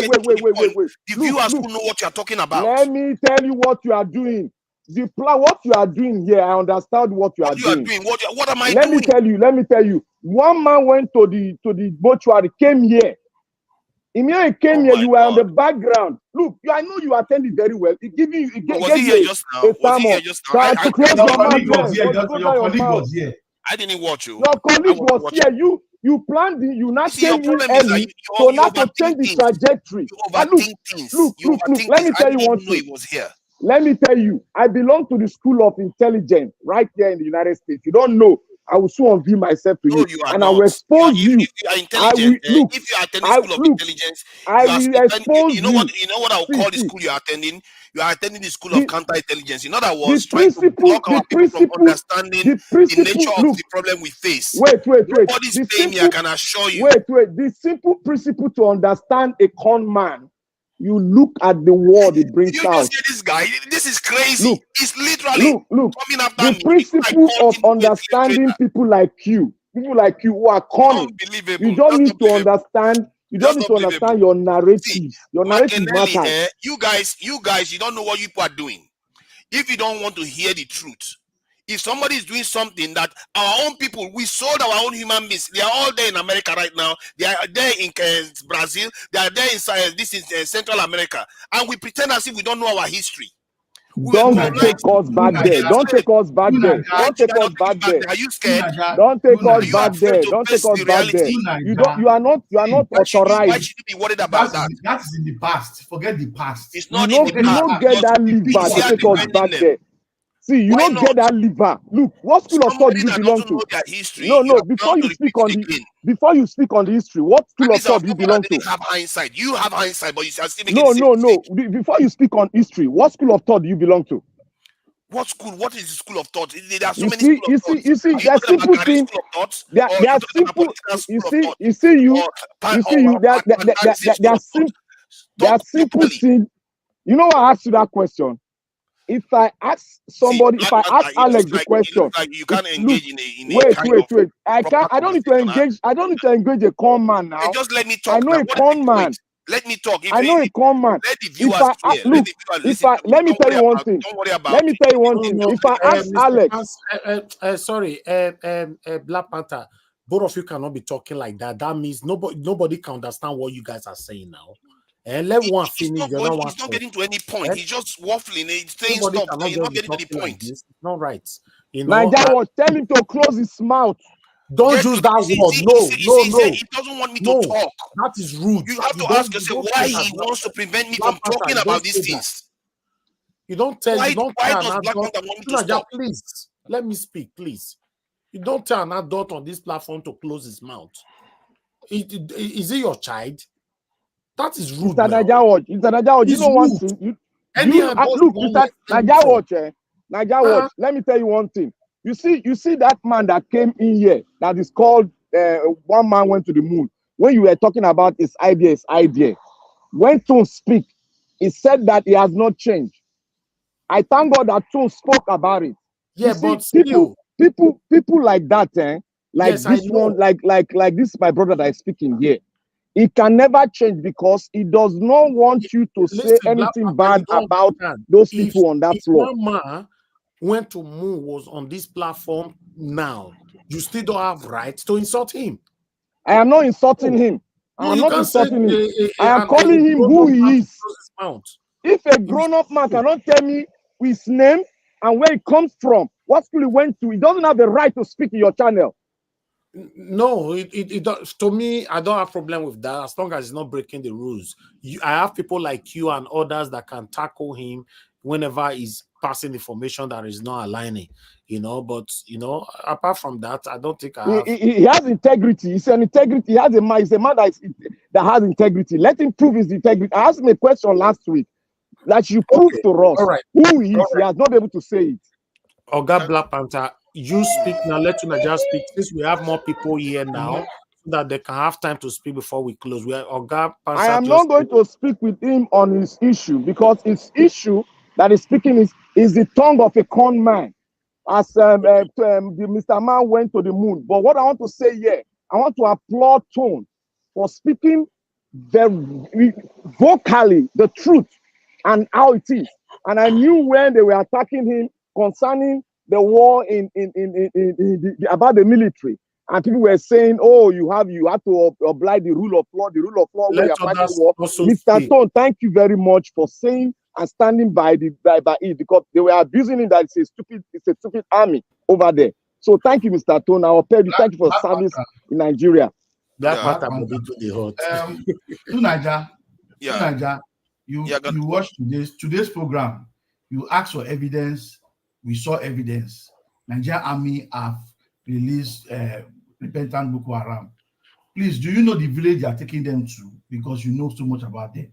Help us out with that. They released them from prison.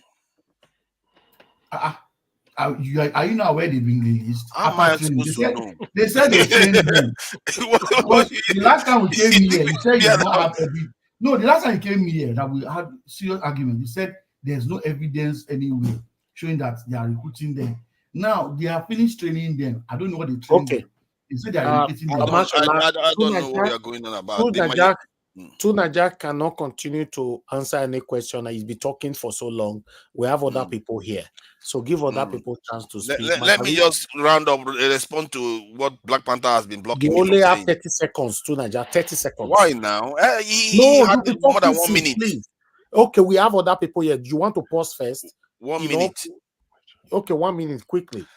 Okay, so the idea that somebody is saying that our people should be jackbarring and he's going to train more people to jackbar even further to go and work for other people, that is a form of slavery. He's trading his people's talent for whatever he's getting from them. These leaders, there's a reason why he goes to France for treatment and they run to Washington and UK all the time. These people are not our leaders. They are the ones the British people groomed for 70 years before they handed over power. And they are not running for it. This is why they are still wearing their colonial headmasters for law. The police treat us like trash. The military treats us as if we are enemies because they treat us like we are colonies. That is the mindset that these our leaders have. And if we don't understand it, you are not going to understand where they are coming from. And if you understand, you can be able to deal with them. Either you call them out for what they are and fight them to understand that these people are never your brothers.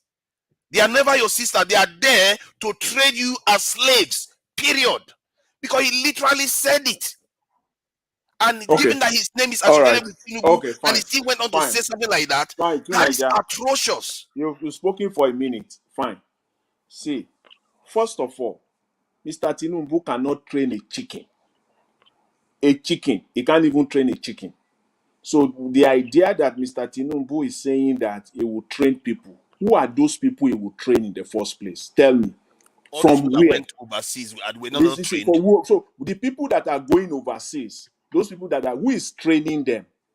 Tell me, is it Nigeria? What capacity? No, we're talking of Mr. Tinubu now. Let's narrow it down to him now, to his government that is superintending over Nigeria right training now. them. He's talking about Nigeria training them. Mr. Tinubu cannot even train a shit. Mr. Tinubu does not even know what if you think he knows what he's talking about, we can talk about that.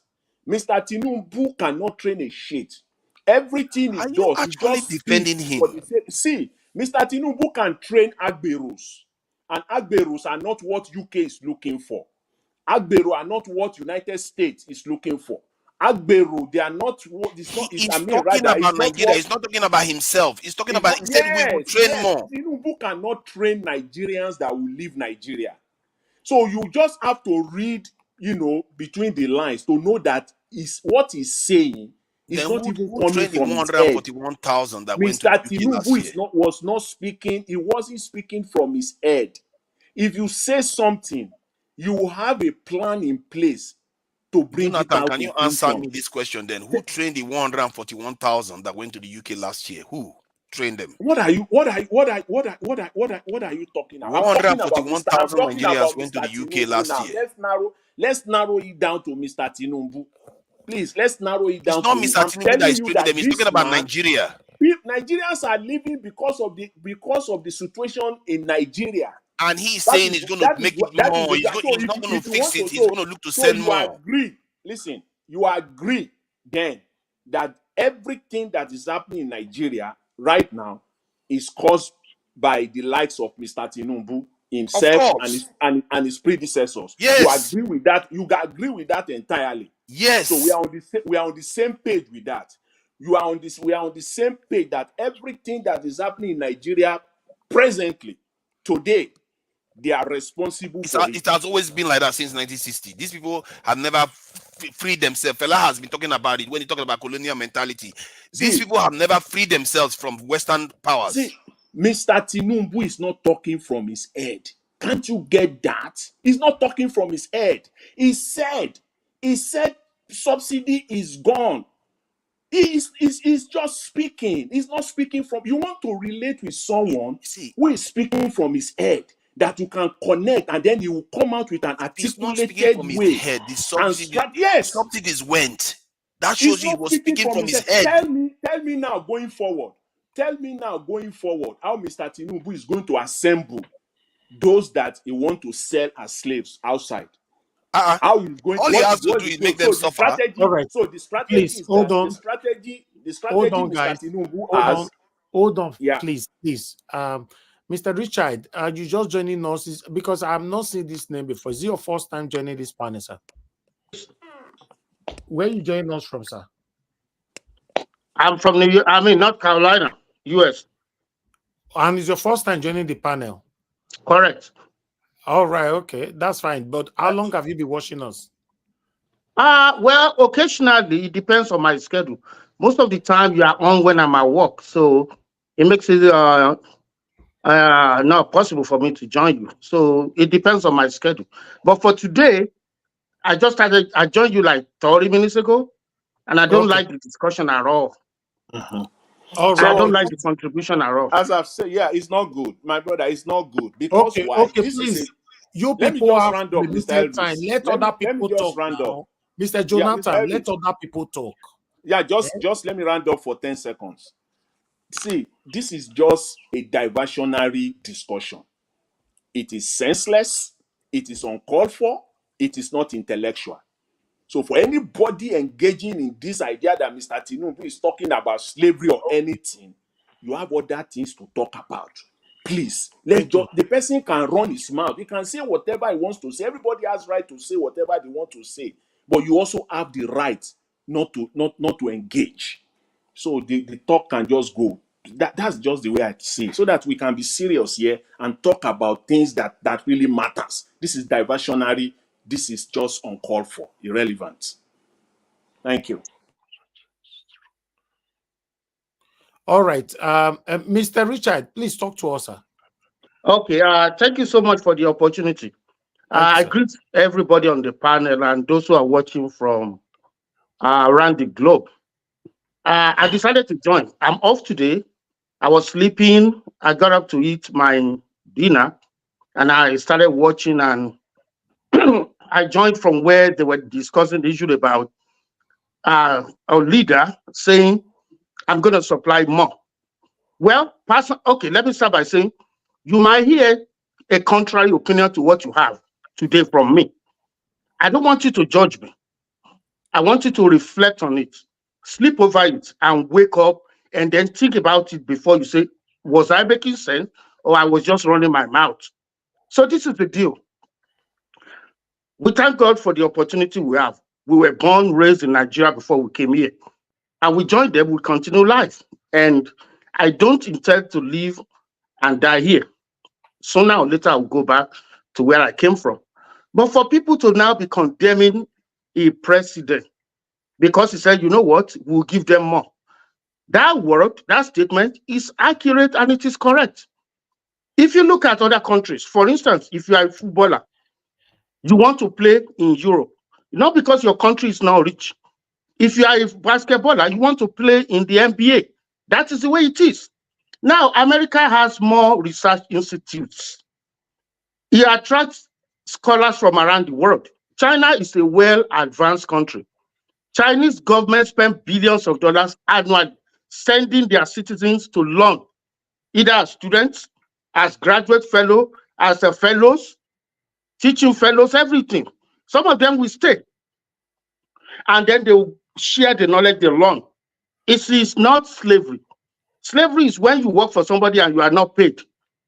For you to be educated, for you to be allowed to work in other countries, it's not slavery. You're learning their culture. You're learning the new tools. You are having, if you are in Nigeria, for those who are in academics, when you are in Nigeria, there are some sites or websites that you cannot have access to. But when you live in the Western world, just your Google, you have access to more information. In fact, federal government of Nigeria spend a lot of money sending some of our professors to come and do their graduate fellowship all over the world. It is not only Nigeria, everybody does it in the world. So the mere fact that we want the best for our country, we are not the only one that love Nigeria. So many other people love Nigeria. If your idea or your opinion doesn't tally with that person, it does not give you no right to be saying Mr. Tinubu cannot trade a chicken. This is a guy who works in mobile oil, and he rose to the position of I mean, he rose to the top. Did you just say that? Mr. Richard. Yes. Excuse me, sir. Good evening, sir. Good evening. I just interrupted you with all due respect because you just made a comment that was very, very false. Because this channel has a reputation of giving people facts. I repeat, facts. There is no okay, you said Mr. Tinubu worked for Mobile. Under what certificate? To date. He said he worked for listen, he said he worked for Bwala. Mr. Tunaja, please do not interrupt me. You didn't interrupt him when he was Please do not interrupt me. I don't want to put anybody on the back stage, please. Tunaja, you've been speaking for a long time. Back to what I was saying, sir. When you make comments like that, like, oh, he worked in Mobile. Okay, as what? Under what certificate? We all know the history and we all know the disgrace he laid on Nigeria. With due respect. So you saying this now is like you're trying to make him look like a credible person. To find out it is a responsibility. We cannot look at and find out if truly you work for Mobile. And if he rose to his name is, we don't even know he's a Nigerian. He's actually a fake name. He has a fake certificate. How did he get here? How did he get to Mobile? He said he worked in Bwala. He never worked there. He's a I have no problem with that. People with facts, sir. Please, Tinubu is not a credible. He's not even a president. He was stolen. Let us establish that fact. That seat is sitting on. He was stolen. He beat judiciary. I'm not saying allegedly. I said it. He get there. So he has nothing to offer Nigeria. So nobody should come here and try to vilify him as if he's a leader or something. He's overrated. He's nothing. Zero. Margarita, thank you. Reflect on it, sleep on it, and please be of open-minded person. Be an open-minded person. Mr. Richard. Yes, sir. Okay, now you go ahead now. Everybody can be. Thank you very much. You see, I've been living in this country for a very long time. If I want to quote it now, I will say 20 years. I'll be 20 years in the US this year. Now, and I lived 14 of those 20 years in New York City. You can find out from Dr. Damages. He lives in New York City up to today. New York City, I want you to hear me. New York City Department of Education. New York City is just a city in New York State, but it's the largest. The annual budget of their Department of Education doubles the annual budget of Nigeria. In 2022, the annual budget of New York City Department of Education was $53 billion. Nigeria's 2024 annual budget, if you convert it to dollars, is only $26 billion. And yet, New York City that spends $53 billion on education cannot boast of 40% graduation rate from high school. And who are the children that are doing well? Immigrants and children of immigrants. Every country has its own challenges. America, they have security, they have everything. But I want you to fact check me. Record has it that on daily basis, every day in America, 2,000 people are adopted. So let's love our country. Let's contribute where we can contribute. Let's just don't go about and saying bad things about our country. Mr. Richard, let me take you on that. Every day in America, Can I ask him a 2,000 people are question? Just one adopted question. on daily basis. So every country has its own challenges. You Mr. respect Richard, the as we are rules here, going sir. on, When I try please to add stop you, this. no, Mr. Jonathan, Yeah, okay. please. Okay. No, What is the problem? Listen, I'm not making up this. Mr. Just Richard, Google it. What is the 2023 budget of New York City Department of Education? Richard, on this platform, you follow rules. We don't want to kick you out. Please, you can't be talking. I wouldn't mind to. I wouldn't mind to leave. But I'm telling you, if we live in this 21st century and we are fortunate to live in the world, I mean, in the first class world, we should be open to different opinions. Mr. Richard, you can't be talking without other people talking. This is the same attitude of the satanic APC you are possessing right now. Please, listen. For you to be judging, that's the problem. Okay, can you let other people talk now? I think you see my opinion. My tongue. You stop. You finish talking. I stopped you. Okay, thank you. Bye. They want to ask you question. You don't want to take question? Na APC person. Na APC man. I want to say na APC man. Mr. Elvis, please give me. Mr. Elvis, please give me 30 seconds. Oh, everybody's just talking at the same time. Mr. Elvis, please give me 30 seconds. Just 30 seconds. Okay, please, go ahead, Mr. Elvis. Thank you. I don't want him to run away with that information that he just put out now. Comparing apple with oranges. That is very vague, nebulous information that New York City has 53 billion. Just New York City alone for the budget for education ministry. Fine. Comparing it with Nigerian budget. Okay. What is the per capita income of New York? Just New York alone. What is the so how can you be comparing apple with oranges? We're not stupid here. What you will when you want to make that argument, you will say, okay, the per capita income of New York is $4,000. What is the per capita income of Nigeria? So if New York City is even if New York make 200 billion on their Department of Education, it's not a comparison with Nigeria. So don't just come here and throw numbers anyhow. You have to start by putting it out there that if you really know what you are talking about, you will know that first of all, the per capita income, if just New York City alone, not the state of New York, just New York City alone. Okay. You can't even compare it with Nigeria. Mr. Jonathan, thank you. Thank you very much. Thank you. Let me say this. Mr. Richard, I know you are still listening. You see, on this platform, we are very fair. I don't know what because the mood that you came in with was quite wrong. You know, I don't care if you are APC supporter. If you come here, we'll give you the opportunity to speak.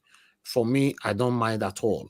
You know, can you guys still hear me? I don't know. Yes. They just. We can hear you. It looks like he can't hear us. We can't hear you anymore. Oh, he's gone out. So I am shocked that everybody was silent when the man was talking about that Tinubu is fine, saying that our people should be sent overseas to go and develop other people's culture. But the moment they keep saying something about Tinubu, that's the one that triggered them. He shows me that you don't really care about people, you just care about politics. You don't care about the Listen, nobody. That guy that came in. We were just being cautious. We were giving the man the courtesy. because Yeah, he's coming but here yet for Thank the you. first he time. interjected He's coming immediately. here He for the said first time, that and that Tinubu was can train people. his submission. That's the only If you time look he at the interjected. comment section, I already wrote that To I want sell to our people respond to to the man. foreigners is okay, I already but wrote there to that I train wanted them, to respond to no. the man. As long as Now it's the man has spoken. He was given an opportunity to talk. He finished laying down all the information that he got from where I don't know, and he ran away without waiting for people to respond to him. All right. If he's Can I talking, say something, please? Just hold on, Mr. Chris, please. Let me pass so that you guys can talk. What I was saying just now is that Mr. Richard came in. It's the first time on this platform. You know, if you are supporting APC, it's your choice. You have freedom of association. So I don't have any right or power to stop that. But on this platform, in case you want to join us next time, I will give you time to speak, and we have the right to interject you. But when I stop you, please respect that so that others can speak. Then you can respond. You know, that is the best way of communication. You know, I cannot stop you while I'm talking. You are still talking. It's not right. You know, these are the same satanic practices of the satanic APC.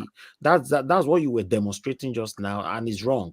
Please, you have to live by example. If you are here to defend Tinubu, I don't have a problem with that.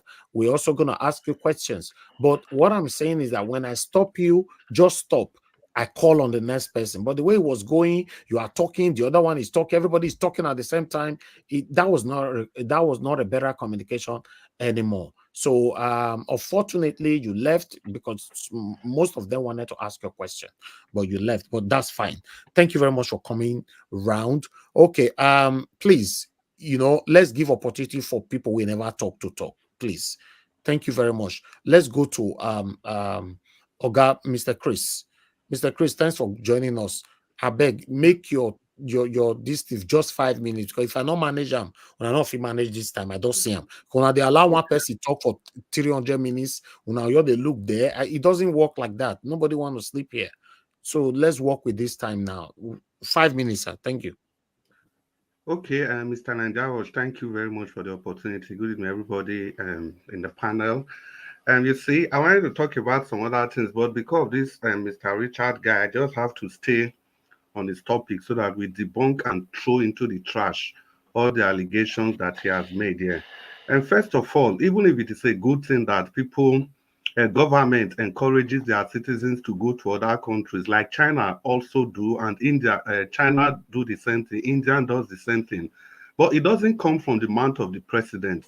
You know, there's a way they do this thing. They do it in the most responsible way, and it's not just hustling.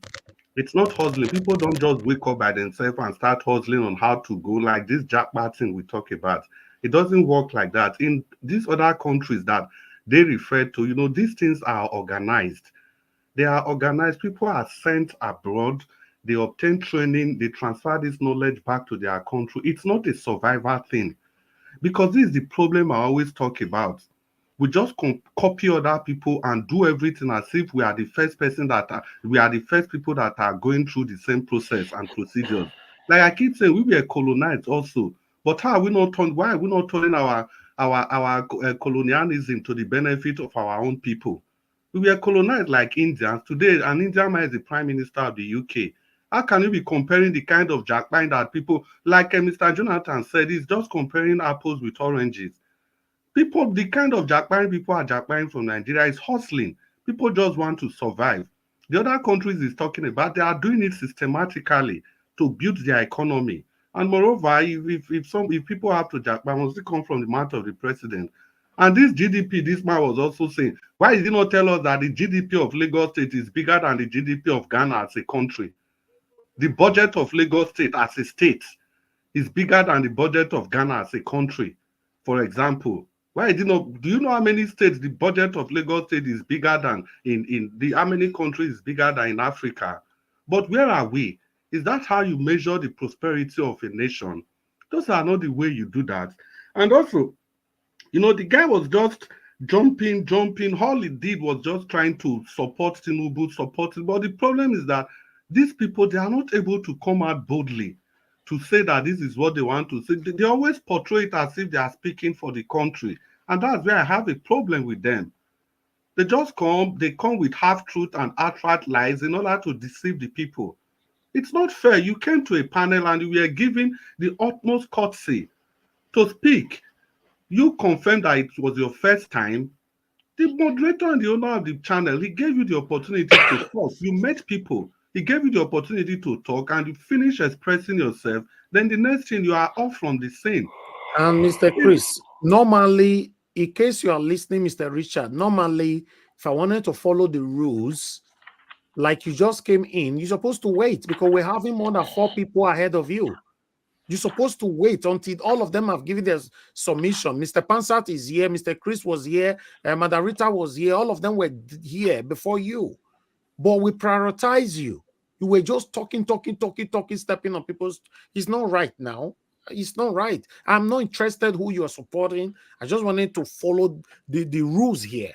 You know, even though we prioritize you, I would have just asked you, okay, thank you, sir, for joining us. Please wait until other people speak. Maybe na 9:40 short on. Maybe, you know, you'd have left anyway. Go ahead, Oga Chris. Yeah, and that even it brings me to the second part. Naija was saying that the man was talking and people were just looking at him to. No, Naija, it's courtesy. We already saw that this guy was given a courtesy to speak. He's coming here for the first time. I think it will be outrightly rude to be interrupting him when he's just beginning to talk. But at the time Madam Rita came in at the appropriate time because the level of outrightly wrong information was becoming too much and becoming unbearable. So I salute Madam Rita for taking the initiative to come in. You see, so the point I'm just making, we need to develop a culture of listening to everybody. We have to feel the pains that people are feeling. I think that's exactly why Nigeria is the way it is. You know, you just want everybody to see things from your own point of view. You wake up one morning, you say subsidy is gone, irrespective of whose source is gone, irrespective of the kind of sufferings Oga and Chris, pain you people. still waiting, Mr. Johnson Emmanuel, right now. If Nigeria, that is the level of the situation we are in right now in Nigeria, for people to be spending 30 million naira that you're supposed to use in investing in your country, people are spending it to travel out of Nigeria. That is the level right now. People are selling their houses to travel out of Nigeria because they know if they are kidnapped, nobody will rescue them. And somebody still come here to defend these people. Me, I don't understand. And the painful part of it is that this Mr. Richard, you live in abroad. You live in you confirm that you live in America. Now, so they kidnap you for America. They fear now.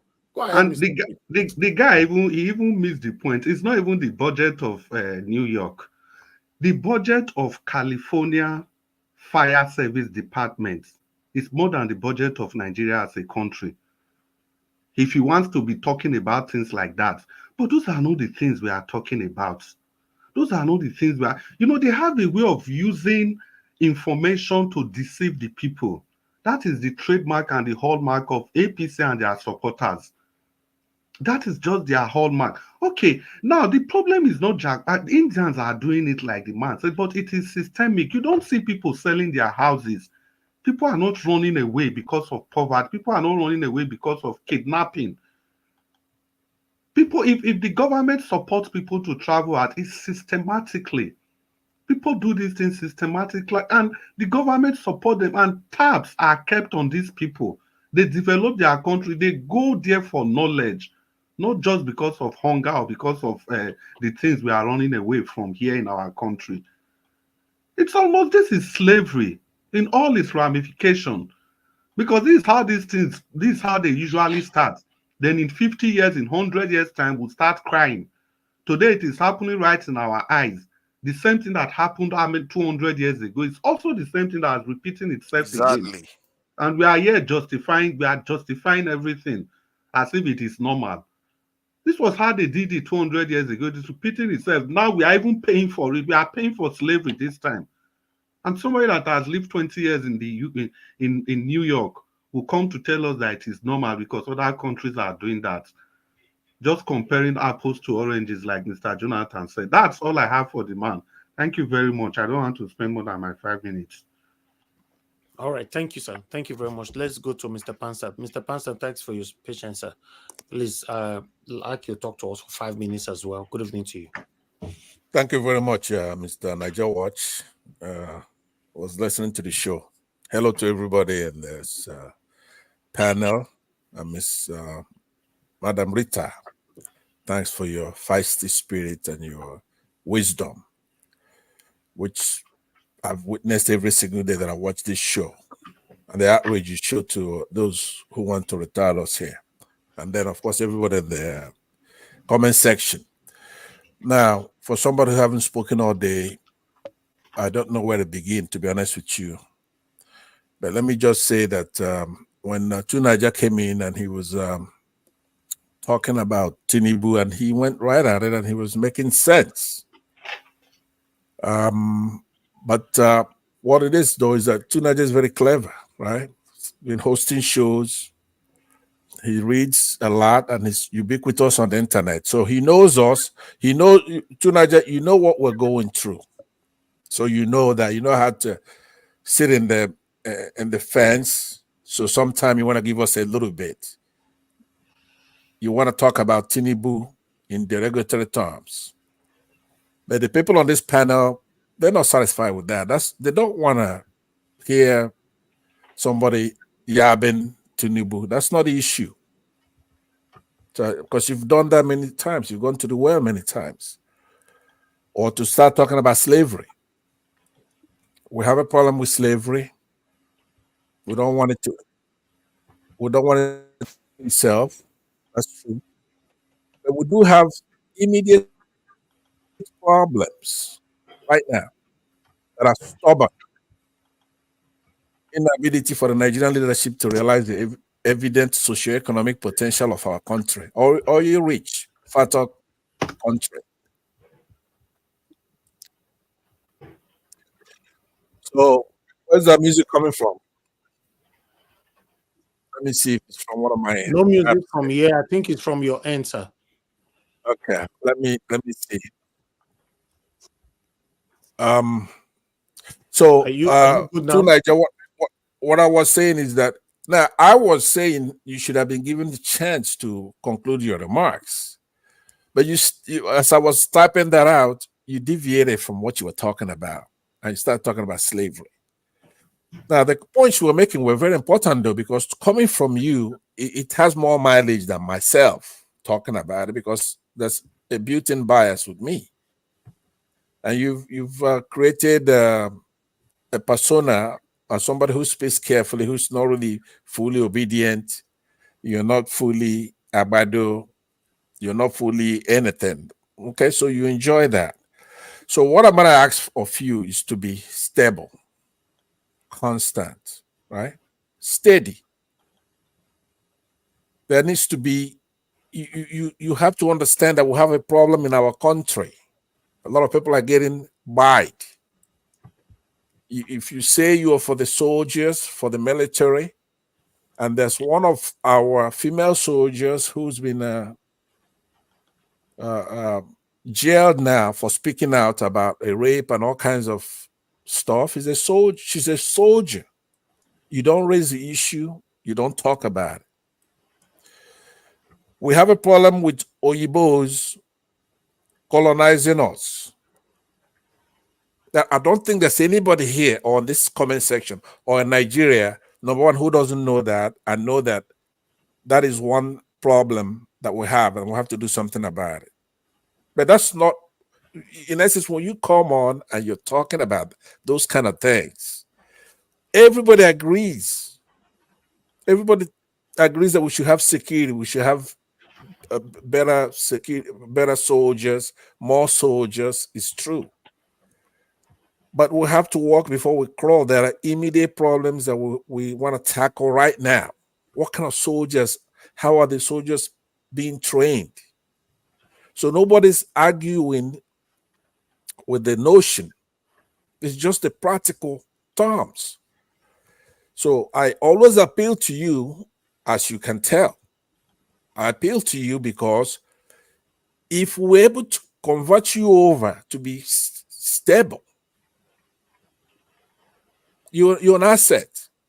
because you're ubiquitous on the internet. For some reason, they let you host shows.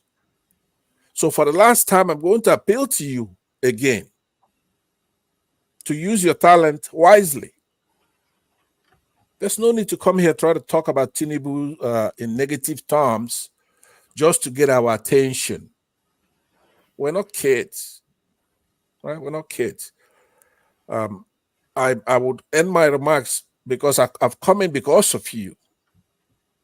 When you come in or when you are at other shows, other platforms, it's like I'm on your case. The reason is that if you're not consistent, then you come in and you try to be disruptive. You're diversionary. There are a few ways that you try to do your thing, but we see it. We see through it. Either you're diversionary or use interruptions, disturbances, intrusions, obstructions. And the one I notice, I will say it's like an abuse, but it's not. It's like a madness, insanity. You employ that sometimes. You start yelling with an outrage about slavery and how dumb we are because we don't want to talk about slavery right now when we cannot vote and get good leadership and they will turn off our beavers. Or take a female soldier who's saying, "Hey, look, I'm getting raped," and excuse me, and they capture her and take her in, and there's nothing we can do about it. Or Showere, who's went through all that stuff with Buhari for 8 years. A new administration comes in, they know it's a political thing, and they don't release him, and there's no outrage about that. And then Islamic terrorists go capturing people for ransom. Or our money right now is $1 to like 1,500 or pursuing 1,600 naira.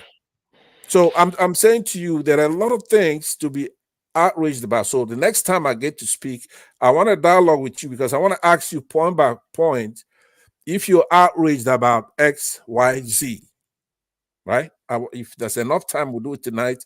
If not, then we'll do it next time that I see you. I want to know what you're outraged about because I don't disagree with any of the things you're outraged about. Slavery, people not having enough soldiers, security, stuff like that. So thank you very much, Mr. Niger Watch. I really appreciate it. Thank you. Thank you, Mr. Panzer. God bless you, sir. Thank you very much. All right, Mother Rita, please talk to us. 5 minutes. Okay, Mother Rita, you are not there. I'll come back to you then. Let me go. I'm here. Okay, please talk to us. 5 minutes. Thank you, ma'am. Thank you, Mr. Elvis. When I sit down and think about what everybody is talking about, including the gentleman who called from the United States, it's quite disappointing, very disappointing and disheartening that people who claim to be educated, exposed, experienced, they have influence and they have money, they are very comfortable, very, very comfortable and proud to support somebody whose ideology is based on criminality. Full stop. Criminality, that's it. And the fact that they are comfortable is disturbing. The fact that they even come from, most of them, so far, who live in the diaspora, who very well know that the person that they are supporting cannot even practice what he's practicing in Nigeria where they live. So that mindset, this mindset that Tunaja talks about, that mindset, these are not people in political positions now, just like Mr. Richard, who was speaking from the States. He said he stayed over 20 years, right? You lived in New York. Honestly speaking, sir, I know you're listening. Do you think that someone like Gbajabiamila, let me even go to the Grandmaster himself, the one that calls himself Tinubu, because that's not his name. Do you think such a man can hold even a councillor or even be a board member? I don't want to even go high. A board member of a district school board. If you say yes, you're not being truthful to yourself. whoever the person is now, I'm not referring to only Mr. Richard now. If you say yes to someone like Gbajabiamila, or even the one that calls in the apparition in Asoro that calls himself Tinubu, can he be a board member of a district school board in the country where you live in the diaspora? He cannot. So it's disheartening when I see with all sense of pride, people standing like Professor of Rice and Beans, the one that calls himself Wole Soyinka, calls us all sorts of names just because we are fighting for our rights, just because we are complaining that somebody has stolen our mandate in broad daylight. And you dare call us names because you can speak English, or because you hold the dictionary, or because there's some sort of award was given to you. You think you're on some certain pedestal that people should listen to you. I won't listen to you because you're nothing. You're nothing. If you can't stand for the truth, you're nothing. Peter Obi says, character is your character will either make you or mar you, no matter what education you think you have. So therefore, I want to thank Peter Obi. I want to thank him. He's like an antidote on how to detect terrible characters, both home and abroad, educated or not educated, illiterate or literate. He just gave us, he just gave us like a formula, and day by day we see the likes of Bwala, Gbajabiamila, what's the name of Festus Akamu, the one that called from the UK, the other that has 300 wives. So many of them. And these are the people, even so-called celebrities like Joke Silva, all of them, proudly, you stand and support somebody who was a damaging criminal, not even past, present, ongoing. It's disturbing. At this rate, anybody who still believes in this man, whether you are pretending, you come to this channel, seriously, you need to you need to go and start checking your mental state, because there's no person who is sane who say that this man is the right person, who is doing well, and let us support him. It is past. It is not past. Listen, when there is no justice, there can never be peace. Please let us stop pretending to be greenhorns. Some of us, when there's no justice, I repeat, there would never, in uppercase letters, never be peace. As long as Nnamdi Kanu is still being incarcerated, held in prison, there will be no peace in Nigeria. As long as the apparition that calls himself Tinubu is still in Aso Rock, there will be no peace and progress in Nigeria. It is not a curse. It is a fact. Until we get that corrected, I don't want to hear about 2027. Until we get that corrected. And see, that is what is biting the likes of people that come to Nigeria Watch or come to this program sometimes. They throw some jabs and say, why are you people talking? Move on. We are not going to move on. If Mr. Nigeria is not moving on, me, I will not move on. You can say I am bitter. Yes, if you're not bitter with what is happening in Nigeria, you're not a human being. I am bitter for what is going on in Nigeria. That's why I'm bitter. That's why I'm bitter. There would not be peace and progress in Nigeria. What we are just doing is just panya. They play panya. As long as Nnamdi Kanu is still there, as long as this apparition that stole our mandate is there, Peter Obi is not an ordinary person. There are some certain people, you just don't steal things from them. You think you're winning, you think you're progressing, it's like you're in a maze. There's no exit. But you think you're progressing, you think you are moving, but there's no progress. There's no exit. You are in a trap. That's what's going on. So now they have now employed people to come to stations like this now to try to divert us, or to try to tell us, okay, let us move on. We should be talking positive about our nation. We shouldn't be negative. Let us bring solutions. No, it can't be solutions until there's justice. They know because they've been paid peanuts, the millions that come to support this. I can naturally say, without being apologetic, he's a thief. He stole the mandate. He stole it. He bought it. He stole it. Broad daylight. He stole it. I'm not going to put the fake Professor Mahmoud in this equation. The Grandmaster himself, the apparition in Aso Rock, he stole our mandate. And then you think everybody will be happy? You think the nation is going to progress? Whether they go to Davos or Kafanchan or even Atlantic Ocean or wherever they do their economic forum meeting, all those is just an avenue to just create SPVs to eat money. What are we going to do in Davos? What are we going to do? Please, by the way, before I forget, Mr. Joseph Oji, I hope you are listening. I hope you're getting better. And another thing, that female soldier, those of you who are coming here with wasting your energy to give us to maybe try to convince us that the Operation Answer Rock is doing something, please channel your energy. I'm begging you. I think her name is Yoruba name, right? Please channel your energy. One man went to move. Channel your energy. I take God, baby. Let me speak PG. I take Jehovah, whatever it is that you believe in, to beg you. Start channeling that energy to speak about that female soldier and tell them to let us see her. And leave us to discuss Nigeria. Channel your energy to that soldier that she should be released. Call your guy, the Operation in Nasser Rock. Release. Let us see she's okay. Let us see. That's what don't talk about.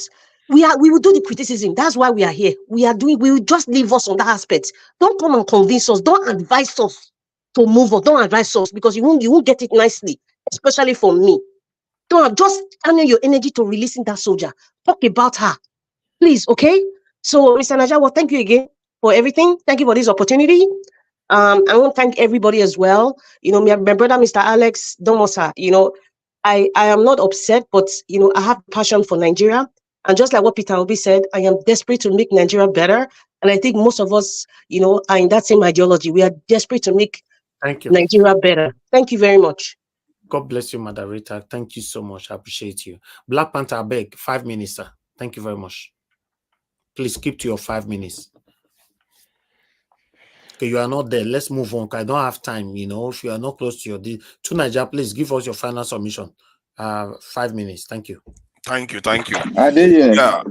Oh God. Why did he come back? Go ahead.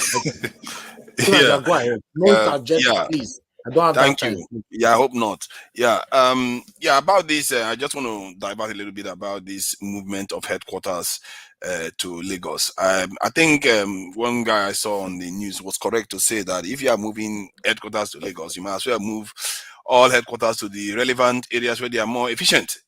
The petroleum industry headquarters ministry should be back in the Niger Delta, commerce southeast. And because this type of thing that they're doing, I don't necessarily like it. Because I think that guy on the panel, even if he's from the northern part, he was making some solid points. You can't keep favoring certain regions of the country. It's just not right. And I don't think, and that doesn't make for a cohesive nation. And people need to keep an eye on that, because that kind of behavior that this government is doing is not going to help national cohesion at all. That I will leave that aside. Regarding Badabi Amila's this indictment, I hope he gets prosecuted, and it's very funny because he's under his own boss's investigation, the commission, because the Tinubu commission, the people that are investigating it. So if they arrest him, jail him, better, isn't it? Let's hope they do that. That aside, the idea that going back to the main topic about what Tinubu said, how we cannot understand, like during the time of slavery, Africans are living Africa now more than we were during the time of slavery. And there are many ways to sell people. When I was looking to do business in Nigeria, I wanted to do it in Zaria in the north. Boko Haram attacked there. That delayed my investment in Nigeria for more than a year. Then I changed my mind, went to Abuja. And I was able to apply in Abuja for a very long time. Recently I was thinking of going to Abuja. Guess what happened? Robbery, kidnapping everywhere in Abuja recently. And I know somebody that was robbed. His house was burgled.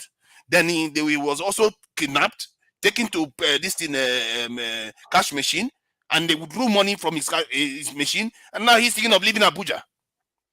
If that man was overseas, he will never come back to Nigeria anytime soon.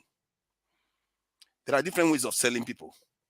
And this man, this Tinubu that went and said what he said, what makes it tragic is that just because they are not chaining you, dragging you, torturing you every day, the result is the same. You are going to develop other people's land. They are getting stronger while we get weaker. We have to see through time. There are consequences. Eventually, they will come and take more from us. Some people find it hard to see through time, and that is the problem. The Europeans, they are very, very clever people. They know how to project 100 years in advance, because they know everything they are doing today is benefit. They are gaining more than you. So they will carry on doing the business, and you are losing every day. So before you know it, they don't have to do the business with you. They just take everything away by themselves. That is how they behave. And this is what I really found lamentable. I think Chris spoke well about it, that the Chinese and the Taiwanese, the Indians, they do it strategically. If you send your people overseas, you use them to go and gain knowledge and bring it back. If you send your people overseas, use them to go and gain intellectual property rights. You can use them to buy companies. Chinese people bought so many companies in the West. That's how they got so many technologies. Some of them, they even steal it.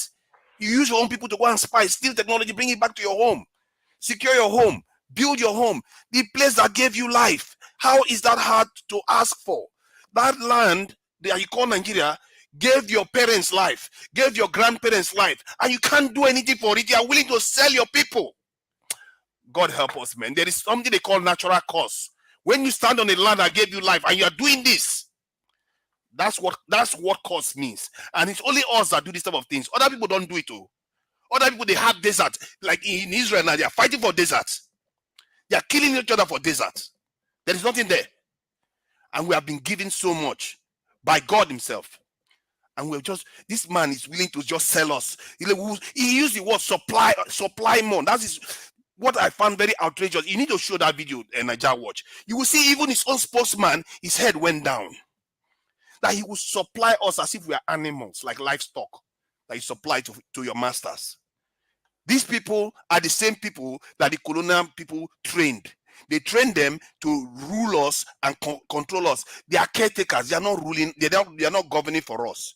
This is why nothing works. Everything they do is one step forward, two steps backward. One step forward, he pretends that the subsidy removal is going to improve us. No, it makes it worse. He pretends that unifying the exchange rate is going to make things better. It makes it worse.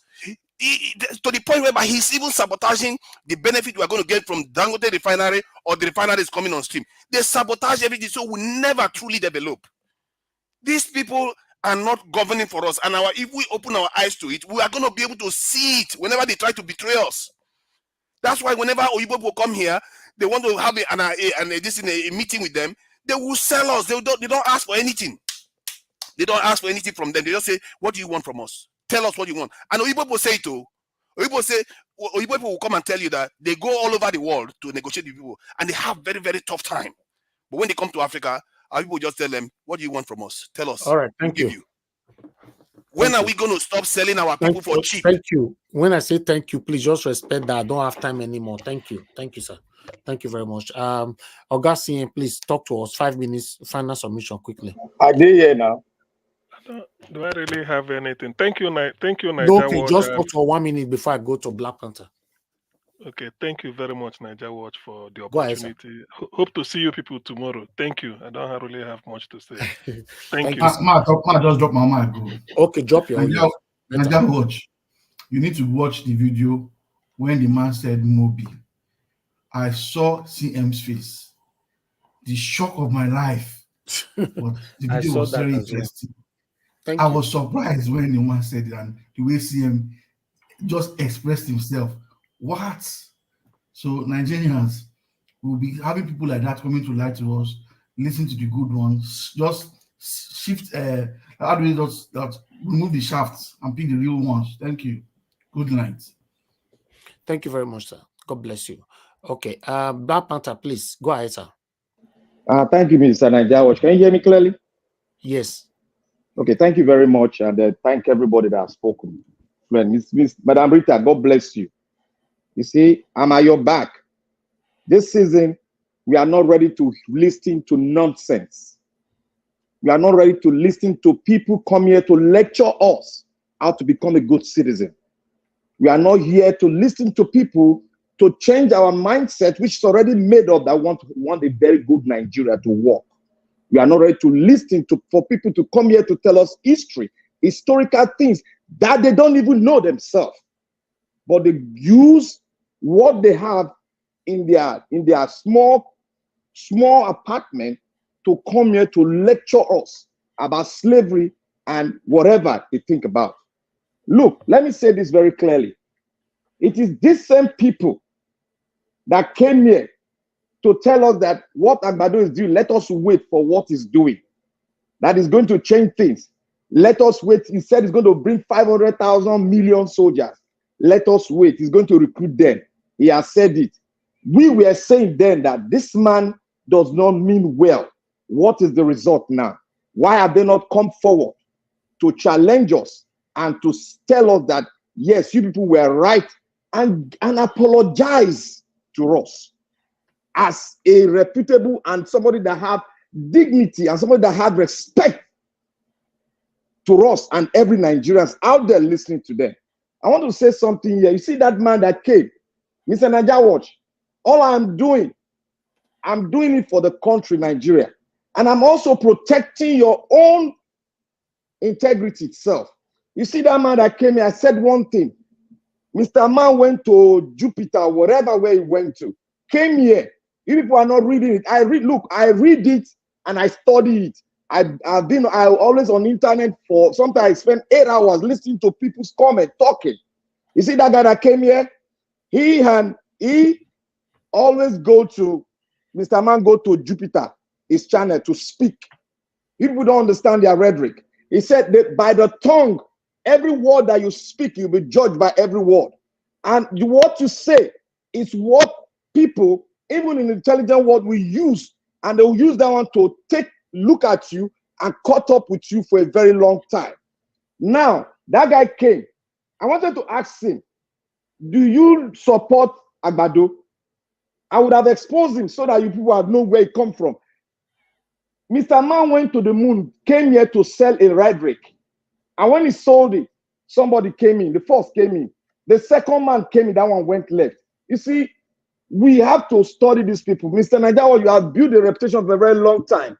And they know that you are consistent. Look, there's one thing that they hate, consistency. You have been consistent with the truth. And they are trying to change it. And millions out there are listening to you. And most of them will pretend that they don't have information about Nigeria. I said, yeah, and I asked the question. The reason why I asked that question, I knew many things would come out of that question, and that person will be exposed. That was why I asked the question. And I will continue to ask intelligent question, a question that will reveal the person inside of you. That is how I'm trained. And I want to say here, I am with Nigeria, and many of us that are speaking, that are saying, oh, I want a business in Nigeria, blah, blah, blah, blah, blah, all are lies. Because no businessman with his right senses will go to Nigeria where there's insecurity, where there's no amenities, where there's nothing working. No accurate business-minded man that stand for the rule of law that will come into Nigeria to do any business. Mr. Naija Watch, I am with you. I am protecting everything. And anybody, any intruder that comes in here, I'm ready to tear them apart and expose their silly ass. Yes, sorry for my word. Silly minded men to do it. Sorry, Mr. Naija Watch. And we thank you for delivering truth. I will continue to deliver truth to the people. And mind you, every one of you are going to speak tomorrow. Thank you. Tomorrow we'll see. Yes, tomorrow, come more time and speak for long. All right. Let me quickly move on to who again? I think everybody has given their final submission. Yeah, okay. Let me Oga Chris, please quickly. Your list is not clear, you know. It's not clear at all. Okay. It's not clear at all. It was good since I don't know what you did to it. Mr. Chris, are you there? Okay, Mr. Chris is not available. Okay, thank you very much, my people. We've come to the end of this broadcast. Appreciate you all. Mr. Jonathan, your listing is so bad. It's so bad, just like the other day. Okay, all right then. We'll leave it at that for today. For tomorrow, yes. It's so bad. Give me your time now. No. I don't have that time. Don't worry. Thank you. Come on time tomorrow. Now where they come for late minutes now they need time to talk. It doesn't work like that. Come on time. Once I post out a link, who wants to join, come here and speak well. You can't come at when we are rounding up and you need more time. It doesn't work like that. Spending 6 hours today, I never planned it, to be honest. Nevertheless, I appreciate every one of you. Thanks for coming in. May God bless you all. Thank you very much, Oga Panther, Black Panther, to Niger, Mr. Jonathan, Chris, Oga Chris, Mashallah, thank you very much. I appreciate you all. And Oga CM, Madam Rita, and many others that came in. Thank you very much. Those of you that called in and those of you on the comment section as well. Mother of all Mami Diaspora, thank you very much, my people. Now, go draw the curtain. It's been, trust me, 6 hours. Wow. I never do this 6 hours for long. But don't drag me come inside today. But nevertheless, I appreciate you all, my people. Good night and bye for now. I know they do competition with anybody. If I offend you, forgive me. Show me love, go there, biza. Kama bara wa lo ninu ife kan akanbi. I know they do competition with anybody. If I offend you, forgive me. Show me love, I go show you love. Kama bara wa lo ninu ife kan. But I know they do competition with anybody.